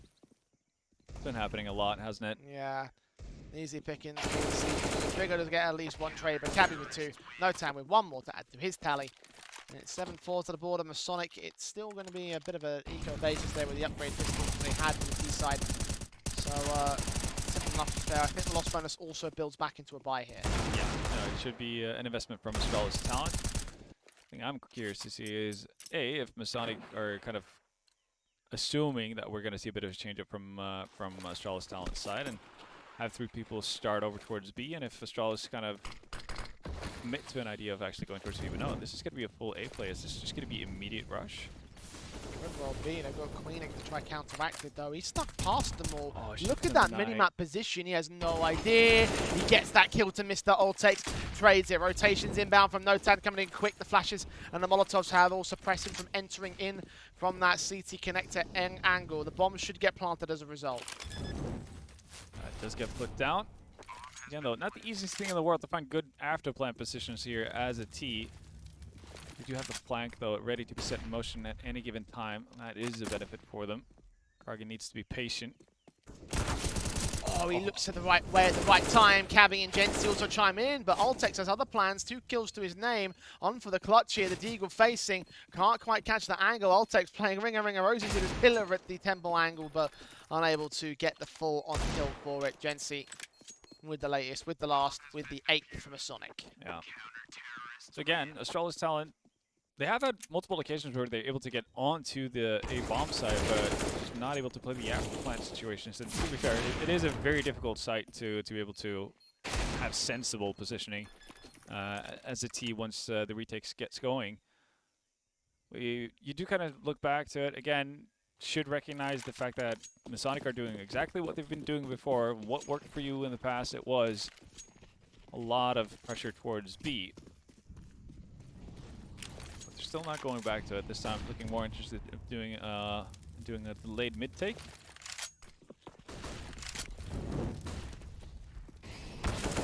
Kill found on No10, pretty easy for it. Astralis in the start in this round. Nades up the position. Damage done to Kragen. The CT side. Received damage, not quite the kills though. Fessor returning the wallbang potential to the CT side and tagging Kragen down to 50 points of HP for it. Nade's not quite as effective as the spray continues to come in. Kragen just can't find any sort of response, it seems. Yeah. Masonic has actually given up the entirety of the A bomb site here. They're worried. This is going to calm their nerves a little bit. Jensi finding Vigo on the edges, but that's also going to set them into motion over towards A. Nice pickup by Queenix. Leaves them at a 4v3, and bomb's still not planted. Second one found by Queenix, trying to make it a triple, and he gets it together in the end. It's Bruiser on for the clutch this time. 1v4, gets that first kill. Queenix is low HP, but distracted by Kragen. And Bruiser can't do much from that center of the site. So 2 AK save. Masonic again continues to retake. These rounds are getting more and more expensive for them, but as we approach the last few rounds of the half, that's going to become more and more irrelevant. Astralis can't seem to get past 4 this time. Yeah, and I'm not really sure why they've abandoned the idea of actually pressuring that B bomb site. It's a pretty obvious weakness, not necessarily because of the players, but just due to the fact that they don't really have that much manpower over towards that area of the map to start a lot of the rounds. So interesting to see Astralis constantly wanting to badger this A bomb site. Again, great and all that you get the bomb plant down, but if you're not actually winning rounds off of it, then it doesn't really do much at all for you. See the quick sheet of smoke being put out. Flashes will eventually come into mid after the Molotovs have been put out. Oh, and this position is going to negate all the flashes, isn't it?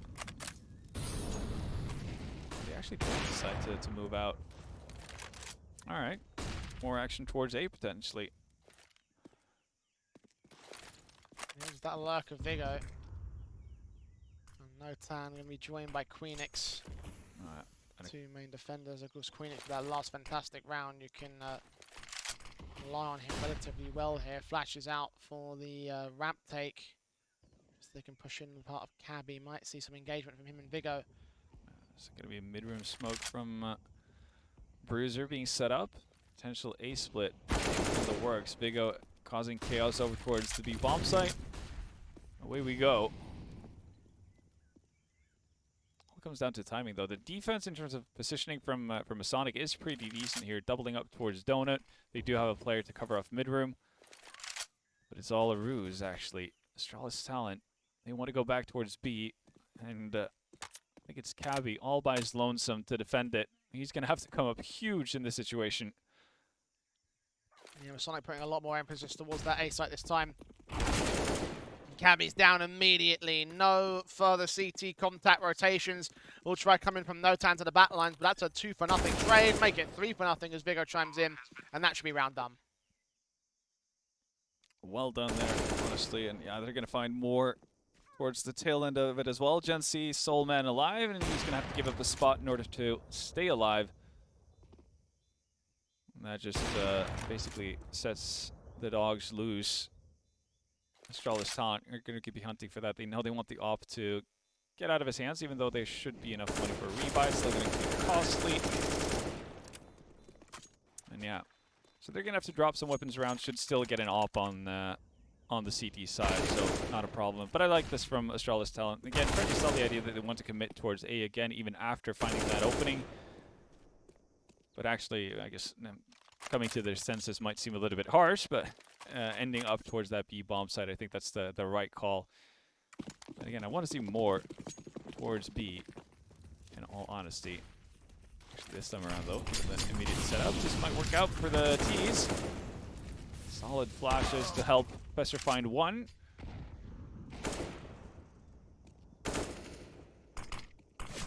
One trade, make it 2-for-1 as Bruiser gets his AWP engagement out towards cave entrance. Have got Queenix pushing up again. Probably finds his way out towards elbow. Might flank in across the player towards main.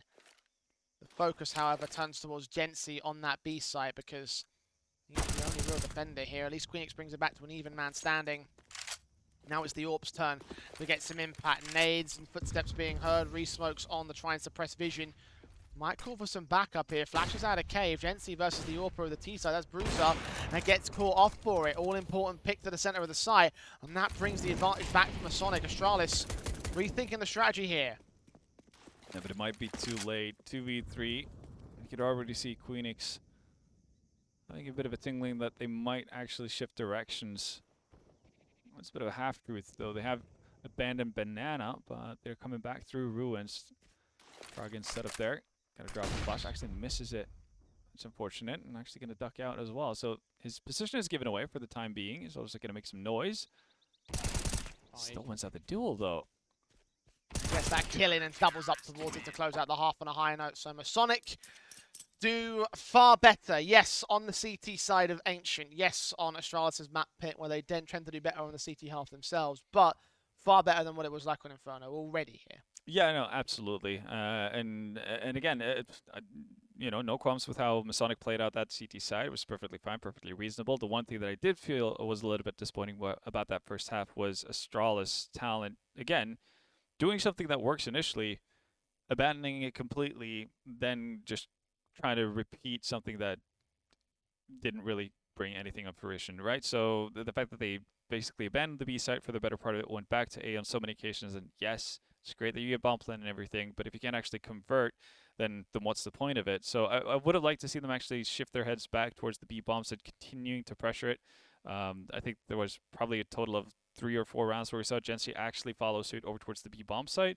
So again, if those are the odds you're playing with, that B side should be your main target and main objective for the T side of Astralis talent. And you got to think as well, when they were on that losing streak of rounds and they went back to the B site, what happened? They got 3 kills without any trades. So it's like, you make a very valid point there. Astralis a little bit disappointing on that T half. And I guess the fortunate side of things for them is the fact they do go to the CT side next, which is where things can really start to get into control for them. We'll find out how far they can make it work here. The pistol round ready to go live. Masonic Now with the task and a half, 6 rounds to get to keep us alive in the grand finals and take us to overpass. Julie's in for Bruiser though. One player facing and Notan will fall, giving up first blood in the half itself. Cabby with a trade back, however, makes it a 4 versus 4. And Jency will go down, planting a default. Block not ready to move, not willing to make a move out of the position, so he might be forced into it, especially as Vigo sees him, taps his shoulder, can't quite get the full-on kill for it. They're now aware of that boost in from Astralis. Backstab being watched as Vessel gets the kill back on Jency. Cabby with a responsive Phoenix follows suit as well with the Julies in his hand. A 3-on-2, Masonic hold the control and they continue to extend. Cabby with 1 taps and an all-important pistol game by the T side. Damn. That's some precise shooting for Cabby right there, and needed as well. A little bit rough. I mean, he saw one of their players just kind of left for dead on the site once he got the bomb plant down. There was no intent of actually helping him in any sort of situation. So Astralis Talent did have it potentially going their way. Win the pick of the pistol, but not to be the case. Masonic gonna get a couple of steps closer, most likely at the very least, to a 3rd map. Nexic coming out again quickly. Lots of util used as well. That's the way to go about it. Krogan being patient enough to wait for Bruiser to come through the smoke. Oh, and Big O, are you going to be able to do something funky here? Off the back of the smoke? Well, not before. Okay. Well, okay. No, he's not. He's going to get knifed instead. Alright, we roll with that. There's the knife kill we've been looking for all actually, yeah. so Is that the that is the first knife kill. I'm pretty sure it is the first one. So Comes at a fitting time. So we've had our aces, we've had our knife skills. We have it all. I think we haven't had a Zeus kill though, so Ooh, okay, yeah. One Okay, thing you're upping the stakes here. We'll see though. If this goes to a 3rd map, it might happen. oh, there it is. Wait. Notan having pushed through B short or something, I guess, to wrap around while the smoke was still up. Worked out nonetheless for Masonic, and that's a lot of extra cash as well in the bank of Notan. You can see after heading out from spawn is sitting at 4.6k. And he's also still got a Mac 10 to boot as well, so potential to make that even more.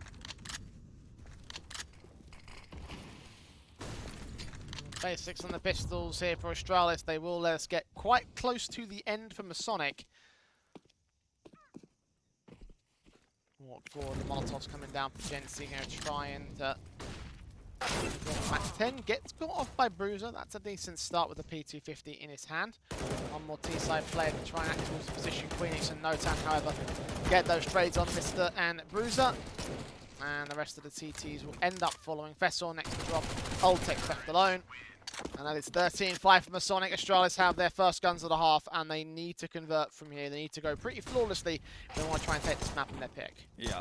It needs to be immediate, and it needs to be clean in order for Astralis Talent to feel like they have some sort of a cushion moving forward. No ops out in play. Bruiser's going to have to deal with it for the time being, and as you can see, not a whole lot of utility as well in terms of the essentials. A lot of flashes, fair enough, but again, a lot of the Molotovs are going to get used early on in the round. It's all down to what you're left with from that point on. Now, first skirmishes happen, and a fake being set up here from a Masonic side. They might get a little bit worried when they reach an empty bomb site. The worry is that one CT there. It's pushed in towards window. That might become a bit of a problem. The 2T lurkers. The main hit have from Masonic comes in now, and it's out towards the likes of Ultex to try hold up against them, only doing damage towards Jency. Vessel will also drop to Kragen. They're making this look easy now, Masonic. Bruiser next to catch Notan. Cabby will drop. Vigo is taken back in trades. There is a little bit held together by the Masonic side, but Astralis is just overwhelmed in the end of it. 1 versus 3 now for Bruiser. Nade to his position, doing a little bit of damage. That bomb, actually, I think they might have heard the tag there, so the bomb just planted safe. Yeah. Back at the other side of the boxes, not the default boxes over at the donut entrance. Smartly done, making sure that they're not going to get picked off by some accidental fire or anything like that. Bruiser's still going to make it. Bruiser's still going to make it onto the site to find one. It does spot the position of a 2nd and a 3rd. Bullet's not connecting the way he wants it to, though. And Jency's going to be the one to close that out. 14-5, Masonic. Well, giving back as much as they took on Inferno. Similar kind of treatment here over on Astralis Talent's map pick. For a moment when I saw that, I thought Jency had fallen asleep for a little bit with the feet being visible for that long of a time, but managed to get the job done. And Astralis Talent, well, they're forced to invest into this one. It's not the prettiest of buys. 3 SMGs, 2 M4s against a fully kitted out T side. Oh, Viggo will at least start things off on the right foot. Kragen caught first and foremost. Of course, Astralis force buying into this round means that this round's got to come up good for them, else be as good as done here. Cabby looking for the trade. Bessel drops. Bruiser not when near position. Viggo drops in turn. Masonic, well, yeah, overwhelming force of the AKs. 2 players left. Ultex will push in the SMG. Does line up to grab an AK to a 2 versus 2. They've inserted themselves deep into the B side. But that one player that's still left there is Bruiser, taken down by Cabby. And now it leaves it all on Ultex. He has to go for the retake here. He can't afford to save the AK. Astralis, they just can't afford to let this go to map point. Masonic here, coming in from the ramp entrance is where Ultex will try and line up his attack. The 2 T-side players, their crossfire locked in as Ultex leans in closer and closer. The AK, wrap the corner, check the site, catch off Cabby. No idea, he does know. He knows where Notan is and he gets his headshot in for his quadra in the round. And a recovery survival lifeline for Astralis. Yeah, it's the smallest of lifelines, but they'll take it. The alternative is obviously not a very positive one. So even if it is labored, even if it is a bit of a struggle and it costs a whole lot, ends up being around for them. Kind of figured it would have been pretty much done and dusted once Cabby finds the double entry over towards that B-bomb site, but back to Ultex, man. Figuring out where people needed to stand quickly enough to get the bomb defused as well. So it's going to be 6 for Astralis Talent. Mountain of a task to climb back into it, but they've given themselves a fair chance at the very least. Flashed in, there's Queenix with a kill. Starting things off on the right foot here from Masonic this time. 1 CT here of the smoke, caught off. Mister does get Queenix on the way out, but Cabby adjusts so quickly to Fessel's head, wasting no time removing Astralis from play. 1 trade from Viggo will at least come down towards the B doors, but he hasn't seen that bomb carrier. Ultex in that donut position, wraps over, gets the kill towards Cabby. 2 versus 2 situation. Leans up, Viggo will see the next man burst back, catch Notan. It's all left to Jency to clutch this round for Masonic. So it looks like Astralis might continue to hold their lifeline. Their CT side has finally gotten started. Is this the comeback moment? Could be. Jency's going to go back into the cover of his smokes. That might be a tough read for Astralis Talent. It's an open plan as well. He's just going to play for time for as long as possible. It's confirmation that there's one at least coming from spawn. That nade, those 2 deep. Jency doesn't take much damage for it. Do they hear the tag? I think he's out there somewhere. Viggo on the defuse. Not denied. Still denied by Jency. Ultex one about that corner real quick. Go to the bomb right now. Has he got it? He does. He does. Astralis continue to hang in there, just by the skin of their teeth, though. Yeah, Jency doing the most out of that situation. He waited till the very last millisecond before he engages on that first player sticking the defuse. So I guess his internal clock seems to be working pretty well, but not a lot he can do. No wiggle room really once he gives up his position. And Astralis is able to fight back once again. It is labored, it is tough every single time, but they're still staying alive. Bruiser with an AWP in this one. Just going to see the shadow early. Makes the shot easy. Managed to get out as well. Ooh, Viggo. A little bit ill-advised swing there. His teammates now to try and hold the rest of the round together. The utility on the site will buy a bit of breathing room with that nade in particular, forcing Masonic to cancel the hit, go back into the split default. And the other 2 CTs of Astralis to focus on the A play. They've yet to see the bomb. They think this might be a lurk key with all this util being thrown down. It's effective util though. Bruiser now on 7 points of HP. Yeah, He's not going to be able to take that manly of a duel. Even if he does have the op, a lot of it might come down to Fesser here. Eagerly peeking both entrances to the bomb site. A lot of this could just come down to timing, really. You can see Masonic inching closer up Banana.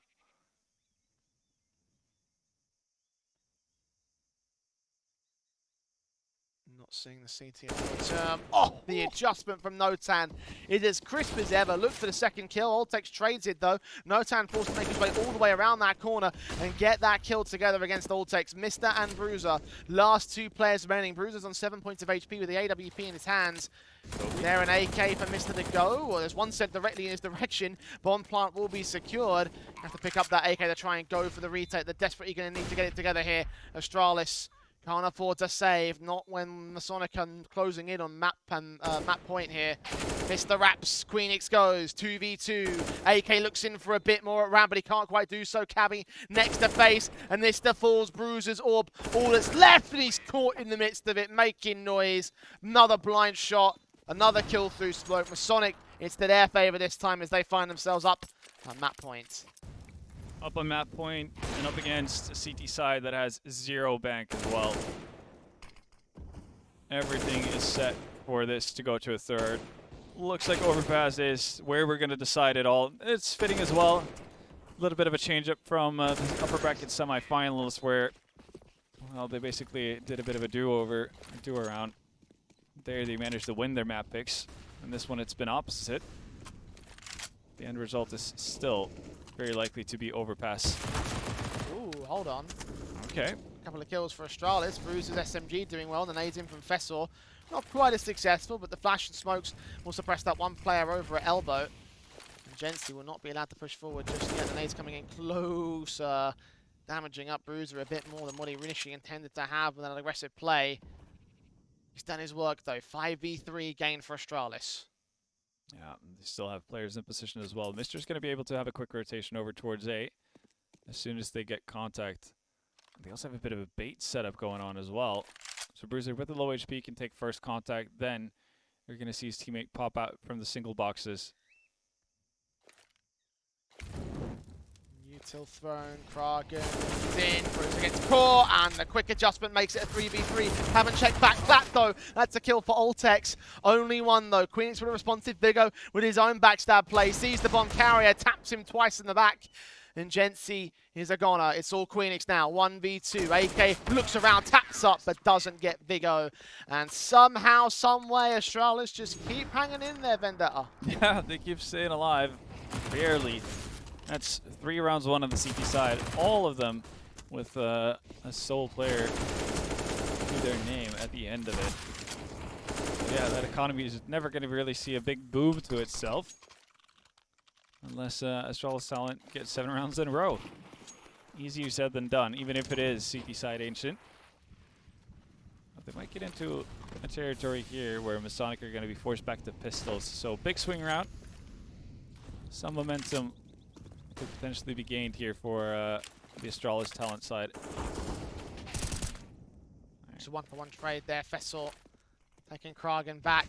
Queenix. Be careful to grab that bomb. The Galil in hand. The MAC-10 coming in for Notan and Bruiser. Holding position in the back side. Masonic ready for the execution. They've got their utility set up for the set piece. 2 players pushing into cave though. If they stall time, then this could be a backstab play from Fessor. Catches 1 kill. Sees the other 2 players as well. We'll call in for backup because he has seen that bomb and everything. No one on the site itself. They're going to be tentative about this, and Notan peeks in. Catches Fessor for an all-important pickback. M4 will also drop. Now left to 2 on Astralis again. For Marston and SMG, surely this should be the round where they lose control. Oltex leaning in. Notan gets caught though. Missed it with that kill. And Cabby drops. It looks like I'm in for a caster's curse of my own. Queenix, Galil center of the site. Oltex leaning in, picks up the AK, tries to check around the corner, and with his teammate playing distraction, Astralis will make it another unlikely but successful retake. No, they've got their claws out and they're holding on to dear life. And Queenix, man, he was waiting for that banana push for such a long time, and the second he actually turned it around, that's when you get the committal as well. Fortunate. But yeah, again, these trades looking so good for Masonic. Nodan finding the double frag here in Ruins. You kind of think like that should be it. That should be the writing on the wall. Mr. and Altix wanted it otherwise. Altix finding the perfect timing as well to jump on Queenix. So Masonic with a timeout. And I guess if we're going to be fair and going to be, you know, somewhat similar to what we saw in the upper bracket semis, it will be a bit of a struggle for Masonic to close this out. Because that, obviously, that's what Astralis Talent had to go through in their first matchup, so it's only fair that Masonic has the same kind of burden on their hands before we potentially go into a third map decider.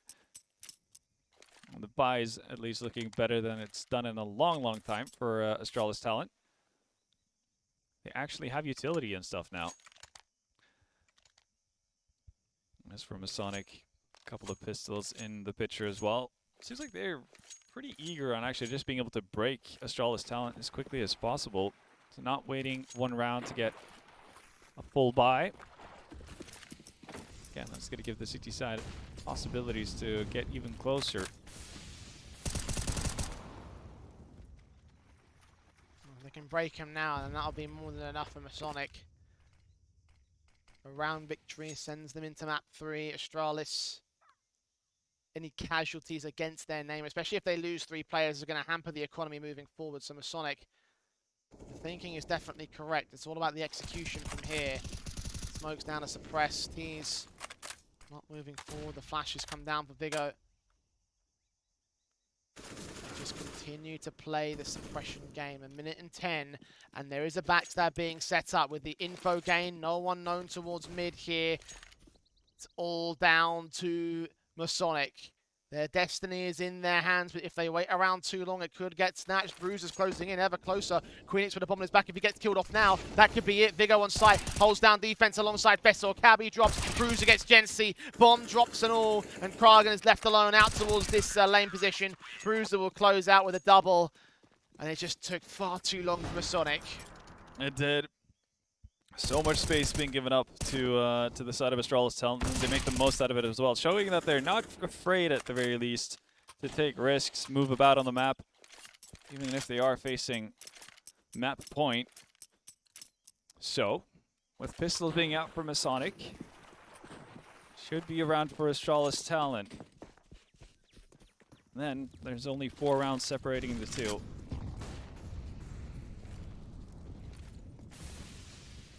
Taking a lot of damage here early on. Oh Even God, more. that nade. I think that should have killed him. Oh, got the job done in the end. Mr. the one to be the beneficiary of that one. So far, Masonic, yeah, just kind of waiting around, hoping that someone from the side of Astralis Talent is going to get a little bit too eager, potentially give up an easy frag, but not to be the case. Fessor, solid decision from the top of the ledge. Deals with both mid players as well, and now Vigo time already down towards mid, and he also follows up with a double of his own. So it's 15-11.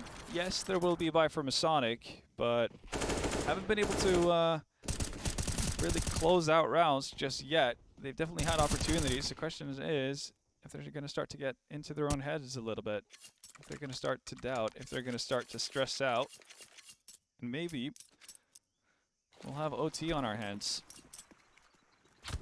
4 more to get there for Astralis. Sonic.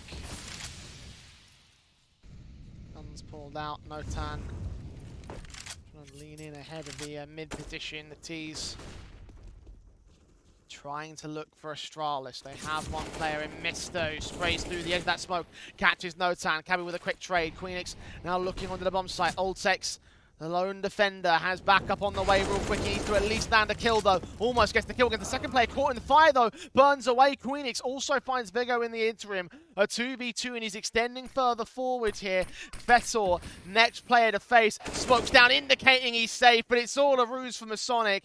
It's Bruiser now alone, but he has the bomb on his sights here. As he extends out towards Donut, he'll see it. But now where are the T-side players? Smoke ahead of the position, so they'll suppress him and his only angle of attack here. There is a gap Can he find Ooh. anything with that gap? Can Masonic see him through it? The footsteps will be heard. They'll grab the bomb. Denial could be in play, but he whiffs the spray. And Kragen will find the trade. 16-11. The Sonic will take us to a third map in the best of 3. As unlikely as it seemed, Vendetta, it looks like we're going the full distance today. Yeah, it was a better CT side. That's really what was needed. Obviously, winning pistol to start yourself off on the second half as well does wonders for your success rate on a map like Ancient. But credit to Masonic again, didn't lose their heads after dropping their own map pick, just staying in the fight, and it pays off in a big way. And even if it's a little bit of a struggle to actually get across the line once they made it to match point in such an early fashion, they do get it done. So I think they can feel very good about themselves and what they displayed to bring it to a third. Well, like you said, man, like it's like kind of tradition with this map, between these two teams, right? Because Astralis had a similar strategy when they were up on the CT side. I can't help but feel though that Astralis may have let that map go, because as you mentioned on the T side especially, it could have been so much better from them, and they've proven already in the semi-final series that they could play a decent T side of Ancient. Like it feels to me that they've done the same strategy, they pulled the same strategies and plays out in this particular map, then we could already be over. Yeah, I'm kind of left with a similar kind of sensation as we had after seeing Twix play Nuke for the first time, right? Their T side ended up getting a 10-5 half, but that should have been 8, 9 T rounds instead if they just not lost 2 3v5s and that kind of thing. And in this one, it's Astralis seemingly having the key to success early on. Again, and B pressure was working out brilliantly. They weren't necessarily running into too much resistance, even against buy rounds as well. So a little bit confused as to why they wanted to change it up so heavily and why they wanted to commit for such a long time towards that A side of the map, which feels like it's a bit of a lost opportunity. Absolutely, they definitely could have gotten up to a better score line, which obviously would have been beneficial. More of a cushion again if you lose pistol, all those kind of good things. And with the way they were getting off on their CT side here and starting to win out unlikely rounds, and then once the money gets established, actually being able to win pretty comfortable rounds, that could have very well again gone in the favor of Astralis talent if the match is allowed to run for longer. As it stands, it will not be going the way of Astralis talent. Masonic will be taking the Astralis map pick of Ancient and will be off to a third one in our best of 3 to close out the grand finals. Do not go anywhere. It's your favourite map of Overpass after the break.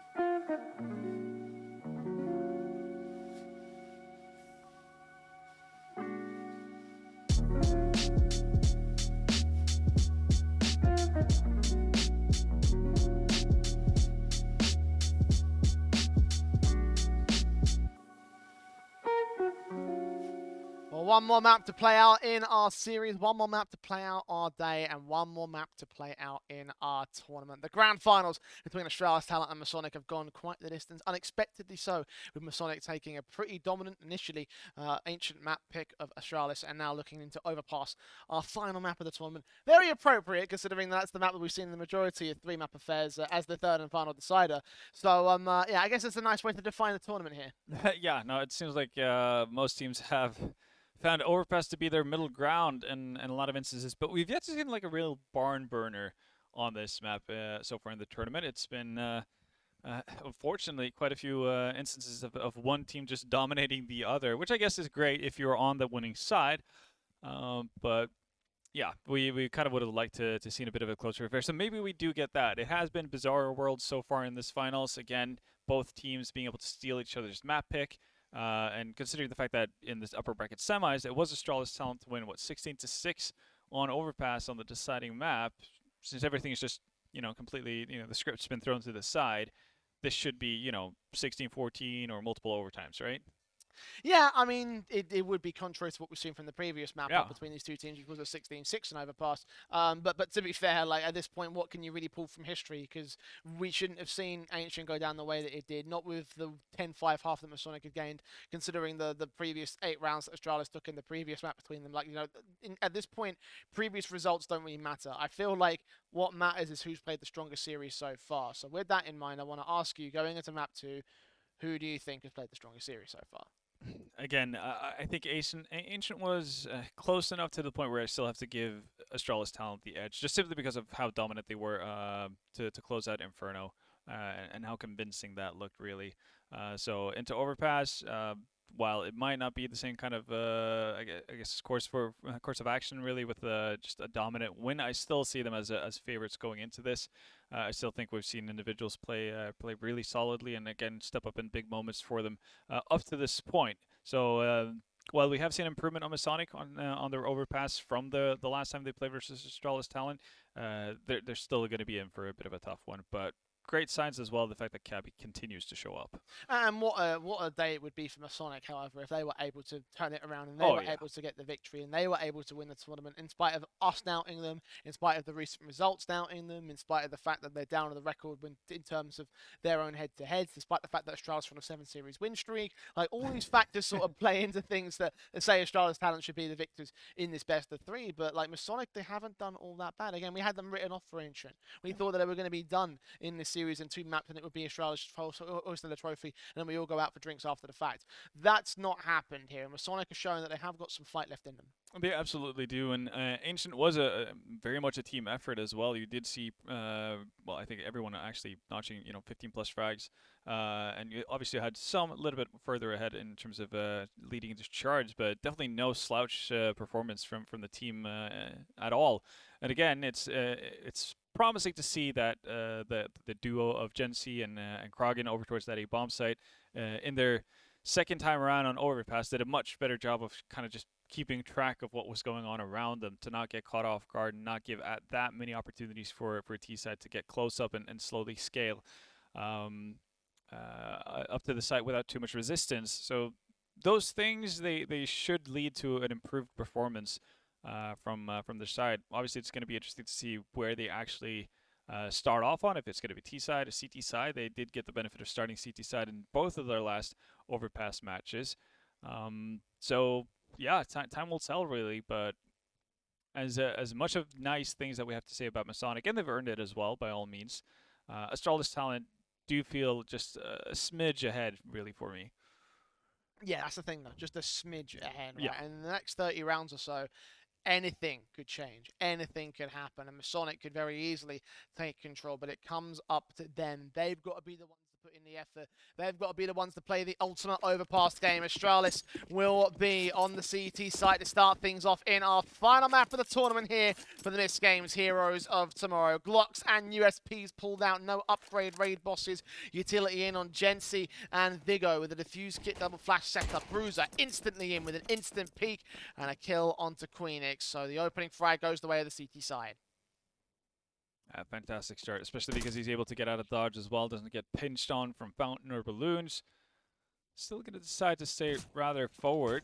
Going to get spotted out as well, and that's going to send him packing at the very least. But so far, stable for Astralis talent. They have the man advantage to play off of. They're going to be able to play off of each other as well on this A site. Fessor behind default boxes, and now Breezer playing around truck. Quick tap off on, I believe it was no talent peek there. Either way, the kill's on his onus. Play on the offside. Anchor Vessel will start to keep forward as well. See several T-side players turn up on Kragen, get the headshot on no time for the double and the triple towards Cabby. Vigo will be the man to close the round. Astralis start things on the right foot. Perfect, really. And I'm not really sure if all of the flash assists that Vigo got there were fully flash members, but it definitely helped. You can see a lot of dabbing T's as they scale up. Buys Fisher just enough time to pick up the 3 kill. And an excellent start to boot. And yeah, as is tradition, Masonic are not going to miss anything at all here. Not getting the bomb plant, etc. Instead, going to opt for that 3rd round investment. See if they can bounce back early. Even diving through the Molotov to obtain forward positioning, but nothing really to be scared of just yet. Astralis talent have a bit more of a reserved approach, to put it that way, to their anti-ecos here. SMGs be nice if they can insert themselves and get the money together for Astralis. Sonic, however, are going to have to be the ones that come to them. And so no further aggression will be seen. The M4 will engage. Vessel will get Queenix the drop. Bruiser with his kill. Vessel's PT up against it. Flank range from the bomb carrier Kragen. He falls. Bruiser finds Cabby and Gensi will not last long himself. Nice triple for Bruiser, sending his kill counts to 4, only behind Vessel's 5. And the second round for Astralis. A lot of money made as well. It's about 1,800 bucks for Bruiser to take with him, which is great, obviously considering that he's going to be looking to get onto that op pretty early on into the game. But not going to have it here for this one. Masonic opts to fully invest in. And going to have enough utility to set up for an execute and whatnot. Hard to play for map control, considering what they have. They don't necessarily have the enough amount of flashes and Molotovs to do so, but might not be what they're looking for either. And you can see, yeah, just feigning map control, heading right back into what will be a B execution. But they might have a bit of an unexpected surprise here. Yeah, all sorts of T-side players outside a monster on a smoke molly their way into the site. Molly's on a jungle and at the site itself. Cabby's going to get caught by Ultex as the extension towards short pipe does work for that one frag. Jency burns Kragan alive. That's not encouraging. They do get a trade back on Digger, but there's still the man advantage for Astralis, which they extend to leave it all on Notan. The last player standing in a 1 versus 4. Mister just swings back to the back lines over at the monster angle and just overwhelming there. Not the best of executions from the T side, and if that sets the pace, then it's not an encouraging sign again for Masonic. Not a lot of encouraging signs for them in this series, to be honest. That is kind of true, but again, heads up, decision from Astralis talent, obviously, in terms of how they open up the first buy round. I think it's fair to say that it's going to be, it's not many teams who are going to opt in for this kind of investment and then just leg it immediately towards that A bomb site through Playground or Fountain. So you will have a pretty good shot at actually being able to fight for short control. You're going to get a ton of information to play off of as a CT, and you'll probably have the opportunity to actually rotate back if you wish to do so. Instead, they kind of gamble right on it, find an early pick immediately, and have more or less the ideal B setup to take on that attack. Now with Masonic back on pistols and no utility, well, outside of the one flash, they're not loving their chances of getting back on the board right off the bat. Smokes will go down to suppressing the mid control. I think there was an intended monster spokes signpost. I don't think Bruiser landed it. Either way, the teams are not out there, so just the peek in has seen the bomb, caught Jency. Almost the collateral against Kragan. Cabby with the Deagle. We'll hope that he can find something else out here as well. Spots and taps, but doesn't quite find the frag or even a tag towards the player that ended up peeking him, so the Europa Bruiser gets away unscathed. Relocate towards mid to try a different angle of attack. Vessel's M4 still ready to receive it. Peeks out alongside Diggo, and still they get those kills against them. And the AWP, 2 hand cannons have just opened up the site. AWP on Kragan, M4 now, but Notan. Cabby's hunting around for a bit more. Has grabbed the other M4. Mister's going to trade it back. Kragan looking in from bank though, lands the headshot. Masonic on to steal a very unlikely round as Notan closes, and they find their first. They do, and yeah, a little bit of an iffy one from Professor. Obviously, great shots being put down, but I think if you're Astralis at that point, again, you do the shoulder peek from signpost, and you don't actually see anyone. Then you start hearing a bunch of footsteps. I think you're better off just holding that straight line instead of actually trying to push out, take the duel a little bit ahead of time, because that's going to be an active angle that they're holding. Oh, what a read!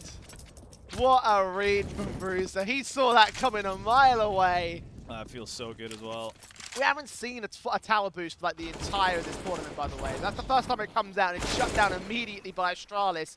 The trade potential, leaving it to a 3v3 scenario as a result. Yeah, but the good thing for Astralis talent here is that it's all the weapons still alive, and it's all the utility as well. Sure, a little bit of an issue, the fact that Ultex is by his lonesome over towards B. Gives out his positioning as well. That might have sealed the deal, in all honesty. It's going to be a difficult task to try to convince Bruiser that this is worth going for. Professor is convinced at the very least. Received him and sprays through that smoke to get him the drop. And the AWP that kick-started this round will be left to close the round, but not with a frag, not with a clutch, with a whimper, with a save. Yeah, Bruiser finally gets his way. He was pretty determined, it looks like, to actually save way before Professor actually makes it out into short water, so it all ends as he intended in that sense. Masonic just with far too easy entrance into the B bomb site. Once Ultex gives away his position with that Molotov, doesn't get his weapon up in time, and gets punished for the unfortunate timing. Bruiser should be able to stay alive here. Nobody on the T side near him, so it's 1+ at the very least, and it's a shame to see that an opening like that doesn't necessarily lead into a round win, but not always going to work out. He's so ready for that. Even then, the even trades here were perfectly fine. It's just that moment, Ultex being a little bit late on the Molotov, getting caught out. And, some luck shining Masonic's way. They didn't have too much of it over on Inferno. Hopefully it's Lady Justice coming back to give them a little bit to work with, but for now, all they have to really worry about is Breezer's op. Other than that, it should be a foregone conclusion. See Masonic pick up their third. Yeah, despite winning 3 in a row, Astralis' economy not quite set in as appropriate. Did lose the previous round, sure, but even so, using that control and flashing their way forward into the long position.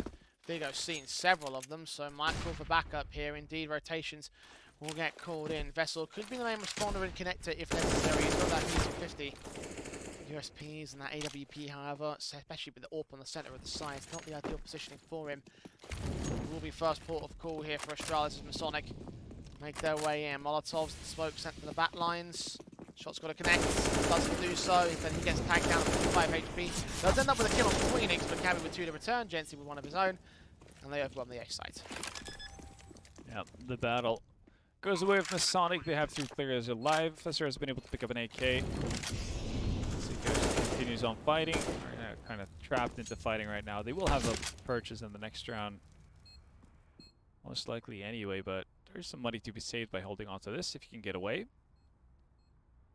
Gets up on a bit of an off angle, might make it awkward for the Masonic players to take the duel. Might have been spotted out, actually. Definitely has now. Headshot position, not going to be any help to Fessor when Cabby's near. Cabby again, continuing his good form. Saw it on the semifinals, saw it on Ancient as well. To be instrumental for the Masonic side. 3 frags just named that round. Oh well, back in equal standings, I suppose, both score-wise and firepower-wise. No op in the hands of Brewster this time around, but they all have M4s. Should be able to put up some resistance here. Nade stack about to happen. Only damage being none for Vigo though. Escape dodge just in time.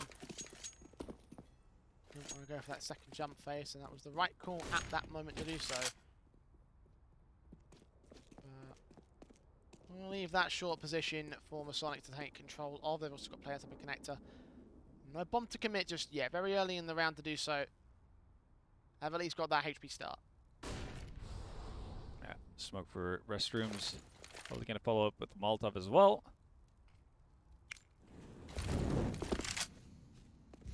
We'll see though if Masonic decides to commit off the back of it. We're a team that seems to like, seems to enjoy going towards that A-bomb site on many occasions. See what kind of success they find with it as well. Bruiser inside of the smoke. Fade will benefit the one closest to the smoke, and he makes the most out of it as well. Queenix and Cabby falls, even though Notan does find the trade. Damage has already been done. 4v3. Not a whole lot of ground gained. Rotation is going to be there in time as well for Astralis talent. Yeah, Mister on the way. About a 3-man stack towards the side. Notan could catch Fester if he's not looking the right way at the right time. Backup is there behind the chopper. You can see the peek in and out. The kill found towards Frog, and instead turns around. Vigo does do his job, and indeed Masonic get picked apart in the attempted take. Jency caught tagged up. 27 HP with the York, trying to see if he can stay alive here. Moving back to the divider. Does catch that one headshot to Vessel, which, to be fair, was a pretty sick shot, but it doesn't have much impact in the round itself. Astralis will regain the lead. Yeah. Jency looks to be surviving as well after time, so no absolute disaster there at the very least. He's able to bring that up with him into the next round, but solid double frag from Bruiser, and again, solid crossfire as well to help Astralis talent net their 4th round and regain their lead. But obviously, still many rounds to be played, and they need to continue to build them on top of this. The rebuy has been stated by Masonic as well. This could potentially end up being one of these swing rounds. If there's no bomb plant for Masonic here, they're likely to have to do a half buy or potentially just do a full save, depending on how frisky they feel. Whereas for Astralis talent, cannot afford to lose. Simple as that. It'll be sent directly back to pistols. It's going to be a contact monster push as well. Back Consolidation killed by Mr. who lines up 2. Can't quite get the triple. Kragan and Cabby trading him an old sec, so it's a 3v3. Still a player on the back of the side out towards water. Cabby sees him and does take a dink back, but the AK dink does actually get the kill, not the M4. Hence his orb strikes on Vessel, and Bruiser is left alone. 1v3, making his way in towards short silently, unbeknownst to the Masonic side, but suppressed on all accounts, on all sides. Utility in particular, seen at the crack angle by Notan. He knows he's called it in, his teammate's going to adjust. We've seen at the edge of the killer, trying to capture a player in Monster, but Dancy's alive, and Cabby will get the closing frag. Yeah, so pretty much worst case scenario for Astralis Talent. Win 1 round, get reset immediately after. Masonic in the driving seat so far here on the side are the grand finals. Again, we're not talking a lot more rounds needed for Masonic to be pretty damn happy about how their T-side has panned out. So it has to be a cause for worry for Astralis Talent. Got the 1 flash on Mr. Guessing that's going to be set up for the players towards Fountain. Got the 1 player.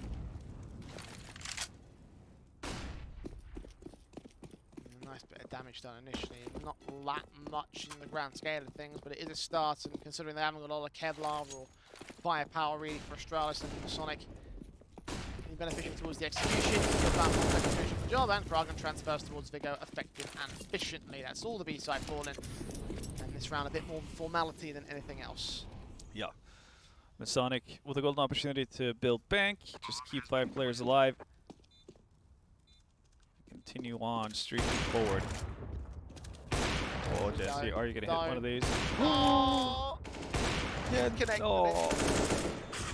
It's going to be Cabby to find the first frag, and Kragan actually steals away the second one.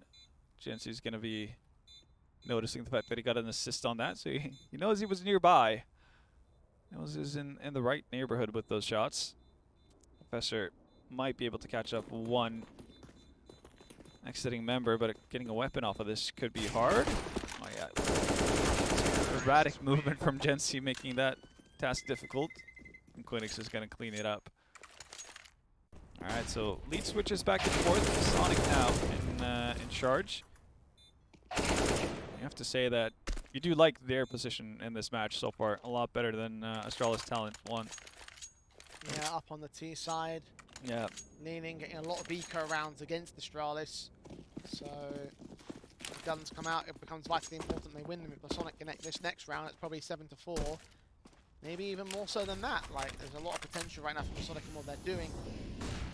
Astralis recognizing that relatively soon. Molotovs and flashes sent over towards the mid position for Jensi. He's ready for a peek in from the AWP of the TT side, but there's nobody out there. He kind of looked like he was further back in a birthday party with a silhouette. But, oh, Queenix!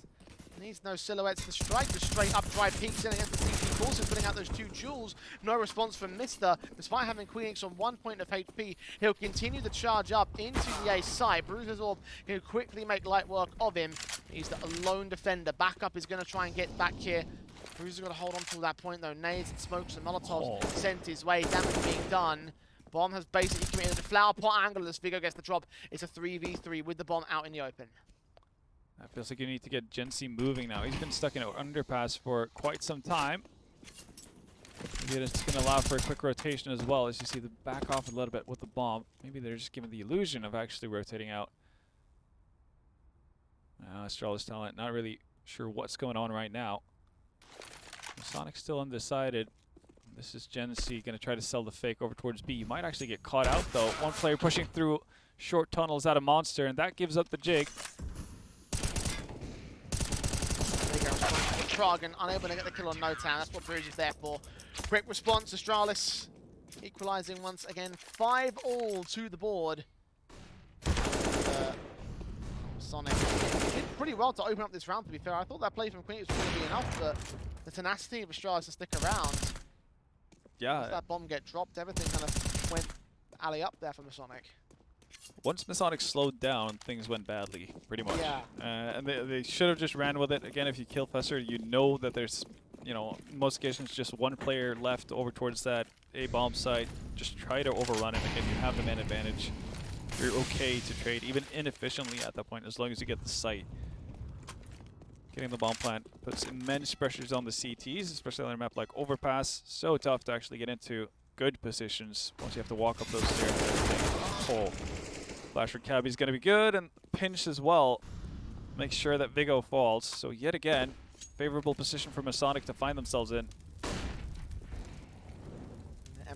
Mr. turning 180 in towards the execution bases where Cabby will drop Genty's AWP, however, is the next player to face. And Notam burst firing on towards Fessel will remove him from jungle. And that lurk-in of Sean, not even required for the T side. Main force good enough. Bruiser's left to save the weapon once again. Yeah. But this kind of scenario is never good for Astralis talent. Again, win one, get reset, win one, get reset. There's not enough money to go around, really. So Masonic looking for a lot of 2-for-1 situations here where they're just going to have to win one buy round and then have an easier task versus the pistols on Astralis. That said, the bank that they built up for themselves did run dry, so not going to see the most intense hunt ever. Just going to allow Bruiser to hold on to his op.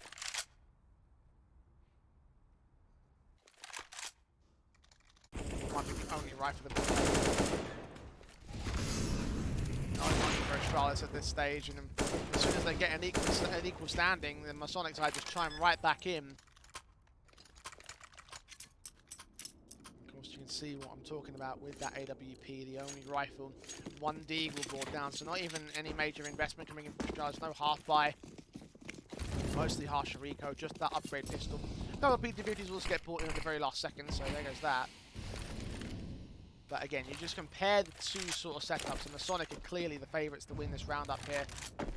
4-man stack. There's that B site. Does do his damage. Great trade for Queenix. Makes it a 4-on-4. Bruiser found that opening pick at least. Yeah. Thing is that Masonic will now know where the op is. She's not going to shy away from it though, so okay, Bruiser. Oh, hold on. Oh, almost lands another, but the USP comes up good. Dash up the bomb. This is actually pretty good here for the CT side. Damage done if nothing else. But now the AWP in the hands of Oltex. Even got a P250. With 16 HP on Notam's position. It's going to be easy pickings for these last couple players. And he lands it. What a steal for Astralis. I feel so odd for Masonic to still fully commit over towards that B bomb site when they just noticed. Right there, opening frag onto Gency being the offer. Definitely had an avenue to either slow things down or just basically change direction, but decided to fully commit, and they do pay for it as well. Fantastic shots coming out of Bruiser though, especially that third one. Onto Queenix. And yeah, what should have been Masonic's route to a very, very successful T-side is at least temporarily hampered. Money as well, a bit of an issue as we only see 3 AKs in play. Slow walking into Bruiser the way he's playing right now is not going to work out, but same thing goes vice versa. It's a beneficial trade, to say the least. If you're Masonic, you're going to be able to get a free op in your hands, and now you're fully kitted out. The last remaining players. Damage has been traded as well. Mr. and Krogan, both coming in out alive from the first exchange. Deep position as well from Fester, so he has the potential for a quick flank here if Masonic can commit towards the B bomb site. Might have to come in a little bit sooner though. Hussein, great kill for Mr. Kragan to fall. Maybe this defensive line might be enough, especially with Festor pushing so far forward. They're going to rotate 3 players up to this B site. Aware that 2 players, at least 2 players positioned, given the boost they just dismantled. Oltex now watching with the rest of his teammates, ready for another boost to come out. The Molotovs back out towards Ramp as Vigo falls. Oltex gets a good kill, needs a bit more out of it, and he will find it in no time. Drop that bomb. Cabby left alone now, out towards the T-ramp, gets Mr. but goes no further. Oltex for the triple. Astralis continue to try and regain the lead. Yeah, and they do so successfully as well. 7-6 now, and money is going to be tight on the side of Masonic. While it is an improvement on the side of Masonic in terms of how many rounds they can gather, it's going to feel like a bit of a lost opportunity considering where they found themselves. They could have very easily been at a 7-5 at this stage, but instead, Astralis talent have bounced back, in large part due to Bruiser as well. He's back on the op, 16 frags to his name, and looking to add to that number. Pistols from Masonic won't manage to get out towards Fountain, but they've also taken quite a bit of damage for it as well. Turning some of that damage towards Fessor, but nothing near the kind of numbers that they're currently on. Spread across 4 players versus just the 1 tag up on Fessor. The Bruiser watching on the A side, which is where the T's look like they want to go here. Bit more of a formality round all in all though. Mostly Glocks being brought in by the T side. 2 Deagles on Gensi and Cabby will be the only real damage dealers from Masonic. Yeah. That's about it really. Astralis also have 3 players towards this A site just from the get-go. So even if they were to manage to strike down 1, it'd still be a tough task. And right now, it doesn't look to be the case either. Bruiser adding on to his tally. Fessor wanting to do the same as well. They get over-aggressive, which is good to see. As they just cool, calmly, and collected. Group up all the Masonic players, so nobody dying.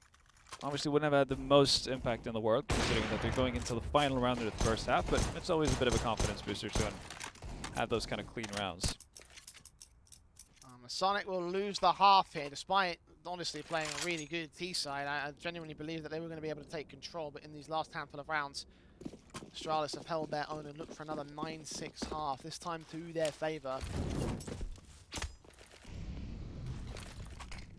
Galil's out, AK's on 4 players for Masonic, and a very fast place to come in from them. Forward by the nade, but Cabby still presses the issue, finds Bruiser, quick send in to the B side. Mister doing a little bit of damage towards them, but unable to get the trade back to CT. Finally lines up Cabby and Queenix, and those 2 players will drop. 4-on-3 scenario. Astralis have control of the situation. Vigo continues to swing, and Notan will get caught. Chensi and Kragen gonna lean back forward towards short. Mister is going to go falling in trade, and they almost get a second player as well, but as Fessor chimes in, it's on Gensi with the AWP in his hands and a 1v3, overwhelmed by Ultex, peeking up close, and Astralis will close the half. 9-6 up.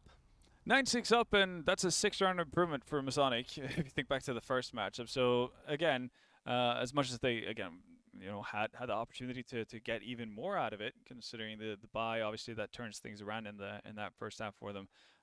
They could be happy about it. They've given themselves a bit of a cushion. They can't afford to lose a pistol. They can still buy into it and basically mount a comeback. This is much more comfortable than what they had to deal with in the first go of things. So, yeah, anybody's game really, and anyone's to play for really at this point.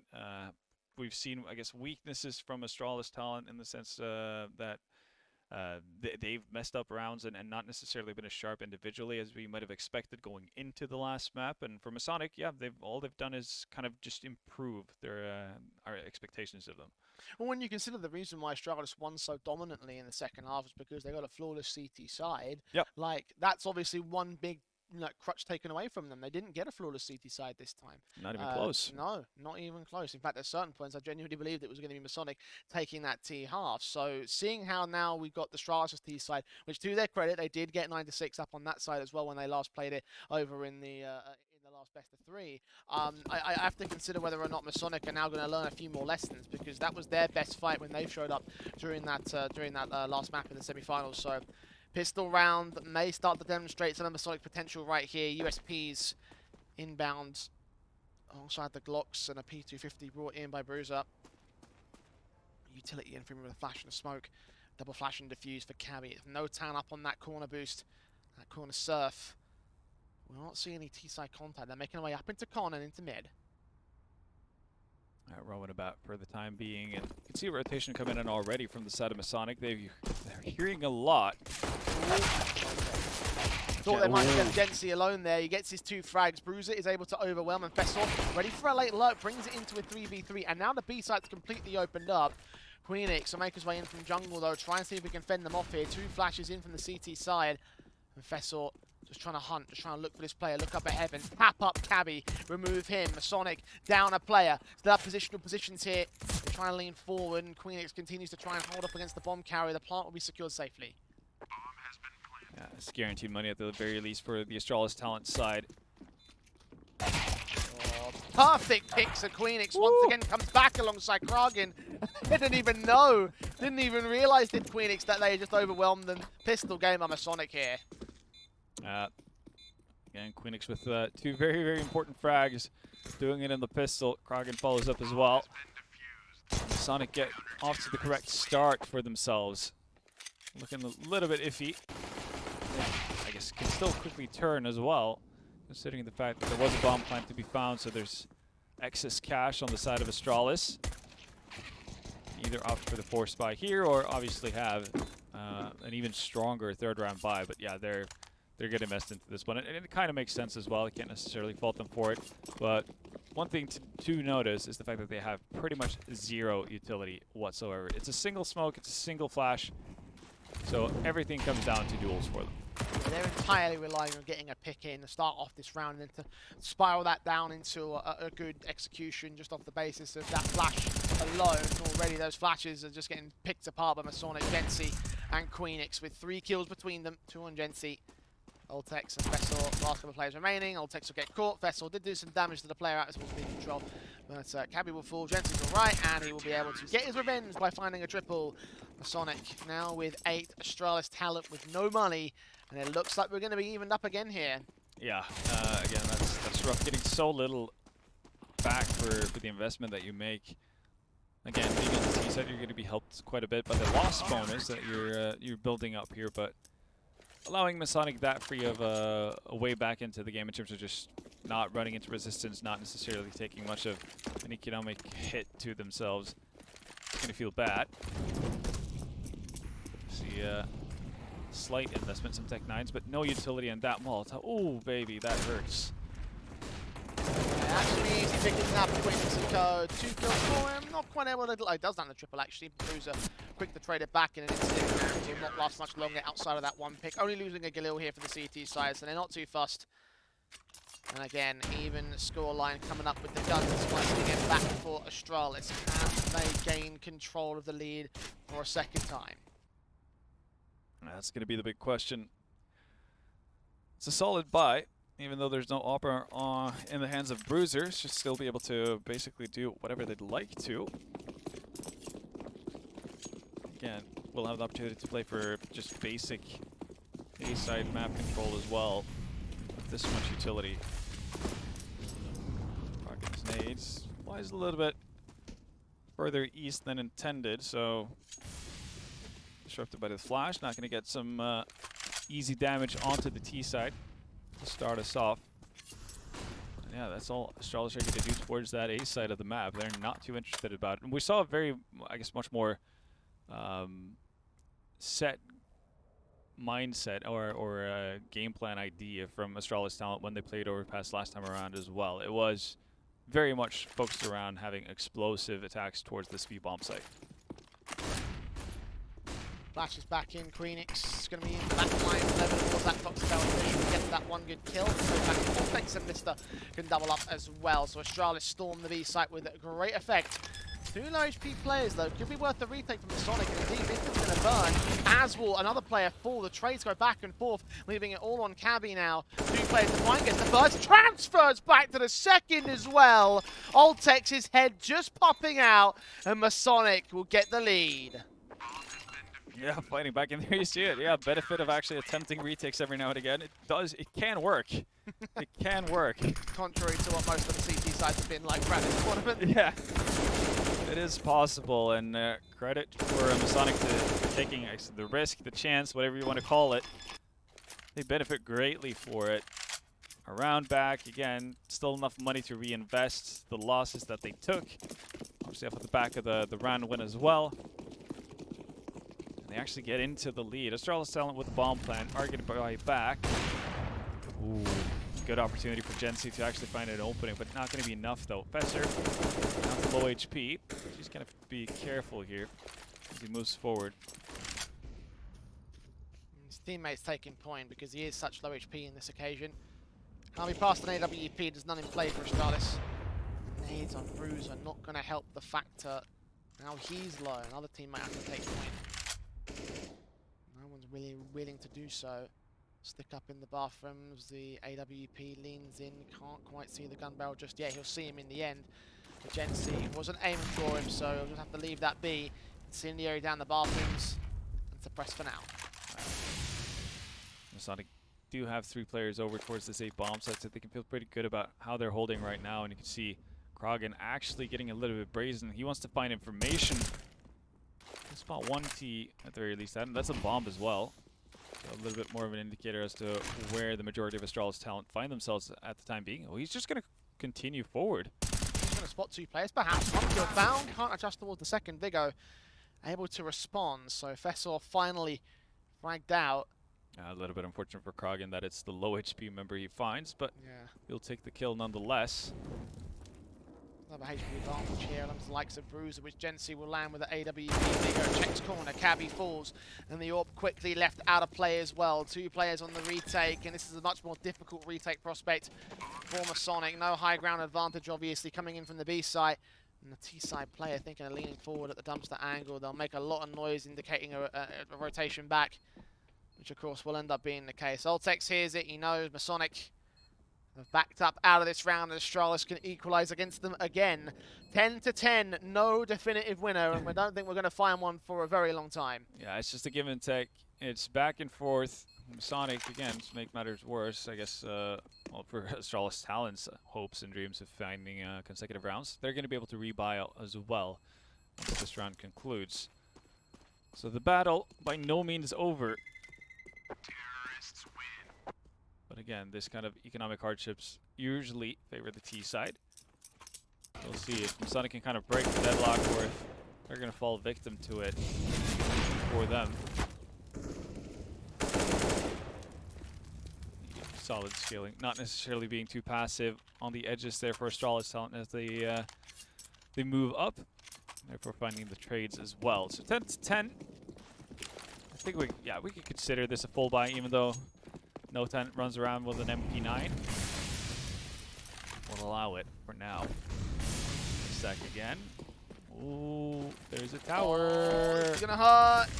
And yes, Cabby's down. Queenix on 8 HP. Ugh. The worst timing in the world. Astralis have been so tentative with using that nade stack that the one time Masonic actually go for a definitive boost. They've timed it so well, thinking they'd safe, and well, they're absolutely not. And that is a free kill, essentially, with damage done. Almost 2 free kills, in fact. Look at the rotation that's happened for Masonic as well. They've just stacked 4 players in. Gonna push through Monster. Because at this point, they kind of have to think about how they're actually going to hold the Astralis forces back from A as they grab more and more map control. But if the tempo of Astralis is slow, this can work out perfectly. Yeah, Masonic are not out of the round just yet, even though it might feel like they are. Rotations, the push forward, the aggression that Notan has gained here towards short pipe will take Ultex back to a 4-on-4. Queenix catches a player with his knife in his hand as well. Didn't see that, did you, Bruiser? Advantage now for Masonic. And the Astralis press on. Still a player at Monster to find. The Shadow sees it. The engagement eventually happens, but Mr. Dink down to 10 HP makes it an even standing 3-on-3. Slight HP advantage for the CT side as Kragan trades back. Mr. is now to a 2v2 with advantage of the P side instead. Now Kragan falls. Queenix alone. 8 HP tagged up so early in this round and couldn't find much impact and won't be able to find a retake. That's unfortunate. Masonic had a lot going for them there with the push through Monster. Not only able to find the rotation coming in through Underpass, but obviously finding a Breezer who's very unaware of the fact that they could have pushed through when he tries to exit Playground. It all came down to whether or not we're going to have the sole B defender survive for a little bit longer, just to buy some time to have rotations come in. And when that isn't the case, and they go 6 a couple of good shots. Ends up being an Astralis Talent round, and that has big ramifications for Masonic's hopes and dreams. Here you see it, the opening frag. Right here, you're liking the chances for Masonic, honestly. You can see that everybody's rotating in a different direction. You know kind of what to expect, but Notan getting caught up by Mr. there is rough. Mr. actually just follows it up. The second frag he gets onto Gen C with, what, 11 HP or something to that effect left. Absolutely massive. So it's a saved op on Gen C. Oh, no, that's a bot op. Yeah, not a lot of buy potential outs. No, he must have saved it, right? Try to think. Well, he doesn't have Kevlar, but Queenix survived, obviously. So yeah, Queenix picked up Queenix an op picked up from the AWP, Bruiser. Yeah, from the top. Yeah, it must have been Bruiser, yeah, because he died in top mid, up Yeah. the top T-con angle. So they'll pass that up off to Gensi. The problem is there's no buy potential around it here. There's just USPs and a P250 for Masonic. So let Astralis start to pull ahead into the lead. Sometimes that is enough. Just quick recall back to Bruiser's solo op round over on the B side. That is true, but you can't rely on that every single time is the concern, right? By all logical accounts, Why Masonic... I think you should know the answer to that question more than anybody else here in the studio. Again, like by all accounts, you should be leaving Astralis to get to 12 to 10, and then from there, Masonic can start to bring things back. It all depends on how much damage you can do, really. If they can get any players to drop weapons, because the economy is not great for the T side either, and that'd be nice. Crossfire locked for the USPs, over at the B bomb site and Monster. Decon door open, Cabby's Deagle gets a chance at a kill from Bruiser. That's something gained. Deagle dropping the AWP. The bomb will get planted in the meantime. And you can see how quickly Gensi's made his way all the way back out towards long to save the AWP. Yeah, no real intention of getting involved with any of the funny business going on over towards Underpass, and that's understandable as well. And yeah, I suppose for the two pistol players, the hope is to be able to find a weapon. Kragan is promptly denied though. Cabby knows that it's very unlikely that he's going to be allowed to kind of just mosey up towards short water there and pick up that op, or AK now. Has been dropped. So all in all, again, somewhat of an expected result from Masonic's end. Then the good thing is that they are able to keep that AWP alive.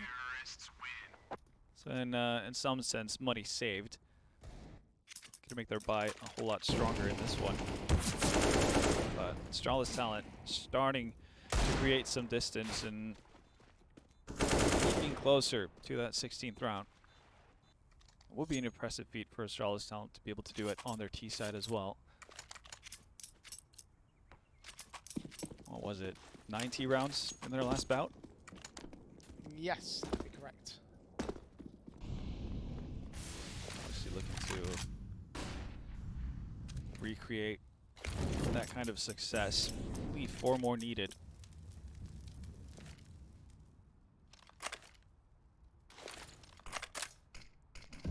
Charge coming out of Astralis, so much quicker tempo, a lot more map control gain than ever before at this early stage of a round. Gensi will land that first frag in Masonic's favour though, and that immediately applies the brakes for Astralis talent. Re-smokes on the try-suppressing rotation positions, a counter-smoke back from the CTs to try block off mid. And there won't be any further contact. Losing that opening pick of Vigo has meant Astralis will rethink the plan. Dropping the bomb over on that side of the wall, though, does lead me to think that they want to commit to it. They're just going to give it some time, allow Masonic to kind of start doubting themselves, and then move forward. Bruiser not going to get spotted by the jump either, but gets the smoke drop to do his nade combo for the A site. Close range from Kragan though, lines up a spray on 2 players, only gets 1 pick for it though. Vessel with a quick responsive, and Bruiser just won't find anything with the orb. Will grab that bomb and try to push it back into the A site. They have a little bit of control.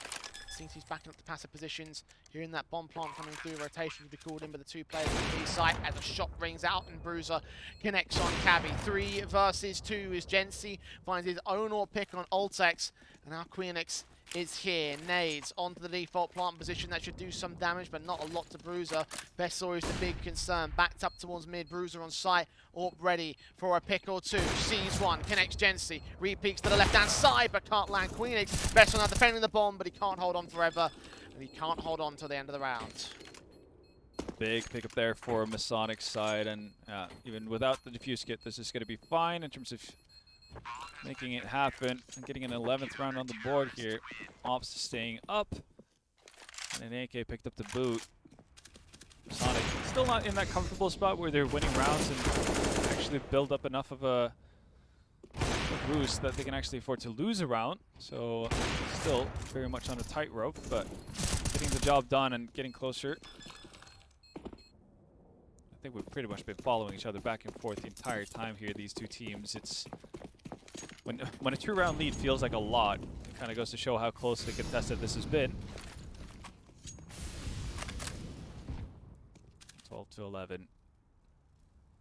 No team with a lot of money to their name.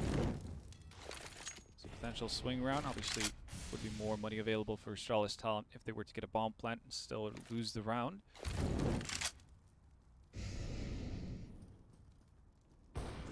Cabby's over set. Kill found to Ultex. Backing up. Does get traded back by Bruiser. Walk back into Connector.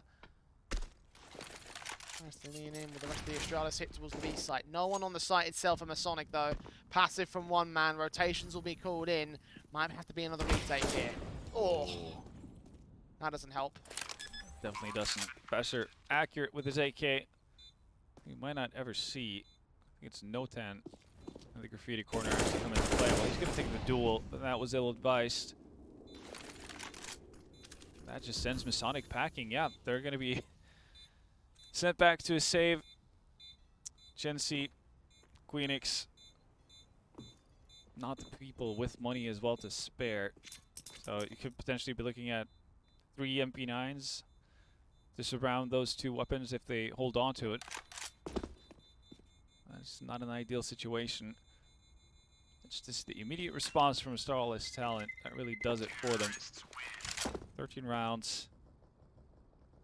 And again, whenever they want to go towards that B bomb site, it seems to be working out pretty swimmingly. Great opening from Cabby, but also even better response from Bruiser. There you see it again, Professor with brag that sends them pretty much into a guaranteed save on the side of Masonic. So going into the next one, there is a chance to potentially drop some weapons if they want to invest off the back of it. I think that might be what they're discussing in the timeout right now. Obviously, 3 MP9s could put you in a difficult spot in many ways. Could be great for obviously the close holds if there's a B exec, that kind of thing. But if you have to play retake on B, then what do you really do, right? Yeah, it's not an easy decision to make for Masonic. They might have to eco it in this one, then go for the full buy in round 26. Yeah. That's a possibility of an option. Deagle brought down by Kragan, also one for Cabby, and yeah, that is what they'll do. Bring the money line in line with the 2 grand float.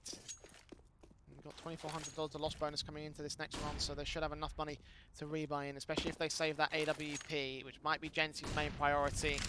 That AK Queenix might also be a nice bonus. The bottom line here is Astralis are going to get dangerously close to the match victory. Totally Masonic, so they've got to get something done real soon for it. Queenix falls first on the 3-man boost. Good attempt at trying to get some decent frag together. We'll reboost back towards the main boost position, and Cabby will get Ultex instead. So 4-on-4 found. They'll swap the weapons, so that way the AK goes in the hands of Kragan, the player with the Kevlar here. Mister's also been tagged up thanks to that exchange here. The AWP on 13 points of health could be an easy pick if the USPs and the rest of the CTs can manage to hold their own here on the bomb site. The Deagle of Cabby ahead of the game. Sees ahead, misses the shot, gives up his teammate for it, and Kragan will also fall. The Deagle desperate to hold on to it, but just can't seem to hold on forever. Or Gensi now, 1v3, has to save. It will be 14-11 for Astralis. Yep. Gensi not being able to get into a position where he could have impact in this one with the op. Unfortunate. But Masonic did have plenty of players in the right area. Just not able to get the trades they needed, and you can tell it was a bit of a slugfest. Breezer down to 16 HP. Mr. obviously tagged on early to 13. So they absolutely had the opportunities, but just not enough to tip them over the edge. Gensi. Oh, no, no, no, no, no. No, no, that's going to hurt. That's going to hurt real bad. Oh, they can't afford an AWP. Like, there's got a player at $5,000, but if he commits to the AWP, he's going to have no Kevlar. And that's the kind of difference in saving the AWP in that set of circumstances makes. When we are a couple rounds away from Astralis claiming the tournament, Masonic needed that weapon. As a result, M4 was brought down, limited util, and crucially, no kits. That's hurt them so far in this series when it comes to the retakes. If they're forced back on the back of the bomb site, I don't know what they do. Flashbacks of Inferno. Yeah. That's, yeah, absolute worst case scenario for Masonic here. Gonna have to do it the hard way. And yeah, like one of the tasks will be to try to basically deny any sort of a bomb plant. And that's been so difficult. on so many occasions. The nip walk is going to get punished initially, so even without an op, Jensi's able to have impact. Stays around. Overstays his welcome as well. One player in the market, though. Kraga's going to find a pick and a double up. Trade back from Alltech through to smoke. Still a 3v2 here for Masonic, and they've got one more player on the backside, so I think they might just maintain control of this round. It depends on Mr. and Alltech whether they can deal with this individual. AK wrap in the corner. Oh my god, what an adjust! 2v2! Oh man. Well, that's sure to give you like some sort of a injury in your wrist. That was quick. Mr. down to 22 HP, but gets the most important frag of the round so far. Now it's all about completing the task. Bomb down. A little bit awkward after plant positions, but still. CT side, kill found, Mr. left alone. You want to talk about crispy flicks. Queenix finds one of his own. The fuse held together just in time. Masonic had to act quick to that site. And indeed, that will be 12 gained for the CT forces. Just about, though. Astralis dangerously close. Just still one more round to get to map point. That bomb plant bonus is going to help them as well. It is. And as you said, yeah, Masonic had to be quick about it as well, which obviously takes away any sort of... I hope Mr. isn't playing up against the wall there. Yeah, that would have hurt some fingers, for sure. No, but yeah, you can see how close it becomes in terms of small, finite details, etc. The fact that Masonic doesn't have a defuse kit, that means that they can't necessarily be shy about what they're doing once they're attempting that retake. They just need to get the frags and get on that bomb as quickly as possible. 10 seconds is such a long time. Well, rebuy comes in. Jensi has gotten the op, at the very least. So does Bruiser. Bruiser's having quite the game for himself. 27 frags.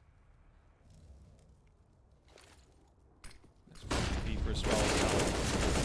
Oh, it's a no tan. Great kills out towards Monster through the smoke. Fessel and Bruiser will fall on the short play. Stopped by the Molotov. Forced to rotate back into connector here. And a bit of a rotation inbound from the CT side. Jensi was the fourth man on the B site, but now the AWP will reposition. Try hold off on A. Right call to make. I think he spotted one. Yes, he did. Missed the down. Incendiary to the flower pot might force the next player of Vigo out. Actually, that's a bit too deep as Alltex gets his kill. Can't hold on against the AWP, but Jensi, another good pick. Vigo's got the bomb on his back. Hearing more CTs coming inbound here. Not seeing the headshot. Cabby has no idea either. The gun's sticking out, but still he doesn't see it. Who does he focus on first? Jensi, apparently. And Cabby. That's 2 kills. That's a bomb plant. Surely not. I don't know if it's... I mean, it's Vigo we're talking about here. Yeah. Top-rated player for Astralis talent in this tournament. Now ready to try prove it. Only 15 kills to his name. Definitely behind Bruiser and Fester with 27 and 22. As I tap this pad his stats and win out match point and tournament point for Astralis. Flash in, M4s and AKs making their way out. Vigo in the corner, wins that first fight, but doesn't get that second. Queenix clutches it. And Masonic are back within 1. They're just not giving up, are they? 14 to 13. And yeah, bomb plant down for Astralis talent, but not going to be the greatest of buys if they decide to opt in for this. Oh, Vigo, man. Made the most out of that. He knew Cabby was there as well. Like, yeah. That information prodding for the M4 actually cost him his life in that exchange. And imagine if he got that second kill, how disappointed Cabby would be, the fact he lost that frag. Yeah. Tactical pause taken, Astralis down to pistols now. The economy is whittled away for the T side. Masonic's chance to usurp them has presented itself. It really has. To be fair, though, it's not like I'm feeling at ease for the side of Masonic by any means when I see this, because we've seen so many Tech 9 rounds go the way of the Ts. Well, what's the strat here for Astralis then? Full send B? Usually I'd say yes, but I'm a little bit worried about the lack of Molotovs. They do have one, though, picked up on Mr. now. That could be enough, but yeah, there's no point in trying to play for contact or playing or trying to play for map control over towards A. So yeah, have one guy smoke it off, head towards underpass, or join up with the rest of his team. And yeah, I like this call from Astralis talent. Could really provide to do good things for them. I've got 1 smoke and 5 flashes to get into this bomb site. Here they come, wasting no time. We'll wait for the smoke to go down to the post plant position. Cabby able to mow down two. No Town makes it one of his own with the SMG, and Masonic make light work of the eco round. 14 all. We will play 30 rounds in the final map of the tournament. The question is, who's going to get the tournament point first? Oh yeah, that's going to be tough. Astralis Talent back to it with another timeout. Have been starting to meet more and more resistance. We'll see. Masonic again, definitely showing themselves from a very different side from what we had in the upper bracket semifinals, and I guess we kind of came to that conclusion that past results, they don't mean anything at all at this stage. As equal as you can be. The same thing can be said for the buys in large part. Sure, Bruiser going to be a little bit light on nades, and same goes for Altix and Fessor, but still enough to really get things done. Question is, what do you do if you're Astralis Talent? Now again, basically the A walks haven't really ever been your forte. From the games we've seen, you've found most of your success towards B, but does that become too obvious? Or do you still stick with your guns and kind of what's been working for you in the past? Well, we go back to how they lost Ancient, right? Yeah. Like, they played B so often, it was so good for them, then they started going to A, it stopped working for them. And then it continued And to then go they A. continued going A. The one time they went B, it started working, they went back to A, so Yeah. maybe it is a case for Astralis Talent. If it ain't broke, don't fix it, really. Could very well be. And then the question becomes is, does Masonic realize, like, what have we lost the most rounds to? What have we been struggling to defend? And we're going to see a bit of a change-up as well. Gensi taking his talents towards the B site. See if it's going to be for an early pick or not, but it is 4 people over towards that B bomb site. So they definitely knew what they wanted to, or what they were expecting. They thought they had the read on Astralis Talent. Damage done so early to the HP bars of Astralis. And to think as well, right, they've been on 14 for such a long time here. Yeah. Outside of the pistol and the conversions, those first 4 rounds at the turn of the half, Astralis have been in control for the entire T-side. Masonic, by all accounts, should have lost this by now, but somehow they continue to hang on. Right now, feeling like that annoying little brother who just won't stop bothering you. Won't go away. I want to turn around for Masonic. This would be, you kind of highlighted it before the game started. Astralis Talent with the upper bracket semi win. Had kind of taken the lead in the rivalry in the head-to-head between these two sides. They also managed to sneak away the land win.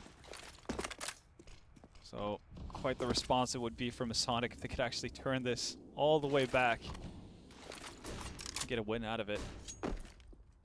Smoke sent down by Vigo onto the dumpster position. Rotations inbound for the CT side. Notan trying to get a few flashes in to support his teammates. I don't know how many that blinded from the Astralis side.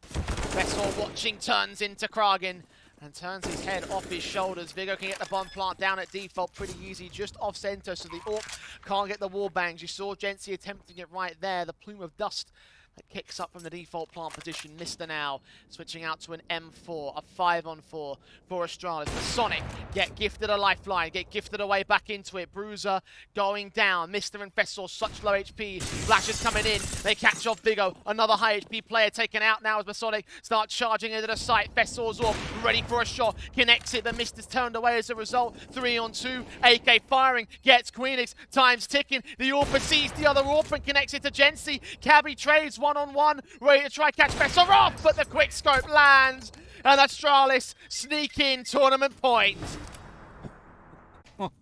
It's really coming down to the finest of margins. Oh man, yeah, Masonic off of that pick from Gensia, and I think it was Cabby felt kind of, well, pressured into going for the retake, and you can't really blame them. They finally actually get into a situation where they have a man advantage, but Fessor finding those much needed pickoffs as Masonic try to make their way forward. What they really left with what is potentially final buy here. 3 M4A 1Ss, a 5-7, a FAMAS, and very questionable utility. Masonic, they've hung in right until the very end, and it would be heartbreaking if they miss out right now. One to OT, one to the wing for Astralis though, when Bruiser started things off. Fantastic Kragen to fall. Gensi alone on the site, tagged up already. Backup is going to get here soon, but Astralis start the rotate early. Backup outside of the T-side bathrooms. Oh, They're going to long? Are they going to the beat? What's the call here? I think they're just waiting it out. They want to see a reaction from the Masonic side. They want them to potentially think that they've changed course of direction. Then potentially finding a Masonic player trying to play for information. And kind of get confirmation and any sort of confirmation as to what's going on. It's a bit of a ballsy call. Last time they tried this, it didn't pan out at all. Actually worked more against them than anything else. But the stack has taken place over towards the B bomb site for Masonic. Question is, how long do they feel comfortable about staying in those positions? The A execution, second wave comes in, and they're going to hard commit with connected control game. Gensi still sat at divider. Vigo, just to get it, 5 on 3. Astralis closing in on the win. No Tans 5-7. We'll see the bomb carrier though. Drop Vigo. All important pick. Buying a lifeline still for his teammates. Bruiser gonna get the bomb down in the end. But Queenix trades him still. 10 seconds. They're holding back. Cabby with a kill. Ultex with a trade. 7 seconds is a safer plan. And Masonic have made this manageable. 2v2. No Tan core. It's Cabby alone for the clutch. Sees one. Well aware of the second. Sees his foot peeking out and desperately taps on to get some damage. Even a kill. A nade might force him out to tag him down to 25. Look into the bathroom, see him, burst fire, headshot, 1-on-1, and Cabby's won it for a 3K. Masonic will not die yet. We're going to overtime. Oh, there's no separating these teams. And the best part about it, this has really just been back and forth, non-stop. It's been trades, it's been retakes. No like massive swing in terms of rounds. They've kept close the entire time, and I mean, of course it's got to end with an overtime. Of course it's got to go to overtime. It's the grand finals. It's the third and deciding map, and we have a close bout. I think this is fully deserved from both sides. Yeah, very slow overpass, but one that has turned up to be down to the wire and quite streaky as well. We've seen both teams taking definitive leads at certain points throughout the course of this map. From basically the word go, the pistol and conversions wasn't enough to give the definitive advantage to Astralis to start things off. It was immediate response from Masonic, got back into their own lead. Astralis took the half, then Masonic took the pistol, then Astralis got to 14, then they got to 15, then we got to overtime. There's no clear favorite right now going into this OT. Yeah, no, they're just trading rounds back and forth, and the fact that Masonic was able to hold on as well, being under such economic duress as well as they were, very, very impressive. And then Cabby, obviously, he's been kind of the hero of the day so far for them. Perfectly, that he's the perfect man for the situation to be able to bring them into OT. And now the benefit is obviously you're going to get massively hyped by the fact you're able to win back that round. You're able to bring it to OT. You're also going to get the benefit of starting on the CT side. Yes. You're also going to have money to spend as well, which can't really be said to have been the case for Masonic for a lot of these rounds. So again, they have to feel so pumped up about what's about to take place here. Yeah, they were really running out of cash towards the end of that. At the end of that regulation map. MR3 10K still means a little bit of economical management for Masonic. Yeah, again, you can't necessarily just go full 5 ops and kind of live your best life. Yeah. But, no, it's going to be more comfortable, at least for the very first round. And again, for the CT sides, with the 10K is the start money. If you win the first round as a CT, you're pretty much good for the rest of the half. Yeah, pretty much. I mean, look, they just got to get that. They just got to get that start out here, and Masonic will just essentially kick things off on the right foot, right? That's the main sort of thing for them, right? Just to get that start, to get that opener, and to work on essentially establishing those 3 rounds, right? Because if they get 3 rounds at the CT half, that might just be enough, honestly. That's how fine this kind of margin is. And with the CT halves being the better for both teams, you just got to think of it from that side of perspective, right? Just to get those first 3, it might come down to who wins the first T round, really. Yeah, no, it very well could be. But not going to take anything for granted here, obviously. I don't feel like it's basically in the air that any team is going to be able to get 3 in a row here, given what we've seen and how this, I guess, regulation has closed out. It's just been a real battle, back and forth, and nobody quite wanting to give it up. Give no man's favor, no team's advantage until they take it by force. The damage will be done early by Masonic to at least get things off on the right foot. Big O on 43, Bruiser on 71. Taps forward at the short pipe, trying to catch off Mister there. It's that jump grenade from Krogan coming out every round and doing decent damage whenever Astralis talent wants to move their way up towards A. We've seen just chip damage hasn't necessarily always been enough. Astralis found initial success towards A, or found success towards A in the later stages, I should say. So wanting to test the waters yet again. Altic's taking additional damage as well. An underpass with first frag. Gonna go with the way of Masonic, and the follow-up from Krogan as well is good. 5 on 3. Trade back Professor does come up with 1 or 2 good picks. Krogan does have the bomb control though. Grabbing the AK. Oh, they know about him. He needs to get out of dodge somehow, some way, and actually he's gonna find a frag as well to boot. He's going to get his own connector as well. Are they expecting this? No, they're not. Mr. Caught. Krogan now setting up a 1 versus 3. Astralis have Vessel, the ace clutch in this round. How far can he really go, though? AWP in his hands. He might have to rest on that because of the fact that his HP is so low. Yeah. He needs to hit those first shots, and if he can't, then It's all bust over. all over in the opening round of OT. He will get up to the ace site. Not C1 CT, attack the bomb plant, hear the footsteps, and eventually get forced out by Masonic. Queenix credited with the last kill of the round, and the 16th goes their way. Such solid play from Krogan. Has had a bit of a quiet one over here on overpass, but just the maneuvering between the smokes and between the T's there to net himself 3 big kills sets Masonic off to a fantastic start. Couldn't really ask for more, and as you see, the money again, it's there. Obviously gonna get a bonus as well if they were to lose the round, so there's going to be no issues for Masonic to buy up and continue this added pressure. And maybe it is like we foretold. Maybe it's going to be 3 straight. That's all she wrote, but no doubt that Astralis are going to do the Gamses to fight back. And oh, that's not what you want to see. Krogan basically going Super Saiyan here for the OT. Yeah, 23 kills deep for him. Not quite leading the top frag count. That's Cabby at 30. Gensi getting his 21st pick as Vigo falls in mid. And it's a dismantling round from Masonic. You talk about fighting back. That did not look like a fight back to me. Astralis talent gaining nothing in that exchange. Oh, it's just Masonic just in full control for this. No bomb plant in the previous round either. No chance at a plant right here, surely. That's going to keep the economy on a very bad position for the Astralis side. yeah, it's definitely not ideal, especially for Bruiser because he has bought up with an op, or he's gotten an op twice. As you can see, both him and Fesser low in economy because they've kind of made the trade once. So that's going to hamper the final buy for Astralis talent as well, given that Fesser doesn't find a bomb plant, but you don't like his chances as it stands right now. Tries to make his way up long. Bomb back. Still 2 players from Sonic nearby. Vessel links in. Kill found a Queenix. Molotov set. Wrap over the corner. Sees that second CT. On for the ace clutch once again. This time with a lot more health in his own right. Tagged and sprayed up blind though. That's not going to help things. Now that the CTs make their way up, eventually Cabby's going to catch off the spray. Vessel not dying to the nade, but dying nonetheless. Masonic 17 to 15 now. Astralis, where have you gone, boys?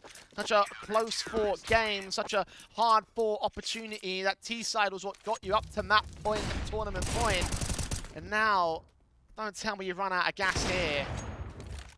It might have. It seems like, well, Krogan is definitely refueled. He gets 2 early openers for his side, and also does significant damage to the frag. Queenix gets as well as the final frag onto Fesser, so he's doing a ton once we've gotten into the bonus rounds here. We see the results. The bomb plant does help. It does allow Professor to actually have a full buy, but Breezer is going to be relegated to a Mach 10 in this one, so no op presence. Unless they can catch someone, and that's exactly what they do. Gen C stuck in no man's land. Didn't push, didn't fall back. Well, that's how you solve the problem of not having an op to start.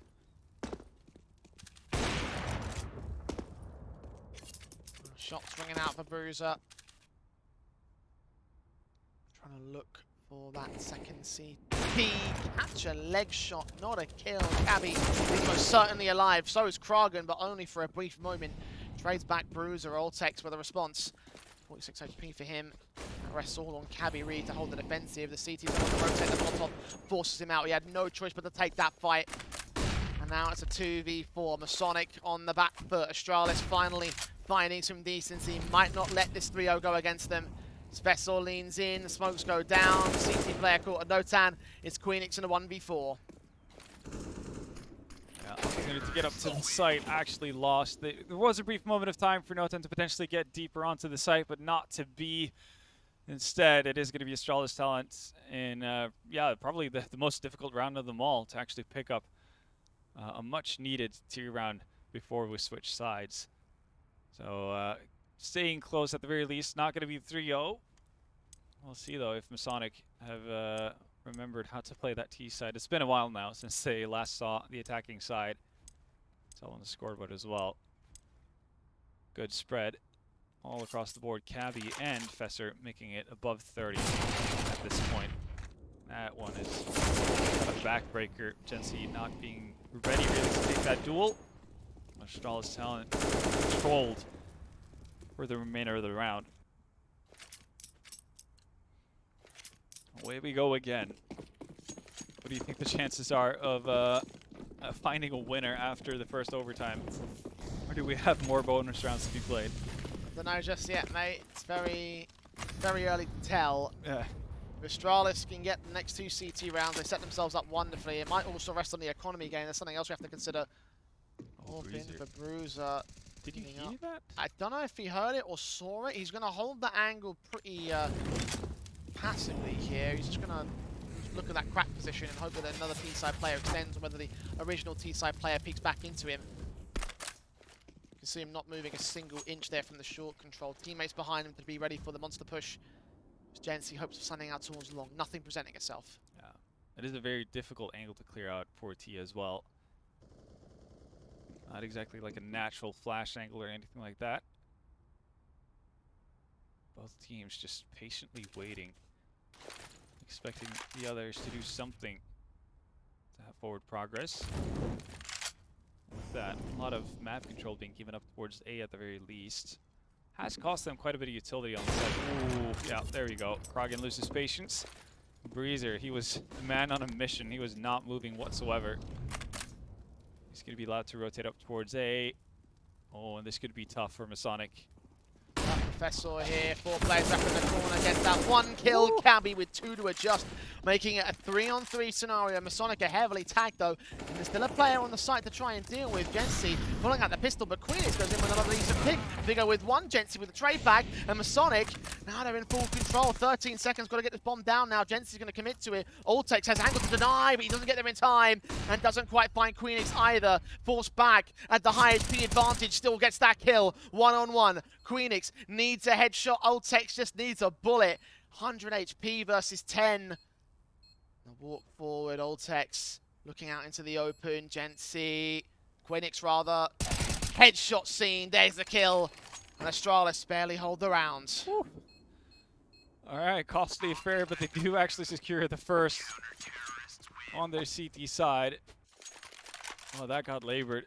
What a job, though. To win up that 1v2, Gensi obviously getting away. The smallest of margins after planting the bomb. You think that might have been the chance for Altex gone by. So patient here in this situation as well. Understands that, well, he hasn't pushed around from bank yet. He's kind of has to be trapped in the corner. Takes his time and secures the round for Astralis talent. 17-17. Op was carried over as well, which does help the economics of Astralis talent. Masonic being given a lot of free room here, and you could tell Astralis talent, they know exactly what they're, well, they have a clear idea of what they're expecting to come out of Masonic's side. They might be guessing correctly as well. They had 4 players over towards the B-bomb site for a quick push. Now they're going to rotate off. We'll see how this timing pans out.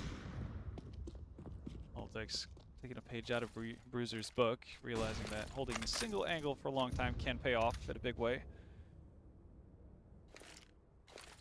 only if the Masonic side want to peek into said angle, like they did for Bruiser. Nobody near that short No, boost just yet. might not be at all, honestly. The counter util from Astralis gonna hold off Masonic's push in from Monster, which might have to be the execution here. Got Vigo watching in from the mid control just in case there's anything going on towards that A site. They've got such little info here, Astralis. Sonic have given nothing up. It's all down to the B hit. Tagged up from the long control though. Fessor might call in for backup. Meanwhile, Molly's come out towards the B site. Charlotte still don't know what's going on. Masonic about to walk into the 3-man stack here. Flashes over, and there's Oltex with the kill. Vigor with a follow-up. Kragan with 2 to return though. Queenix slow walking up to B. Gets his kill. Now opens up a line, but not ready for the rotation in from heaven. There's Vigor with a trade back. 2v2 makes it 1. Jensi gets it to a 1v1. Another clutch here to decide who gets on match point again. 10 seconds, bomb's got to go down, and he has no info to Fessor, who gets Astralis talent back up to winning ways. Oh, Astralis holding on by the smallest of margins here. Both rounds won on the CT side, both rounds with one player surviving. They're not going to care about that whatsoever. They have the money to rebuy. How did Masonic set up a tactical here? I mean, to be fair, they were kind of making the comeback. They were making it happen to bring it to OT. Never needed to use that 4th and final one. Astralis, I don't think they have anyone left. Even doubled up at one occasion. But Masonic needs to make the most out of it. This needs to be like a any given Sunday type of speech going on their team speak. Because the buy is not looking great. It's Galil's in play. A lot of utility though, but there's no doubt that Astralis talent are coming into this with the upper hand. One more round. That's all it takes for Astralis talent. That's all it will be for Masonic to get us to a second OT. You mentioned any given Sunday. It's these bomb plants that make the difference between winning and losing. It's these rounds and these shots. Bruiser picks up Jensi, kicks things off on the right foot, and he falls the hell back. Wants to play around Fesser's position as well. That's understandable. Again, give yourself the options to have trades available. Right now, Sonic going for a bit of a lull, cut the noise. Gonna throw out the lurk smoke towards long. Maybe that forces somebody to peek back, but Fesser very committed towards his position at divider. Spotted out. And gets a kill. Double up. Not quite available. Queenix trades it. One player still left out towards mid though. That's Bruiser's AWP. Got to get a kill, indeed he does. Dragon falls, Queenix trades, and now dives out of the way of Vigo, who's still hunting for him. Flash blinded, player inbound from long, and Queenix needs to hold on there. It's all Cabby now, left alone in the 1 versus 3, being one of the star men for this side, but he's not going to shine bright, as Astralis will take it 19-17. You can see how much it meant to them on the cams, but they are your heroes of tomorrow. It's just, yeah, fantastic. And they really brought it for the final map. You got to give it up for both teams. Commiserations to Masonic, obviously. They fought their hearts out and brought it as far as you could take it, really. Fantastic match to close this all out. And at the end of the day, I think you got to tip your hat to Astralis talent as well. Deserved winners. Coming from, yeah, not necessarily being the favorite of the tournament, but showing us wrong in that sense. They played fantastically through and through. Yeah, like they had a hell of a run throughout this bracket, right? We all looked at Tricked and said they're the highest ranked team. They're going to be in the grand final. Surely they must be, right? Maybe Masonic could be meeting them, and maybe Astralis could be in that 3rd place angle because the Academy's team is still on the rise. But here they stand as our heroes. I have to say, man, like I've got the arc of improvement from this team. You mentioned the earliest iteration of the Astralis Academy roster way back during the Academy League Season 1, even some online tournaments they were playing as well. I got the chance to see them, and they didn't look nearly as good as these guys do. And if they continue their development, this is a Tier 2 team to be reckoned with. Oh, absolutely. And again, it's a young group of guys as well, so they have tons of time too. And I think this is going to be a massive confidence booster for them. Not only just kind of being able to, get the confirmation that, yeah, we do have Masonic's number. We actually have Tricked's numbers too now, to kind of have that position, below the Astralis and the Heroics in Denmark, that goes quite some way. And it has to be a great feeling, and it's fantastic as well to see kind of the reactions that we get out of their cams towards the end there. Again, they're not sitting still. They're not. This is not just like an ordinary kind of a deal for them. It matters a lot. So really, really fun to see the kind of steps they've made in the correct direction. Yeah, it just goes to show how much tournaments like this mean to a team like that. Again, they are well early into their development cycle to becoming true pros. So winning tournaments like this and going on to other tier 2 events and getting the cracks at those to try and win those in the next stage of their career, like this is a huge, huge deal for them, because I don't think Astralis Talent have ever won an event per se. Outside of the Game Box tournament, Yeah. I think that this is like their first online event, right? Yeah, I'm pretty sure you're absolutely correct. And again, these two tournaments kind of follow each other closely as well. So it's a showcase of very recent improvement in the sense that they've taken an extra step and kind of avoided a plateau per se. So again, going to be super exciting to follow that continued development going further as well, because they seem to have kind of found their five, which was the bit of a problem, a bit of the issue with the initial lineups that they had for the first couple of seasons of the Academy League. But now, ever since Fester came into the mix, they got Breezer and obviously Mister as well. Things have evened out, and they're starting to look really solid. And from Masonic as well, obviously, knowing that they went so far in this series as well. Like, yeah, the start didn't quite work out the way that they wanted it to. Very dominant stuff from Astralis Talent, but then bringing it back on Ancient and somehow winning that map up to take us to Overpass, then getting that map to overtime. Like, they did so well. They fought so hard. What do you think was missing from them towards the end?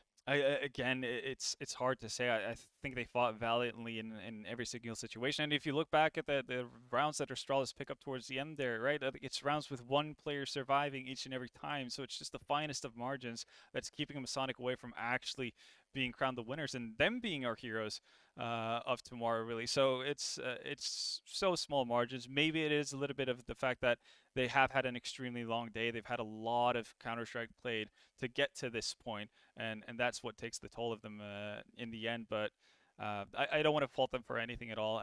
You don't really have too many holes to poke at. I think they did a fantastic job, and it's just unfortunate for them that they don't make it all the way there this time around. Well, fighting valiantly towards the very end there for Masonic, but 3 back-to-back series from Astralis Talent will, of course, put them as the heavy favourites in that rivalry. And, of course, our winners of the Heroes of Tomorrow not dropping a single series and ultimately becoming champions of the whole thing. Vendetta, I want to ask you one more time for your Heroes of today. Here's of today. I'm gonna have to give it to Vigo.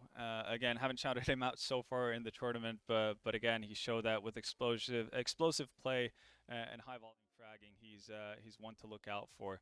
Been absolutely fantastic, and had a significant step up in terms of performance for this tournament specifically compared to his last 3 months, which is great to see, and that should instill a lot of confidence in the man as well. And for the last map, the deciding map, you got to give a shout out to Fessor. Yes. Again, 30 plus frags, just being at the right spot at the right time, seemingly whenever needed. Fantastic display from all of them. Absolutely. Well done to Astralis Talent for taking the tournament series and the victory in the overall bracket. They didn't lose a single match against any squad. So credit to them. They definitely earned their victory, and they've earned the title of the Heroes of Tomorrow. And that's going to do it from us this week. It's been a fun time. This is like one of the first tournaments that Mist has ever run, by the way. And I have to say that it has been an absolute pleasure to be part of it.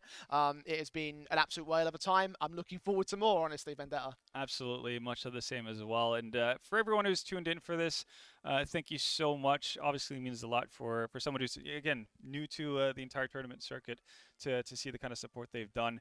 And hopefully, you'll continue with us on the journey moving forward as well, because there's a lot of heroes to be discovered. Indeed, there will be more heroes to be discovered in a future day. For today, that is going to be it from us here at MistGames. So on behalf of myself, the Eternal J, my co-commentator for this week, Vendetta, and all the production staff and admins behind the scenes here, we want to thank you so much for watching and for listening. And I'm sure that we'll see you somewhere down the road. But until then, good night and goodbye.